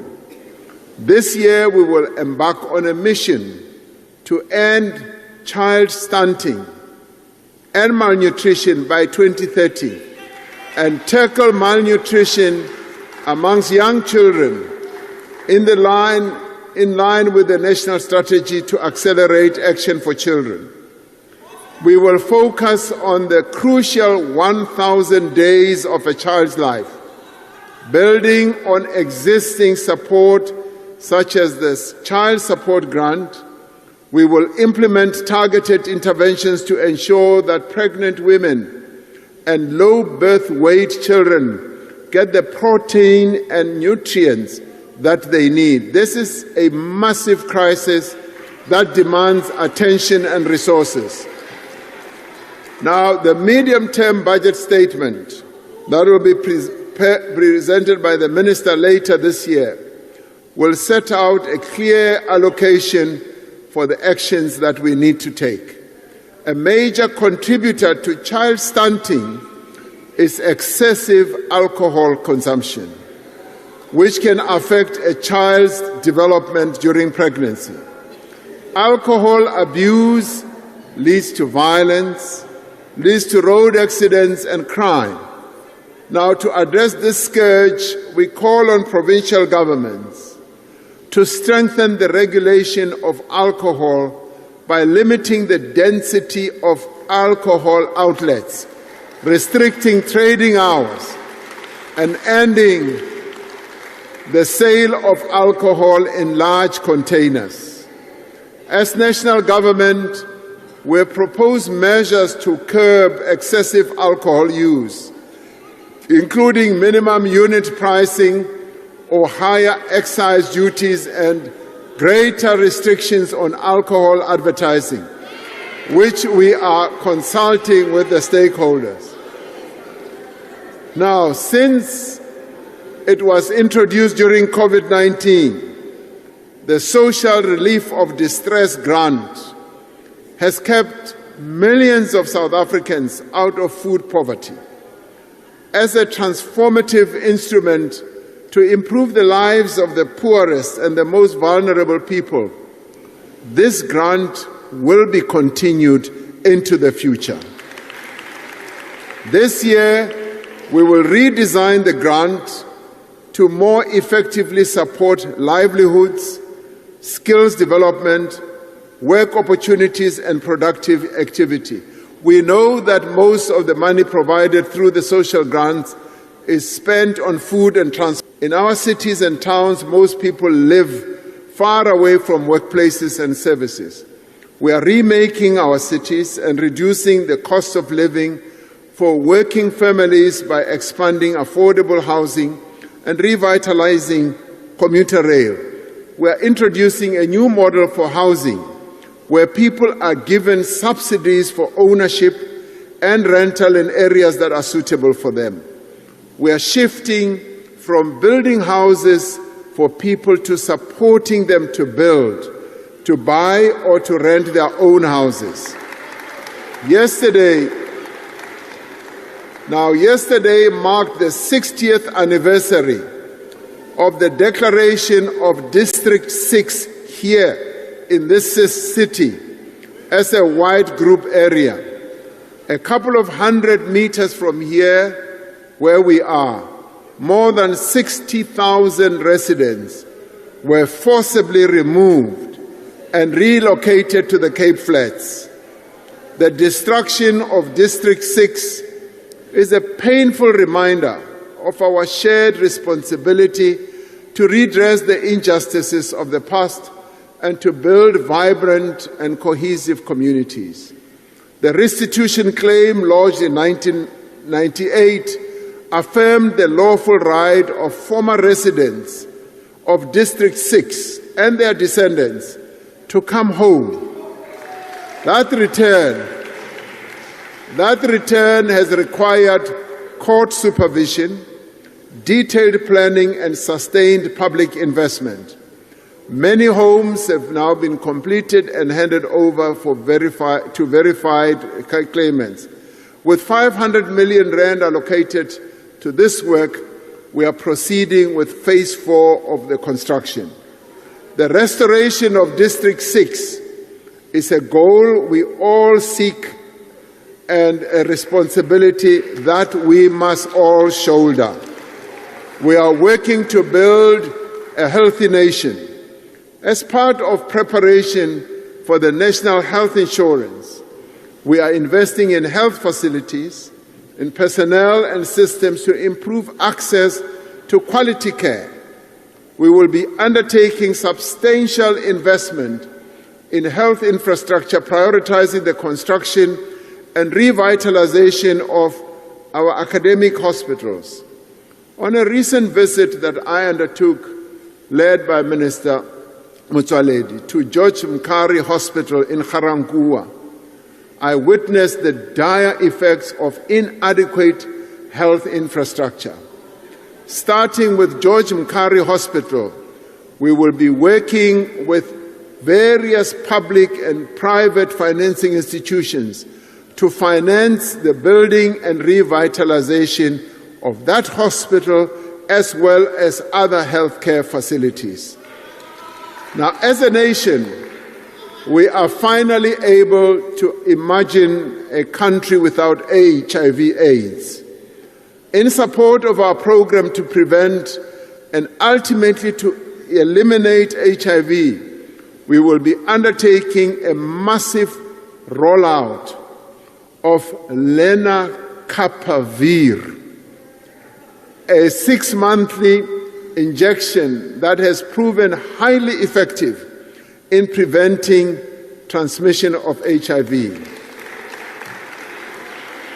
We are also working to end cervical cancer in our country by mobilizing society to ensure that every young girl between the ages of 9 and 15 receives HPV vaccine. Last year we classified gender-based violence and femicide as a national disaster. Now, through this classification, we are able to better coordinate our response and direct efforts towards the most impactful interventions. Building on the National Strategic Plan, we will mobilize all sectors of society through communication and social mobilization to challenge attitudes and practices. We will continue to promote women's economic empowerment through training, financial support, and preferential procurement. We will strengthen law enforcement through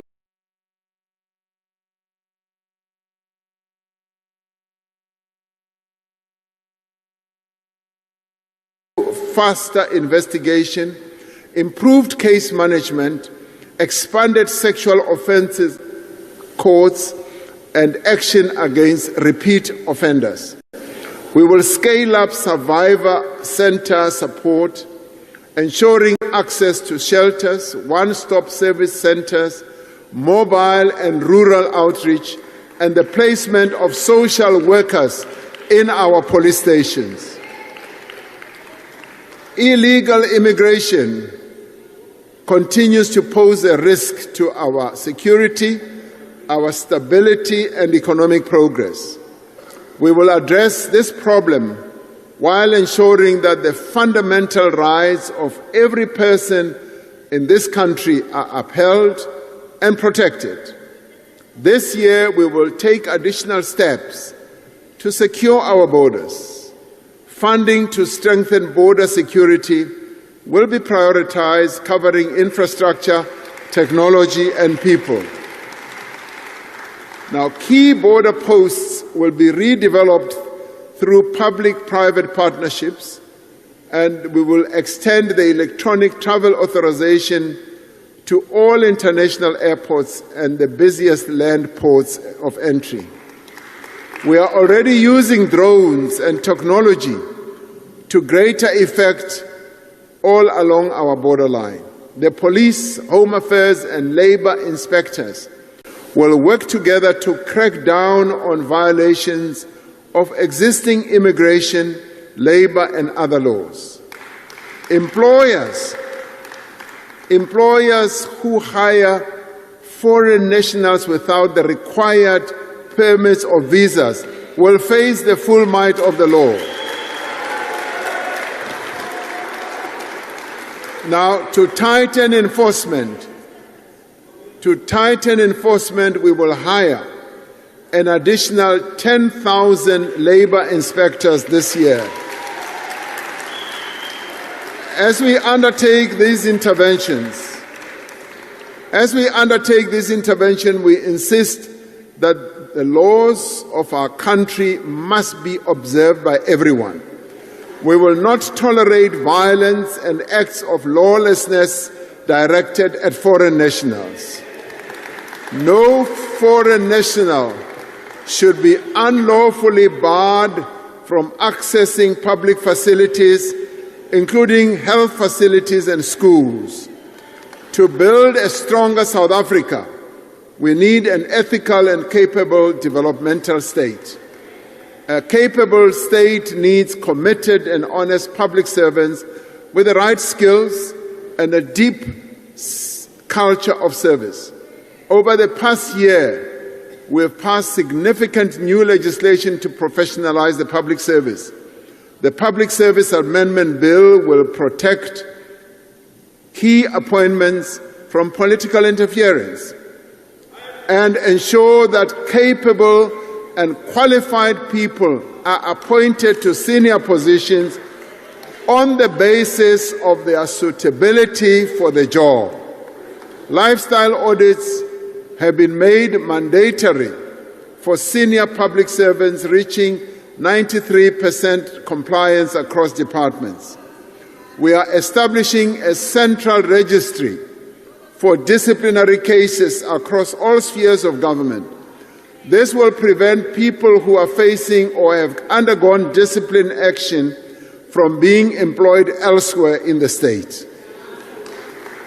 We are continuing to improve governance and performance of state-owned enterprises like Eskom, Transnet, Denel, Prasa, and others. This includes the implementation of clear standards of appointment to ensure that the leaders of these entities have the right qualifications and experience.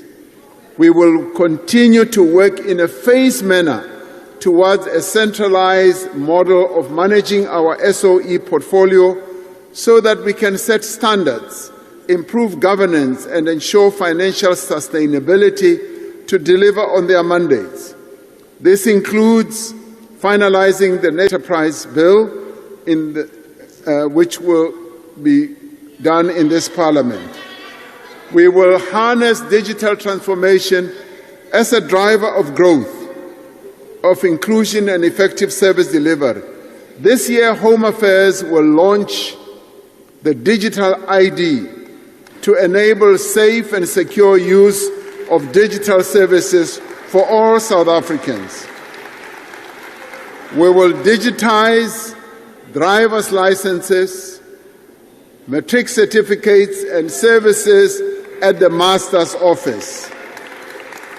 Citizens will be able to fill out police statements online, and eligibility for SASSA grants online, and be tested remotely.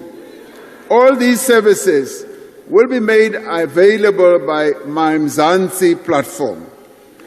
Soon, every South African will be able to access many of the services they need without having to visit a government office or filling out manual forms. This year alone, hundreds more bank branches will now offer smart IDs and passport services, decreasing queues and waiting times. We will also work with civil society to ensure that citizens' protections and rights are safeguarded through this digital revolution. For South Africa to be strong, our continent, Africa, must be at peace and it must prosper. To advance the values of our Constitution, to promote our national interest, we seek a world that is sustainable, just, and inclusive. In an increasingly volatile world, South Africa holds firm to the principles that defined our G20 presidency and underpin our foreign policy, which is solidarity, equality, and sustainability. Now, through our position in the African Union and the Southern African Development Community, SADC, we are advancing regional integration, peace, and stability. We know that we are using our international relations to support domestic economic priorities, including manufacturing, value addition, and export growth. We are contributing to the implementation of the African Continental Free Trade Area to expand trade between African countries, to drive industrialization, and to create jobs. South African firms, our banks, our farmers, our manufacturers will be leading suppliers to an African market of 1.4 billion people whose working age population will double in the next 25 years. We are building mutually beneficial relations with all countries on terms of equality and respect. Now, in a world where powerful nations often assert their dominance and influence over less powerful nations, our country's commitment to sovereignty and self-determination is sacrosanct. It is not negotiable. And we will stand firm on our sovereignty and promote our national interests, our values, and the rights of our people.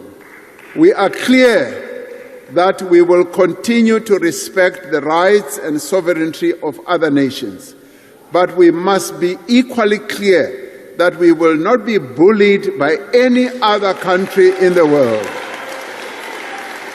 We will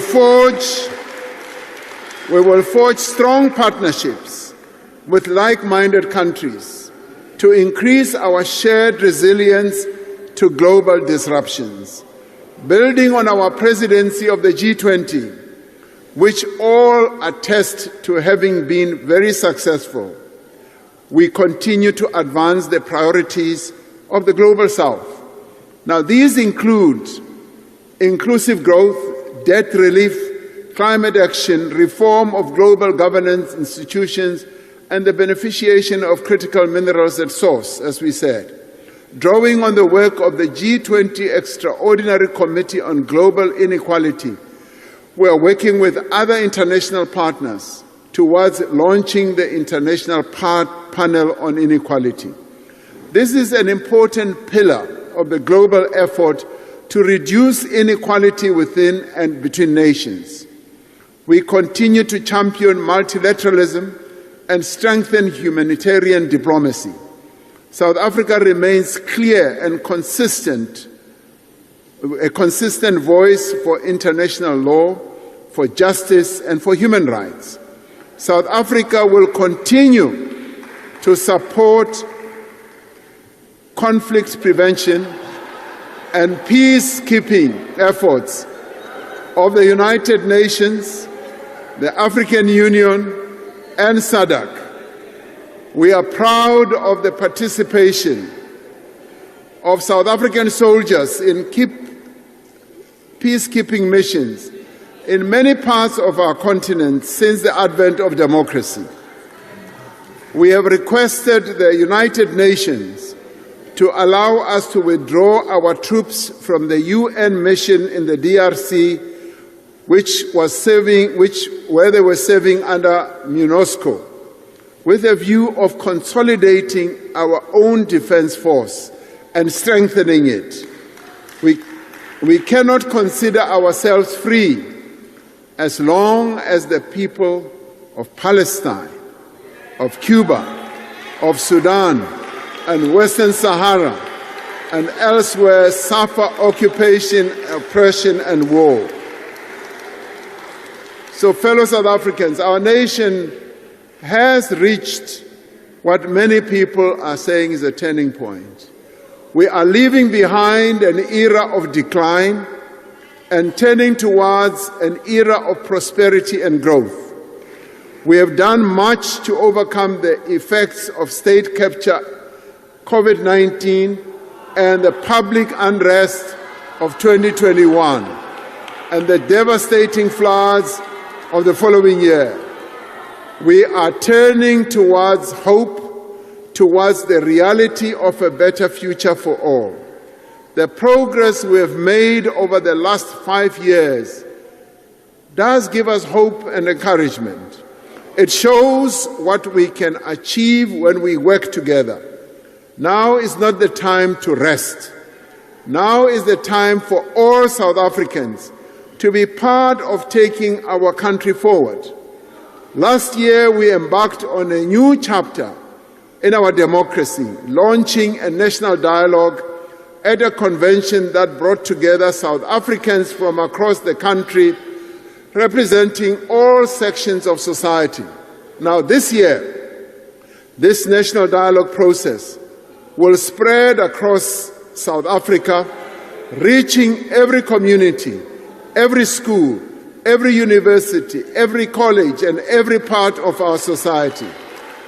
Under the guidance of the Eminent Persons Group, consisting of prominent, respected South Africans, and led by an inclusive steering committee, these public dialogues will give the citizens of our country the opportunity to raise their concerns, their aspirations and plans for the future. These public dialogues will culminate in a national convention where all these conversations will be brought together to outline the actions that we must take to build a better South Africa.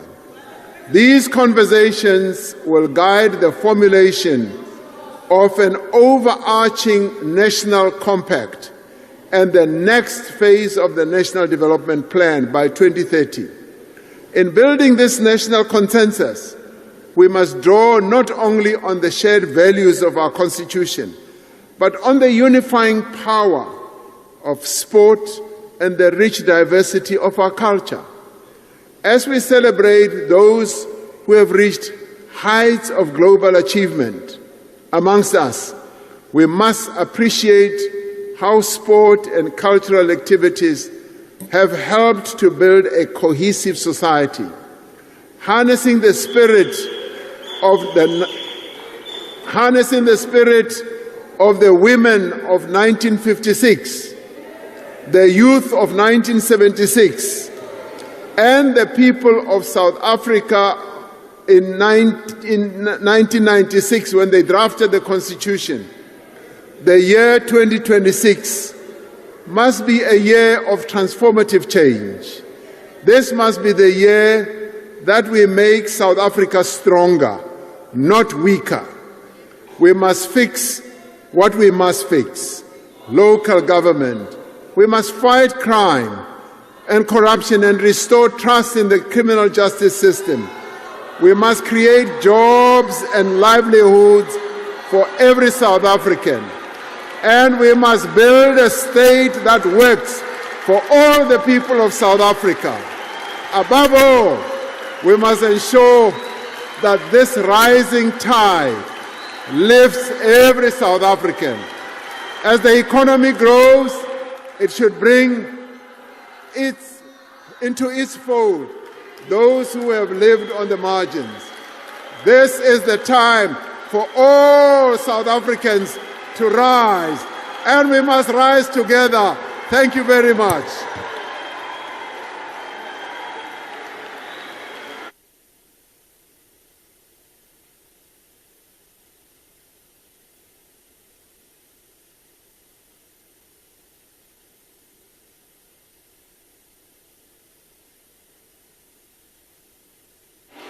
Thank you very much, honorable members. You may take your seats. Order, honorable members. Order, honorable members. The House is still in procession. Order, honorable members. I thank the Honorable, the President, for a well-delivered State of the Nation address.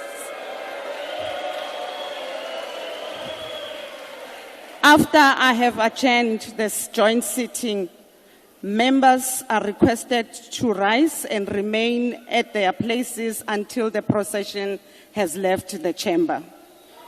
The guests in the gallery should remain seated until the judiciary has left. The ushers will then indicate when doors are open. The procession led by the usher of the Black Rod and the acting Sergeant-at-Arms will leave the chamber in the following order: the Speaker of the National Assembly, the Chairperson of the National Council of Provinces, the President, the Deputy Speaker of the National Assembly, the Deputy Chair of the National Council.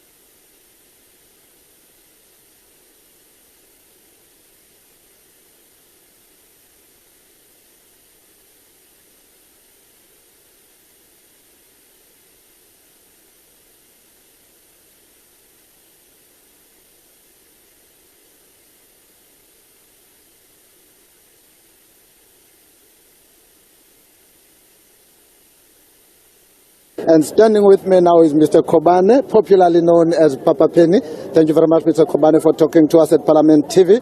Your reflection on the President's speech, please. I can say today we were opening the Parliament. The speech is for every year. Nothing happened about the speech. Anyone can speak, can talk the way you want to talk. But we don't see any result after talking. Today, to me, we are here to open the Parliament. Whatever he was saying there, to me, is a zero. It's a scratch song. The song is not hit. The song, we cannot dance the song. It's what I can say, nothing I can say, because I'm from the villages. Whatever he was saying there is a liar. People are suffering down there. My people are suffering. Talk about Guyana. People are suffering in Guyana. It was disaster there. He only went there one day, but he never go around. He's lying. My people are suffering. He's saying something that is a heaven. He's a lying. Today we open the Parliament of South Africa by coming together, gathering together, but there's nothing new to me. What is it that you would have loved to hear from the President in order for this state of the nation to make sense to you? We can comment, we say President was supposed to say this and this, but he's been there. He never talked anything that is good to the people. That tomorrow going to see everything. Last year I've said, let's wait for 3 months. Whatever was delivering there, it's not happened until today. People crying for the water, dying by the water. No jobs, no roads in the villages there. Most in the villages, no job there. They must take the factories back to the villages. People stop coming to Johannesburg everywhere. There's nothing, his term is ending. He might not come next year. Who knows? But whatever is a dream, he was dreaming today. Every year is a dreamer. Aye. Thank you very much, Mr. Kobane. That was a member of the MK party, Mr. Kobane, popularly known as Papa Penny. We will be crossing in between the reflections here and the studio as such. I'll now send you back to Tsepo in the studio. Of course, Mr. Eleni, when you look at this reaction, right, and especially looking at you and your expertise in terms of economics as a whole, he talks about factories in the villages, right, and how important it is. And the President also spoke about the importance of inclusivity, economic growth inclusivity. Sure. Do you think that it's more of a speech and there's nothing tangible, no outcomes from it, even from the previous Sonas? So I think what the point is that growth must happen locally, and we need to look at, and reflect on those municipalities that lack the industry to support, the growth and the job creation. So the issue about beneficiation, mining takes place in various towns across the country. It takes place, where there are trucks, that come and haul whatever minerals to go into a central place for processing. So I think that the point about factories and beneficiation and manufacturing is to start to look at the nodes where mining is happening and to start supporting and building those nodes to the point where whatever minerals that live there, it's not just rocks, it's not just heavy earth material that comes from the earth, but it's at least beneficiated locally. And I think that's how you start to win at least the battle against lack of growth and lack of jobs and so on. So factories in the villages would be something that would definitely support a lot of employment. Yes. We see a lot of migration into the cities, and that migration is one that puts pressure on the cities. On the one hand, you may at least say that that pressure creates an economy, but it also then creates a pressure in terms of infrastructure. So I think the strategy going forward is that in our economic development strategy of SEZs, of industrial development zones, of industrial parks and so on, it ought to be anchored mainly around those areas where most of the people reside, most of the minerals come from, and most of the opportunities are most sought after to drive all of that employment, and as of course link it with the education and the TVET colleges, that there must then be skilling of people to be able to support those industries. And on that note, Mr. Holeni, I think that Teminkosi has somebody. Let's hear some of those reactions. Thank you, Tsepo. Indeed, I am standing with the Minister of Land and Rural Development, Mr. Mzwanele Nyonzo. Mr. Nyonzo, thank you very much for talking to us at Parliament TV. Can we get your reflection from the President's speech, please? Fair and well-balanced speech. There is nothing to complain about. These are just marching orders, and for us, we must go out there and implement what the President suggested. For example, on the side of land reform, he mentioned the construction of Phase 4 of District 6, which is what we are about to do. By the way, yesterday we were doing a walkabout in the very same area. So for me, there's nothing to complain about. We must just go out there and implement. When can we expect to see this Phase 4 starting at the District 6? Everything is done except going to tender. Now we'll be going to tender, and we're hoping that by April or May we'll invite you for a sword turning. So it will happen this year, and we're hopeful that we'll quickly finish it so that we complete Phase 4 and Phase 5, and then we'll go to Phase 6, which will be the last one. And lastly, what did the State of the Nation mean to your department? It means that we're doing something. It means that we are, at least as the department, positive about what we're doing. In fact, the mere mention of what we're doing, it means at least we're taken serious, and we're happy with that. Minister Nyonzo, thank you very much for talking to us on Parliament TV. Thank you. Well, that was Minister Mzwanele Nyonzo, the Minister of Land and Rural Development, seemingly very happy with what the President had to say. But now let's hear from the chairperson of the Standing Committee on Public Accounts, Mr. Zibi. Thank you very much, sir, for talking to us at Parliament TV. Your reactions, please. I thought it was a good speech, but good speeches alone are not good enough. This is part one for me. Part two is I want to look at the budget. Because anything that the President said that has no money behind it is not going to happen. So I'm reserving my comment, but he mentioned all the right things. There was a sense of urgency in some of the things that he spoke about. For instance, not waiting for the Madlanga Commission to finish before saying there are going to be lifestyle audits. Senior officials are going to be revetted in the police, and those who are unsuitable are going to be removed. That's urgent stuff. It needs to be done now. But there's lots of big plans. Let's wait for the budget and see. Talking about the commissions, can you give us an update on the inquiry that is currently before the Standing Committee on Public Accounts? We've completed the hearings now. We got the committee approved a frame of the report a couple of days ago. We will have a draft with the members of the committee by the 27th of February. We'll also have that draft with the Transport Minister and the Transport Portfolio Committee. And we plan to complete the report before the end of March and table it before the National Assembly. The good thing is the Minister and the Board of the Road Accident Fund have started making some changes already coming out of this inquiry, which is a good thing. Mr. Zibi, thank you very much for talking to us, and thank you for the update. Thank you. Well, that was Mr. Zibi, the chairperson of the Standing Committee on Public Accounts. And standing with me now is Mr. Vuyo Zungula of the African Transformation Movement. Mr. Kazam, thank you very much for always taking time off to talk to us at Parliament TV. Can we get your reflection, please? If you look at Mr. Ramaphosa, 8 years president, 4 years deputy president, over 12 years in the highest office, he can't be judged based on what he promises today, because people have got over 10 sonas that is delivered, whereby he's made promises. People must judge him whether he's fulfilled those promises or not.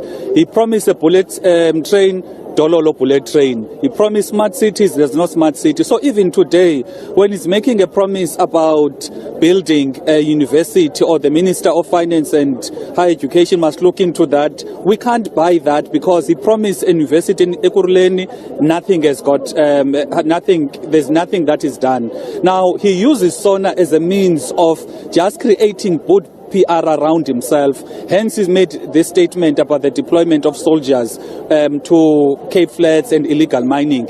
If it was genuine, he would not have waited for Sona to make that announcement, because people have been crying for so long to deal with these issues of gang violence and illegal mining, but he's not doing anything. Even when it comes to the issues of health and NHI, he said nothing about the employment of the doctors that are currently unemployed. So for us, we do not buy this Sona. He wasted 2 hours of people's time, because he should just resign. I can tell you now, when he first spoke as a president in 2018, there was a lot of positivity and goodwill around him. But now people are tired of his lies, of his gaslighting, and of his empty promises. The honest things Mr. Ramaphosa can do for South African citizens is just resignation.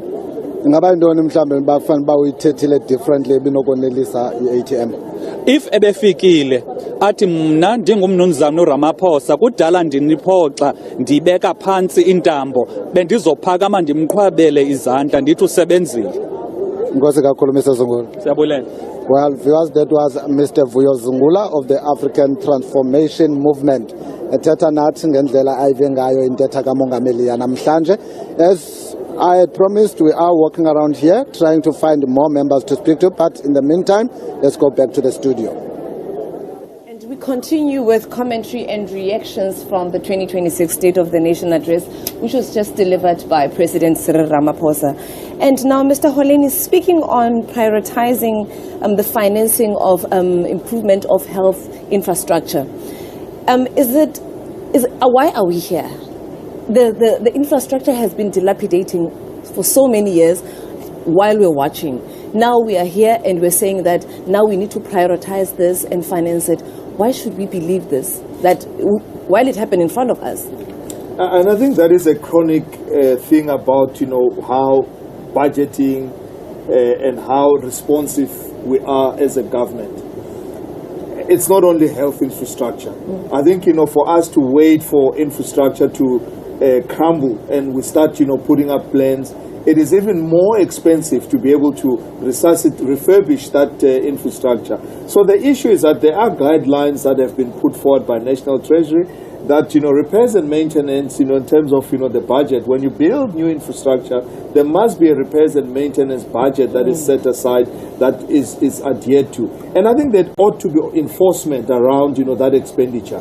Too often that expenditure goes into different, areas which perhaps, are not, going back to reinvesting in the repairs and maintenance. And that's something that must be now going forward. Oversight, must be done, as well as, ensuring that, it's done. So this is one thing about, government, I think, in terms of, it's in its planning capability. You plan for new infrastructure, you must already be planning for all the refurbishment, going forward, and be setting aside, enough money to be able to support, the assets, so that you at least, elongate the time that, they can be utilized, and you keep them, in a good state for much longer, so that they are more usable. That is, I think, something that must be corrected from an administration point of view across national to provincial as well as municipal.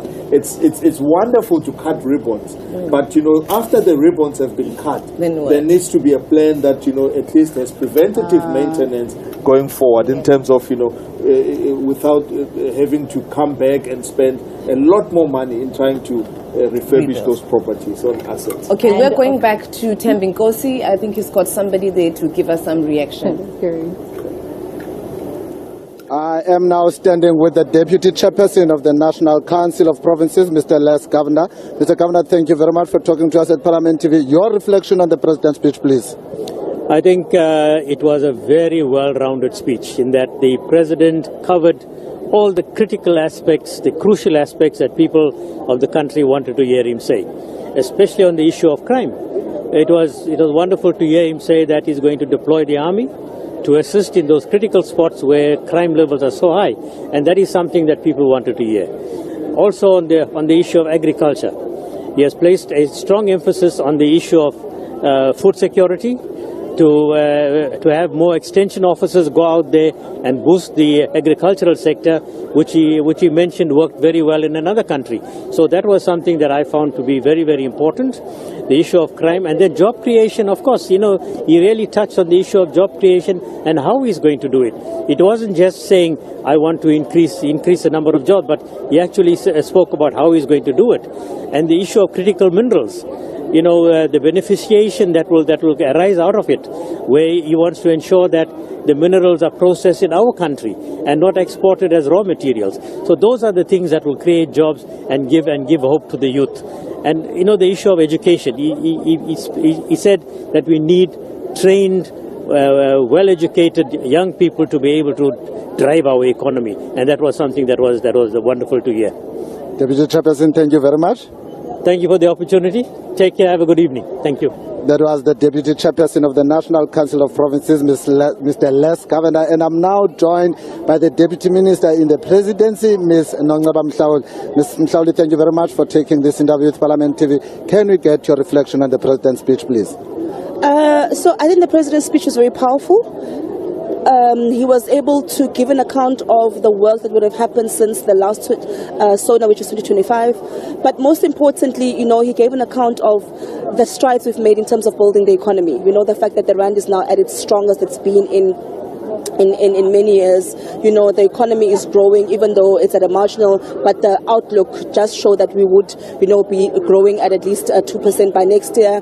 Unemployment is coming down, there's job growth, and really you can see that there is, investment in the economy. We spoke about the fact that for the first time in so many years, we're actually now even seeing the fact that we actually now have reserves, something that we haven't had in a very long time. So, but beyond that, he was able to then speak about the plans that we have to fight crime, which is a major issue that affects our communities. He made the announcement around the deployment on the SANDF to deal with the issue of zamazamas that are ravishing our communities, that deal with the issue of gang violence as well. And of course, noting the ongoing work with the various commissions that are there, spoke about very importantly, the fact that we are working towards, within this financial year as well, ensuring that we have additional police, additions to the police force to deal with the issue of boots on the ground.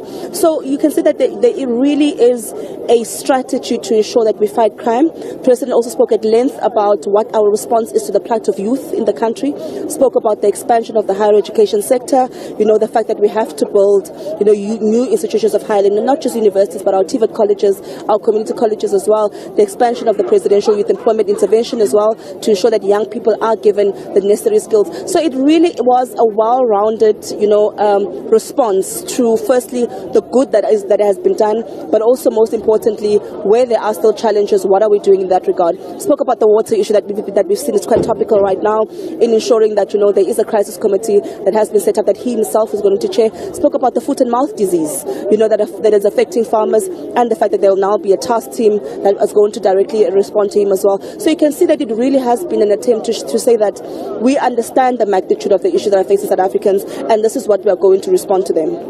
Ms. Mhlauli, thank you very much for that extensive reflection. Thank you so much. Well, that was the Deputy Minister in the Presidency, Ms. Nongceba Mhlauli. Hi, ma'am. Would you like to talk to us at Parliament TV? If you can introduce yourself and then give us your reflection on the President's address. On the President's address, I'm Leletu, Princess Leletu Mgosho. I think I just noted what the Minister of Land and Rural Development just said. He said it was a well-spoken speech, but now we're waiting on implementations. And people like us, who are very big in the legal field, we look at compliance. We want him to account. But it's always to encourage that people must have faith in our president, in our country, and at all times defend the sovereignty of our country. The address was beautiful. We are the president's subjects. We are his nation. We look forward to better. Thank you. Princess Leletu, thank you very much for talking to us at Parliament TV. And that was Princess Leletu, also a member of the public, just sharing her views on the President's State of the Nation address. As of now, just crossing back to the studio. Tsepo. Thank you, Temi. Thank you, Temi Nkosi.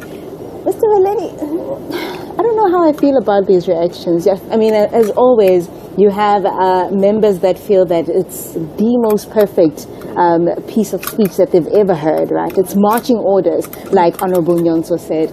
And you have other members that feel that this shouldn't be this is my commitment to do such and such. However, it should be a progress report of this is what I had committed the last time and this is what I've achieved. What are your thoughts on that? Look, I think the issue around, what the president has had to say is said a mouthful. I think we must acknowledge that. But a mouthful in terms of, the previous, things that he promised. But I think there's a lot more things that is promising this time, or things that, is looking forward to doing, which, everything wonderful about it. But, you want to almost, go back to last year's Sona and tick every point, that was put forward. If I go back, in all fairness, the issue of the high-speed rail, I think, we've heard it. Where are we? Is there a feasibility study? And I think that's the kind of report back that, the president at least ought to be giving to say, on that matter of the high-speed rail, which is a game changer. Wonderful. I mean, China, Europe, the US, and so on have changed their economies, through high-speed, rails and cut, the time of travel. But where are we? Is there a feasibility study? Is it going to be between Johannesburg and Limpopo, or up to where? Or is it, now going to Durban, and so on, so that, we start to understand the insights of what, is actually going on. Because the critical issue of what the public and some of the members were saying is, if it's not implemented and it remains on paper, I guess, it does not serve, the citizens, in that way.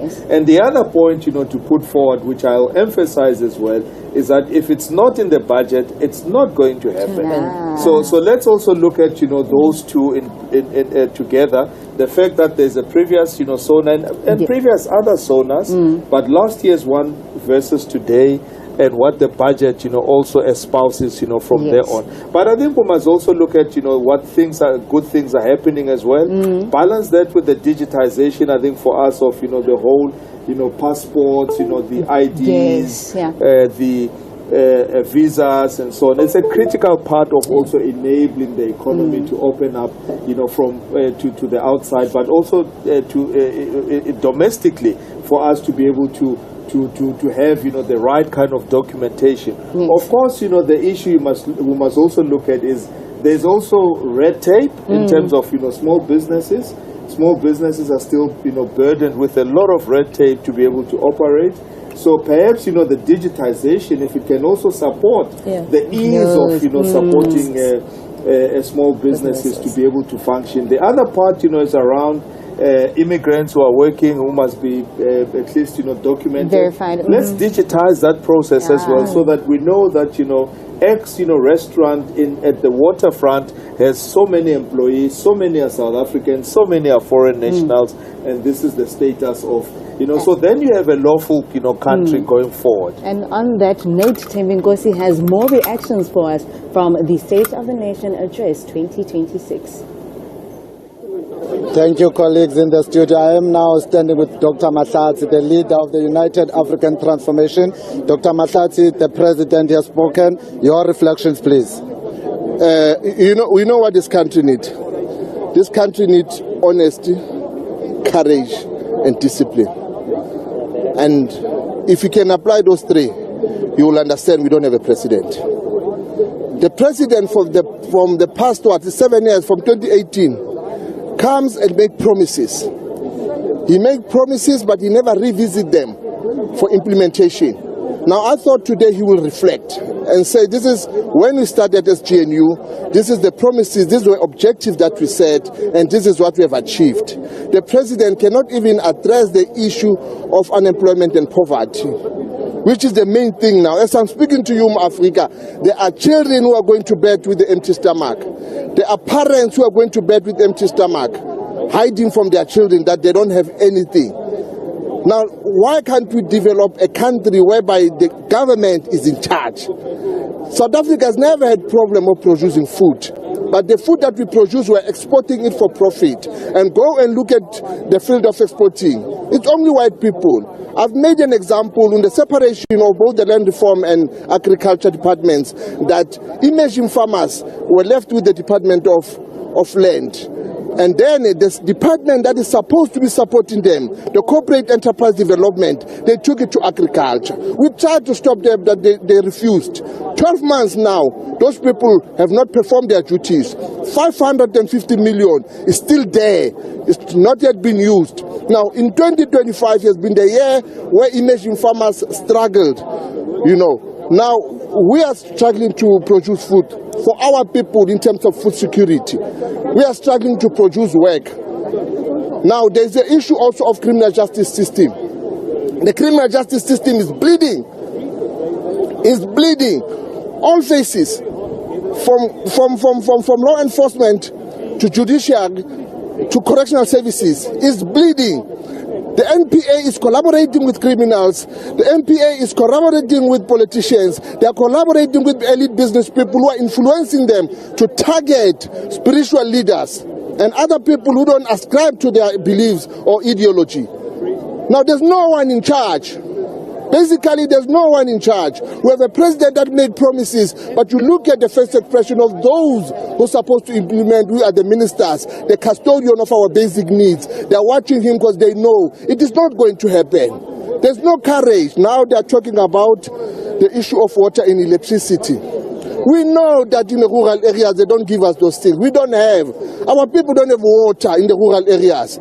But now, Midrand and Centurion has suffered the same thing now. Now the country is shaky. That's a clear indication now the neoliberal policies now are getting in. In the same way they stole electricity, came back with the service providers. That is how they want to steal our water and come with the service providers. Privatization of water and electricity. Kanimambo.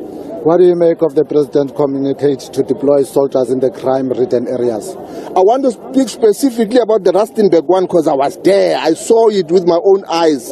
I was there in Rustenburg. People were crying. People have been removed from their residence. People are sleeping in churches. People are on the street. South Africa cannot be bullied by foreign nationals who are illegal. They cannot be bullied by criminals. That cannot happen because the police have failed. I support this, that he must send the army there. But those armies, they must have an objectives. And when they come back, they must be able to present the report that this is why we went there and this is what we have achieved. Because we are living in a country where there's no accountability. Dr. Mahlatsi, thank you very much for talking to us at Parliament TV. Thank you, Mwafrika. Kanimambo. Kanimambo. That was Dr. Mahlatsi. He is the leader of the United African Transformation. Now we'll see if we can get a word from the honorable member. Honorable member, you can just introduce yourself, and then you give us your reflection from the president's speech. Thank you very much. It's Visvan Reddy. I'm from the official opposition in Parliament, the Mkhonto Wesizwe Party. Well, this is another disappointment. But what you're going to find happening tonight, and I think this is something that we all need to be aware of, is that all the GNU parties are going to become Mbongis tonight. They're all going to be praising this president and saying what a beautiful speech he delivered. The fact of the matter is that they're only doing that because they're singing for their supper. It's because of the GNU arrangement that they are enjoying all these beautiful cars that you see here, blue light brigades, the extra perks that come with the salaries and all of that. But the reality is, if you listen to South Africans who are listening to this today, they will tell you, firstly, 7 million rand spent on a wasted exercise like this, when he could have delivered a similar kind of an address like he did during the COVID over the air, so everyone can listen to if they want to. But we are forced to come here and listen to this speech at a cost of 7 million rands. Secondly, the issue of the army that he wants to now bring into the police. It should have been done a long time ago.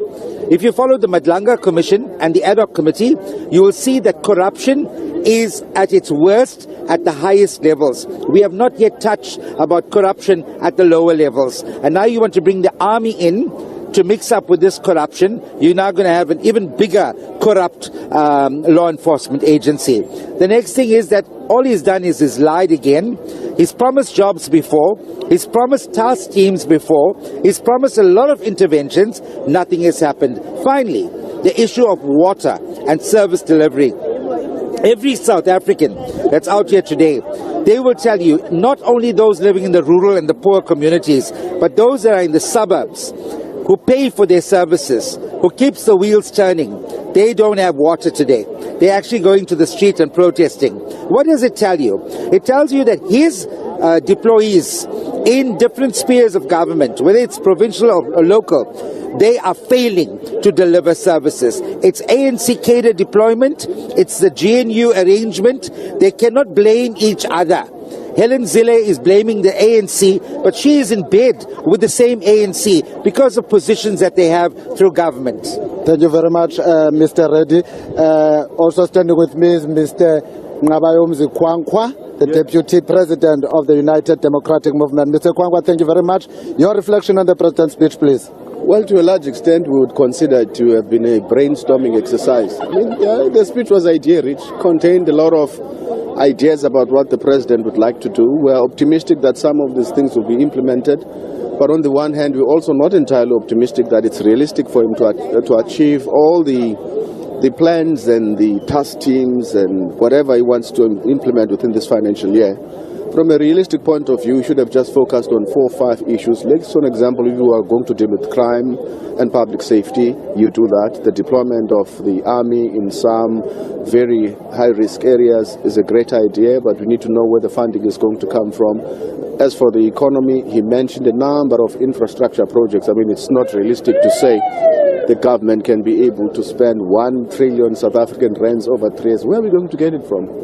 I mean, it's nice to say, but I mean, some of the funding obviously will be mobilized via this private-public partnership. I'm sure not most of it will come from government. The SOEs, it's not clear how we are going to turn the SOEs around, but insofar as the economic growth is concerned and sorting out some of the challenges which cause us not to have enough growth, I am not too sure if we got enough detail. Maybe he's going to leave that for the budget speech. The other area which we feel is important is it doesn't help us to fly around the world signing trade deals when we don't keep our end of the bargain. Wherever we go, when we do official visits to countries where we got the confidential country report between countries, when you see that the other trade partners will always keep their end of the bargain. They send their goods to South Africa. We sell nothing to them. But what we do is we always celebrate to say we've signed trade deals. And we don't expose South Africans to those markets, including the Continental Free Trade Area Agreement. Be that as it may, I think it was, in my view, and from where we're sitting, a campaign speech for the local government elections. Mr. Kwankwa, thank you very much. Much obliged to you. Well, Mr. Mngasela, briefly, I've really run out of time, but I want to give you this opportunity. Your reflection on the President's address, please.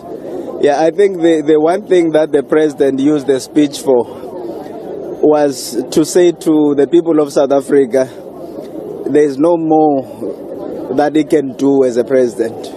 But because on the idea of jobs, it was just a rhetoric. The idea of infrastructure and transportation. The bullet train of 2018, we've heard that story before. But I must say that for many people in this province, and South Africans in general, who are suffering from crime, gangsterism and extortion, he made ACC proud. He made the people of the Western Cape proud, because people have been saying that we need you to deploy the army. And fortunately, the President said, yes, we'll do that. We wrote to the President not once, not twice, but at least 3 times, saying, President, just declare a provincial state of disaster in the Western Cape, because here, gangsters, through extortion, they closed a clinic in Kailicha in town 2. Imagine in a country where there is democratic institutions like the policing, law enforcement agencies, but you allow that in an environment where you can exercise the power of the state and ensure that those who are criminals are held accountable and the law bites. So at least we're happy that he's done that. We can clap hands for him to do that. But he didn't have to wait for this state of the nation to do that. So ezinye nezinye ke ayisaziyekela kubalandeli bakhe. CACC now we are happy, and for the people of the Western Cape and those areas in this country who cannot live freely in their homes, they cannot walk freely in their streets. Girl children are being raped. left, right and center. Women are not free in this country. Criminals are walking freely. Even though we want death penalty for murderers, it has not been delivered yet, but we're moving on. Mr. Mnasela, thank you very much for talking to us. That was Mr. Masizole Mnasela, the president of the Active Citizens for Change. And that concludes my work here outside the Cape Town City Hall. We've heard the reflection from members of different political parties. Igama lam ndinguThembi Nkosi Ngoma wakuTsolo, and it's back to the studio.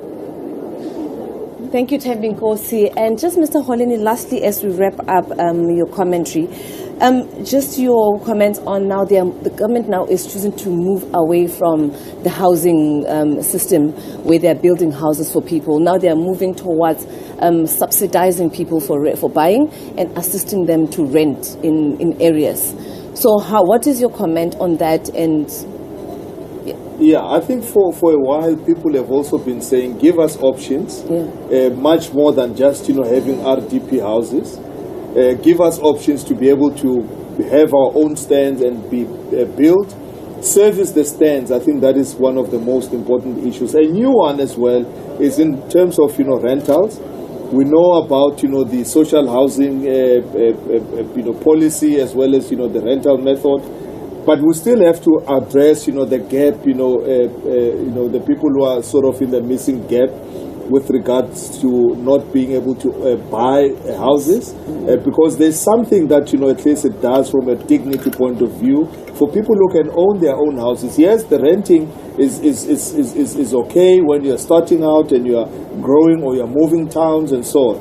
But the ownership, because comes in the value of how the property appreciates and how you can, gain value from there. I think that's something that, we must also look at, because the RDP houses, I think, have reached, the end of where the end of an era, because it was there to support, a particular era, to support, people who were at least, deprived. Mm-hmm. We must also see as well title deeds being handed over to properties where people have stayed in for a very long time, so that they can hold on to those title deeds. That becomes important as well.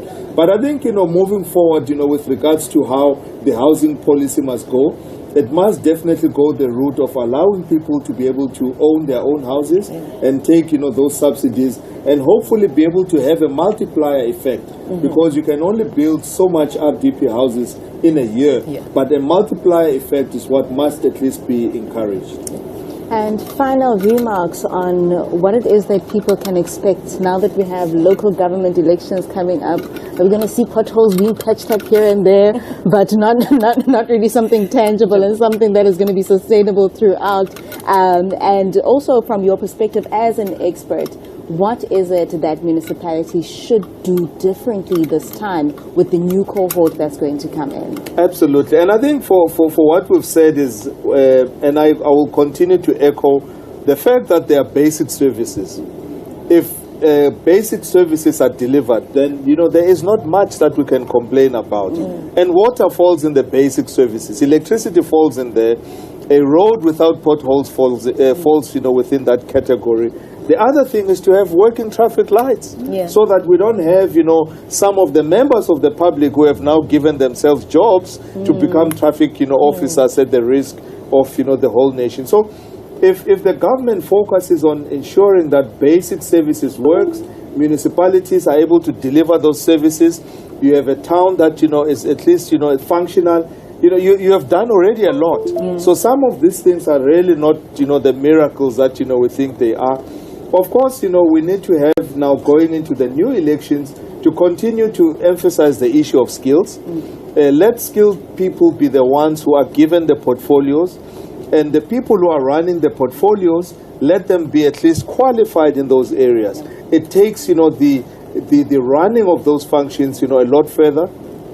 Gives a lot of, direction. It allows, for planning and accountability. Because, some of those people in given some portfolios who have no clue about those portfolios have to listen to the administrative people telling them things. And some of them may not be measuring up to what should be done and so on. So in the elections going forward, We know that there's traditionally people who exit the system. Yeah. We just hope that we retain the core of the people who are working hard, who are knowledgeable about the space, and can at least, continue to contribute positively to the development of local government. So I think, for this matter, the elections going forward, we believe should be won by those political parties who are fielding very strong candidates, who are going to serve the people, who are going to give direction, and going to hold the administrative wing accountable, and then support in terms of ideas. That's how, at least, with these elections going forward, we hope that things are going to turn, and for the foreseeable future, skills, leadership, strategy, service delivery will be the game that they play. Thank you so much for joining us, Mr. Moyo. Thank you. And of course, that brings us to the conclusion of the State of the Nation address for 2026. And of course, you can await the joint debates that will be on Tuesday, the 17th of February 2026. That is debate day 1. And on Wednesday, the 18th of February 2026, that is debate 2. Those 2 days of debate will be followed by the President's reply to the debate. That is on Thursday, the 19th of February 2026. And of course, they will be taking place at the new Mr. Dome, which has recently just been handed over to Parliament to be the official Parliament precinct for these sittings and forthcoming sittings as well for the year. Of course. And that brings us to the end of this broadcast. You have been at the front row seat of the Sona here that has happened throughout the day. Of course, we've brought you conversations from presiding officers and key important people that play a role within the State of the Nation address. But not only that, they play a role in shaping the legislature and in shaping the laws that govern you. From myself and the rest of the team, And I am Masihod Lula. Have a good night. Good night.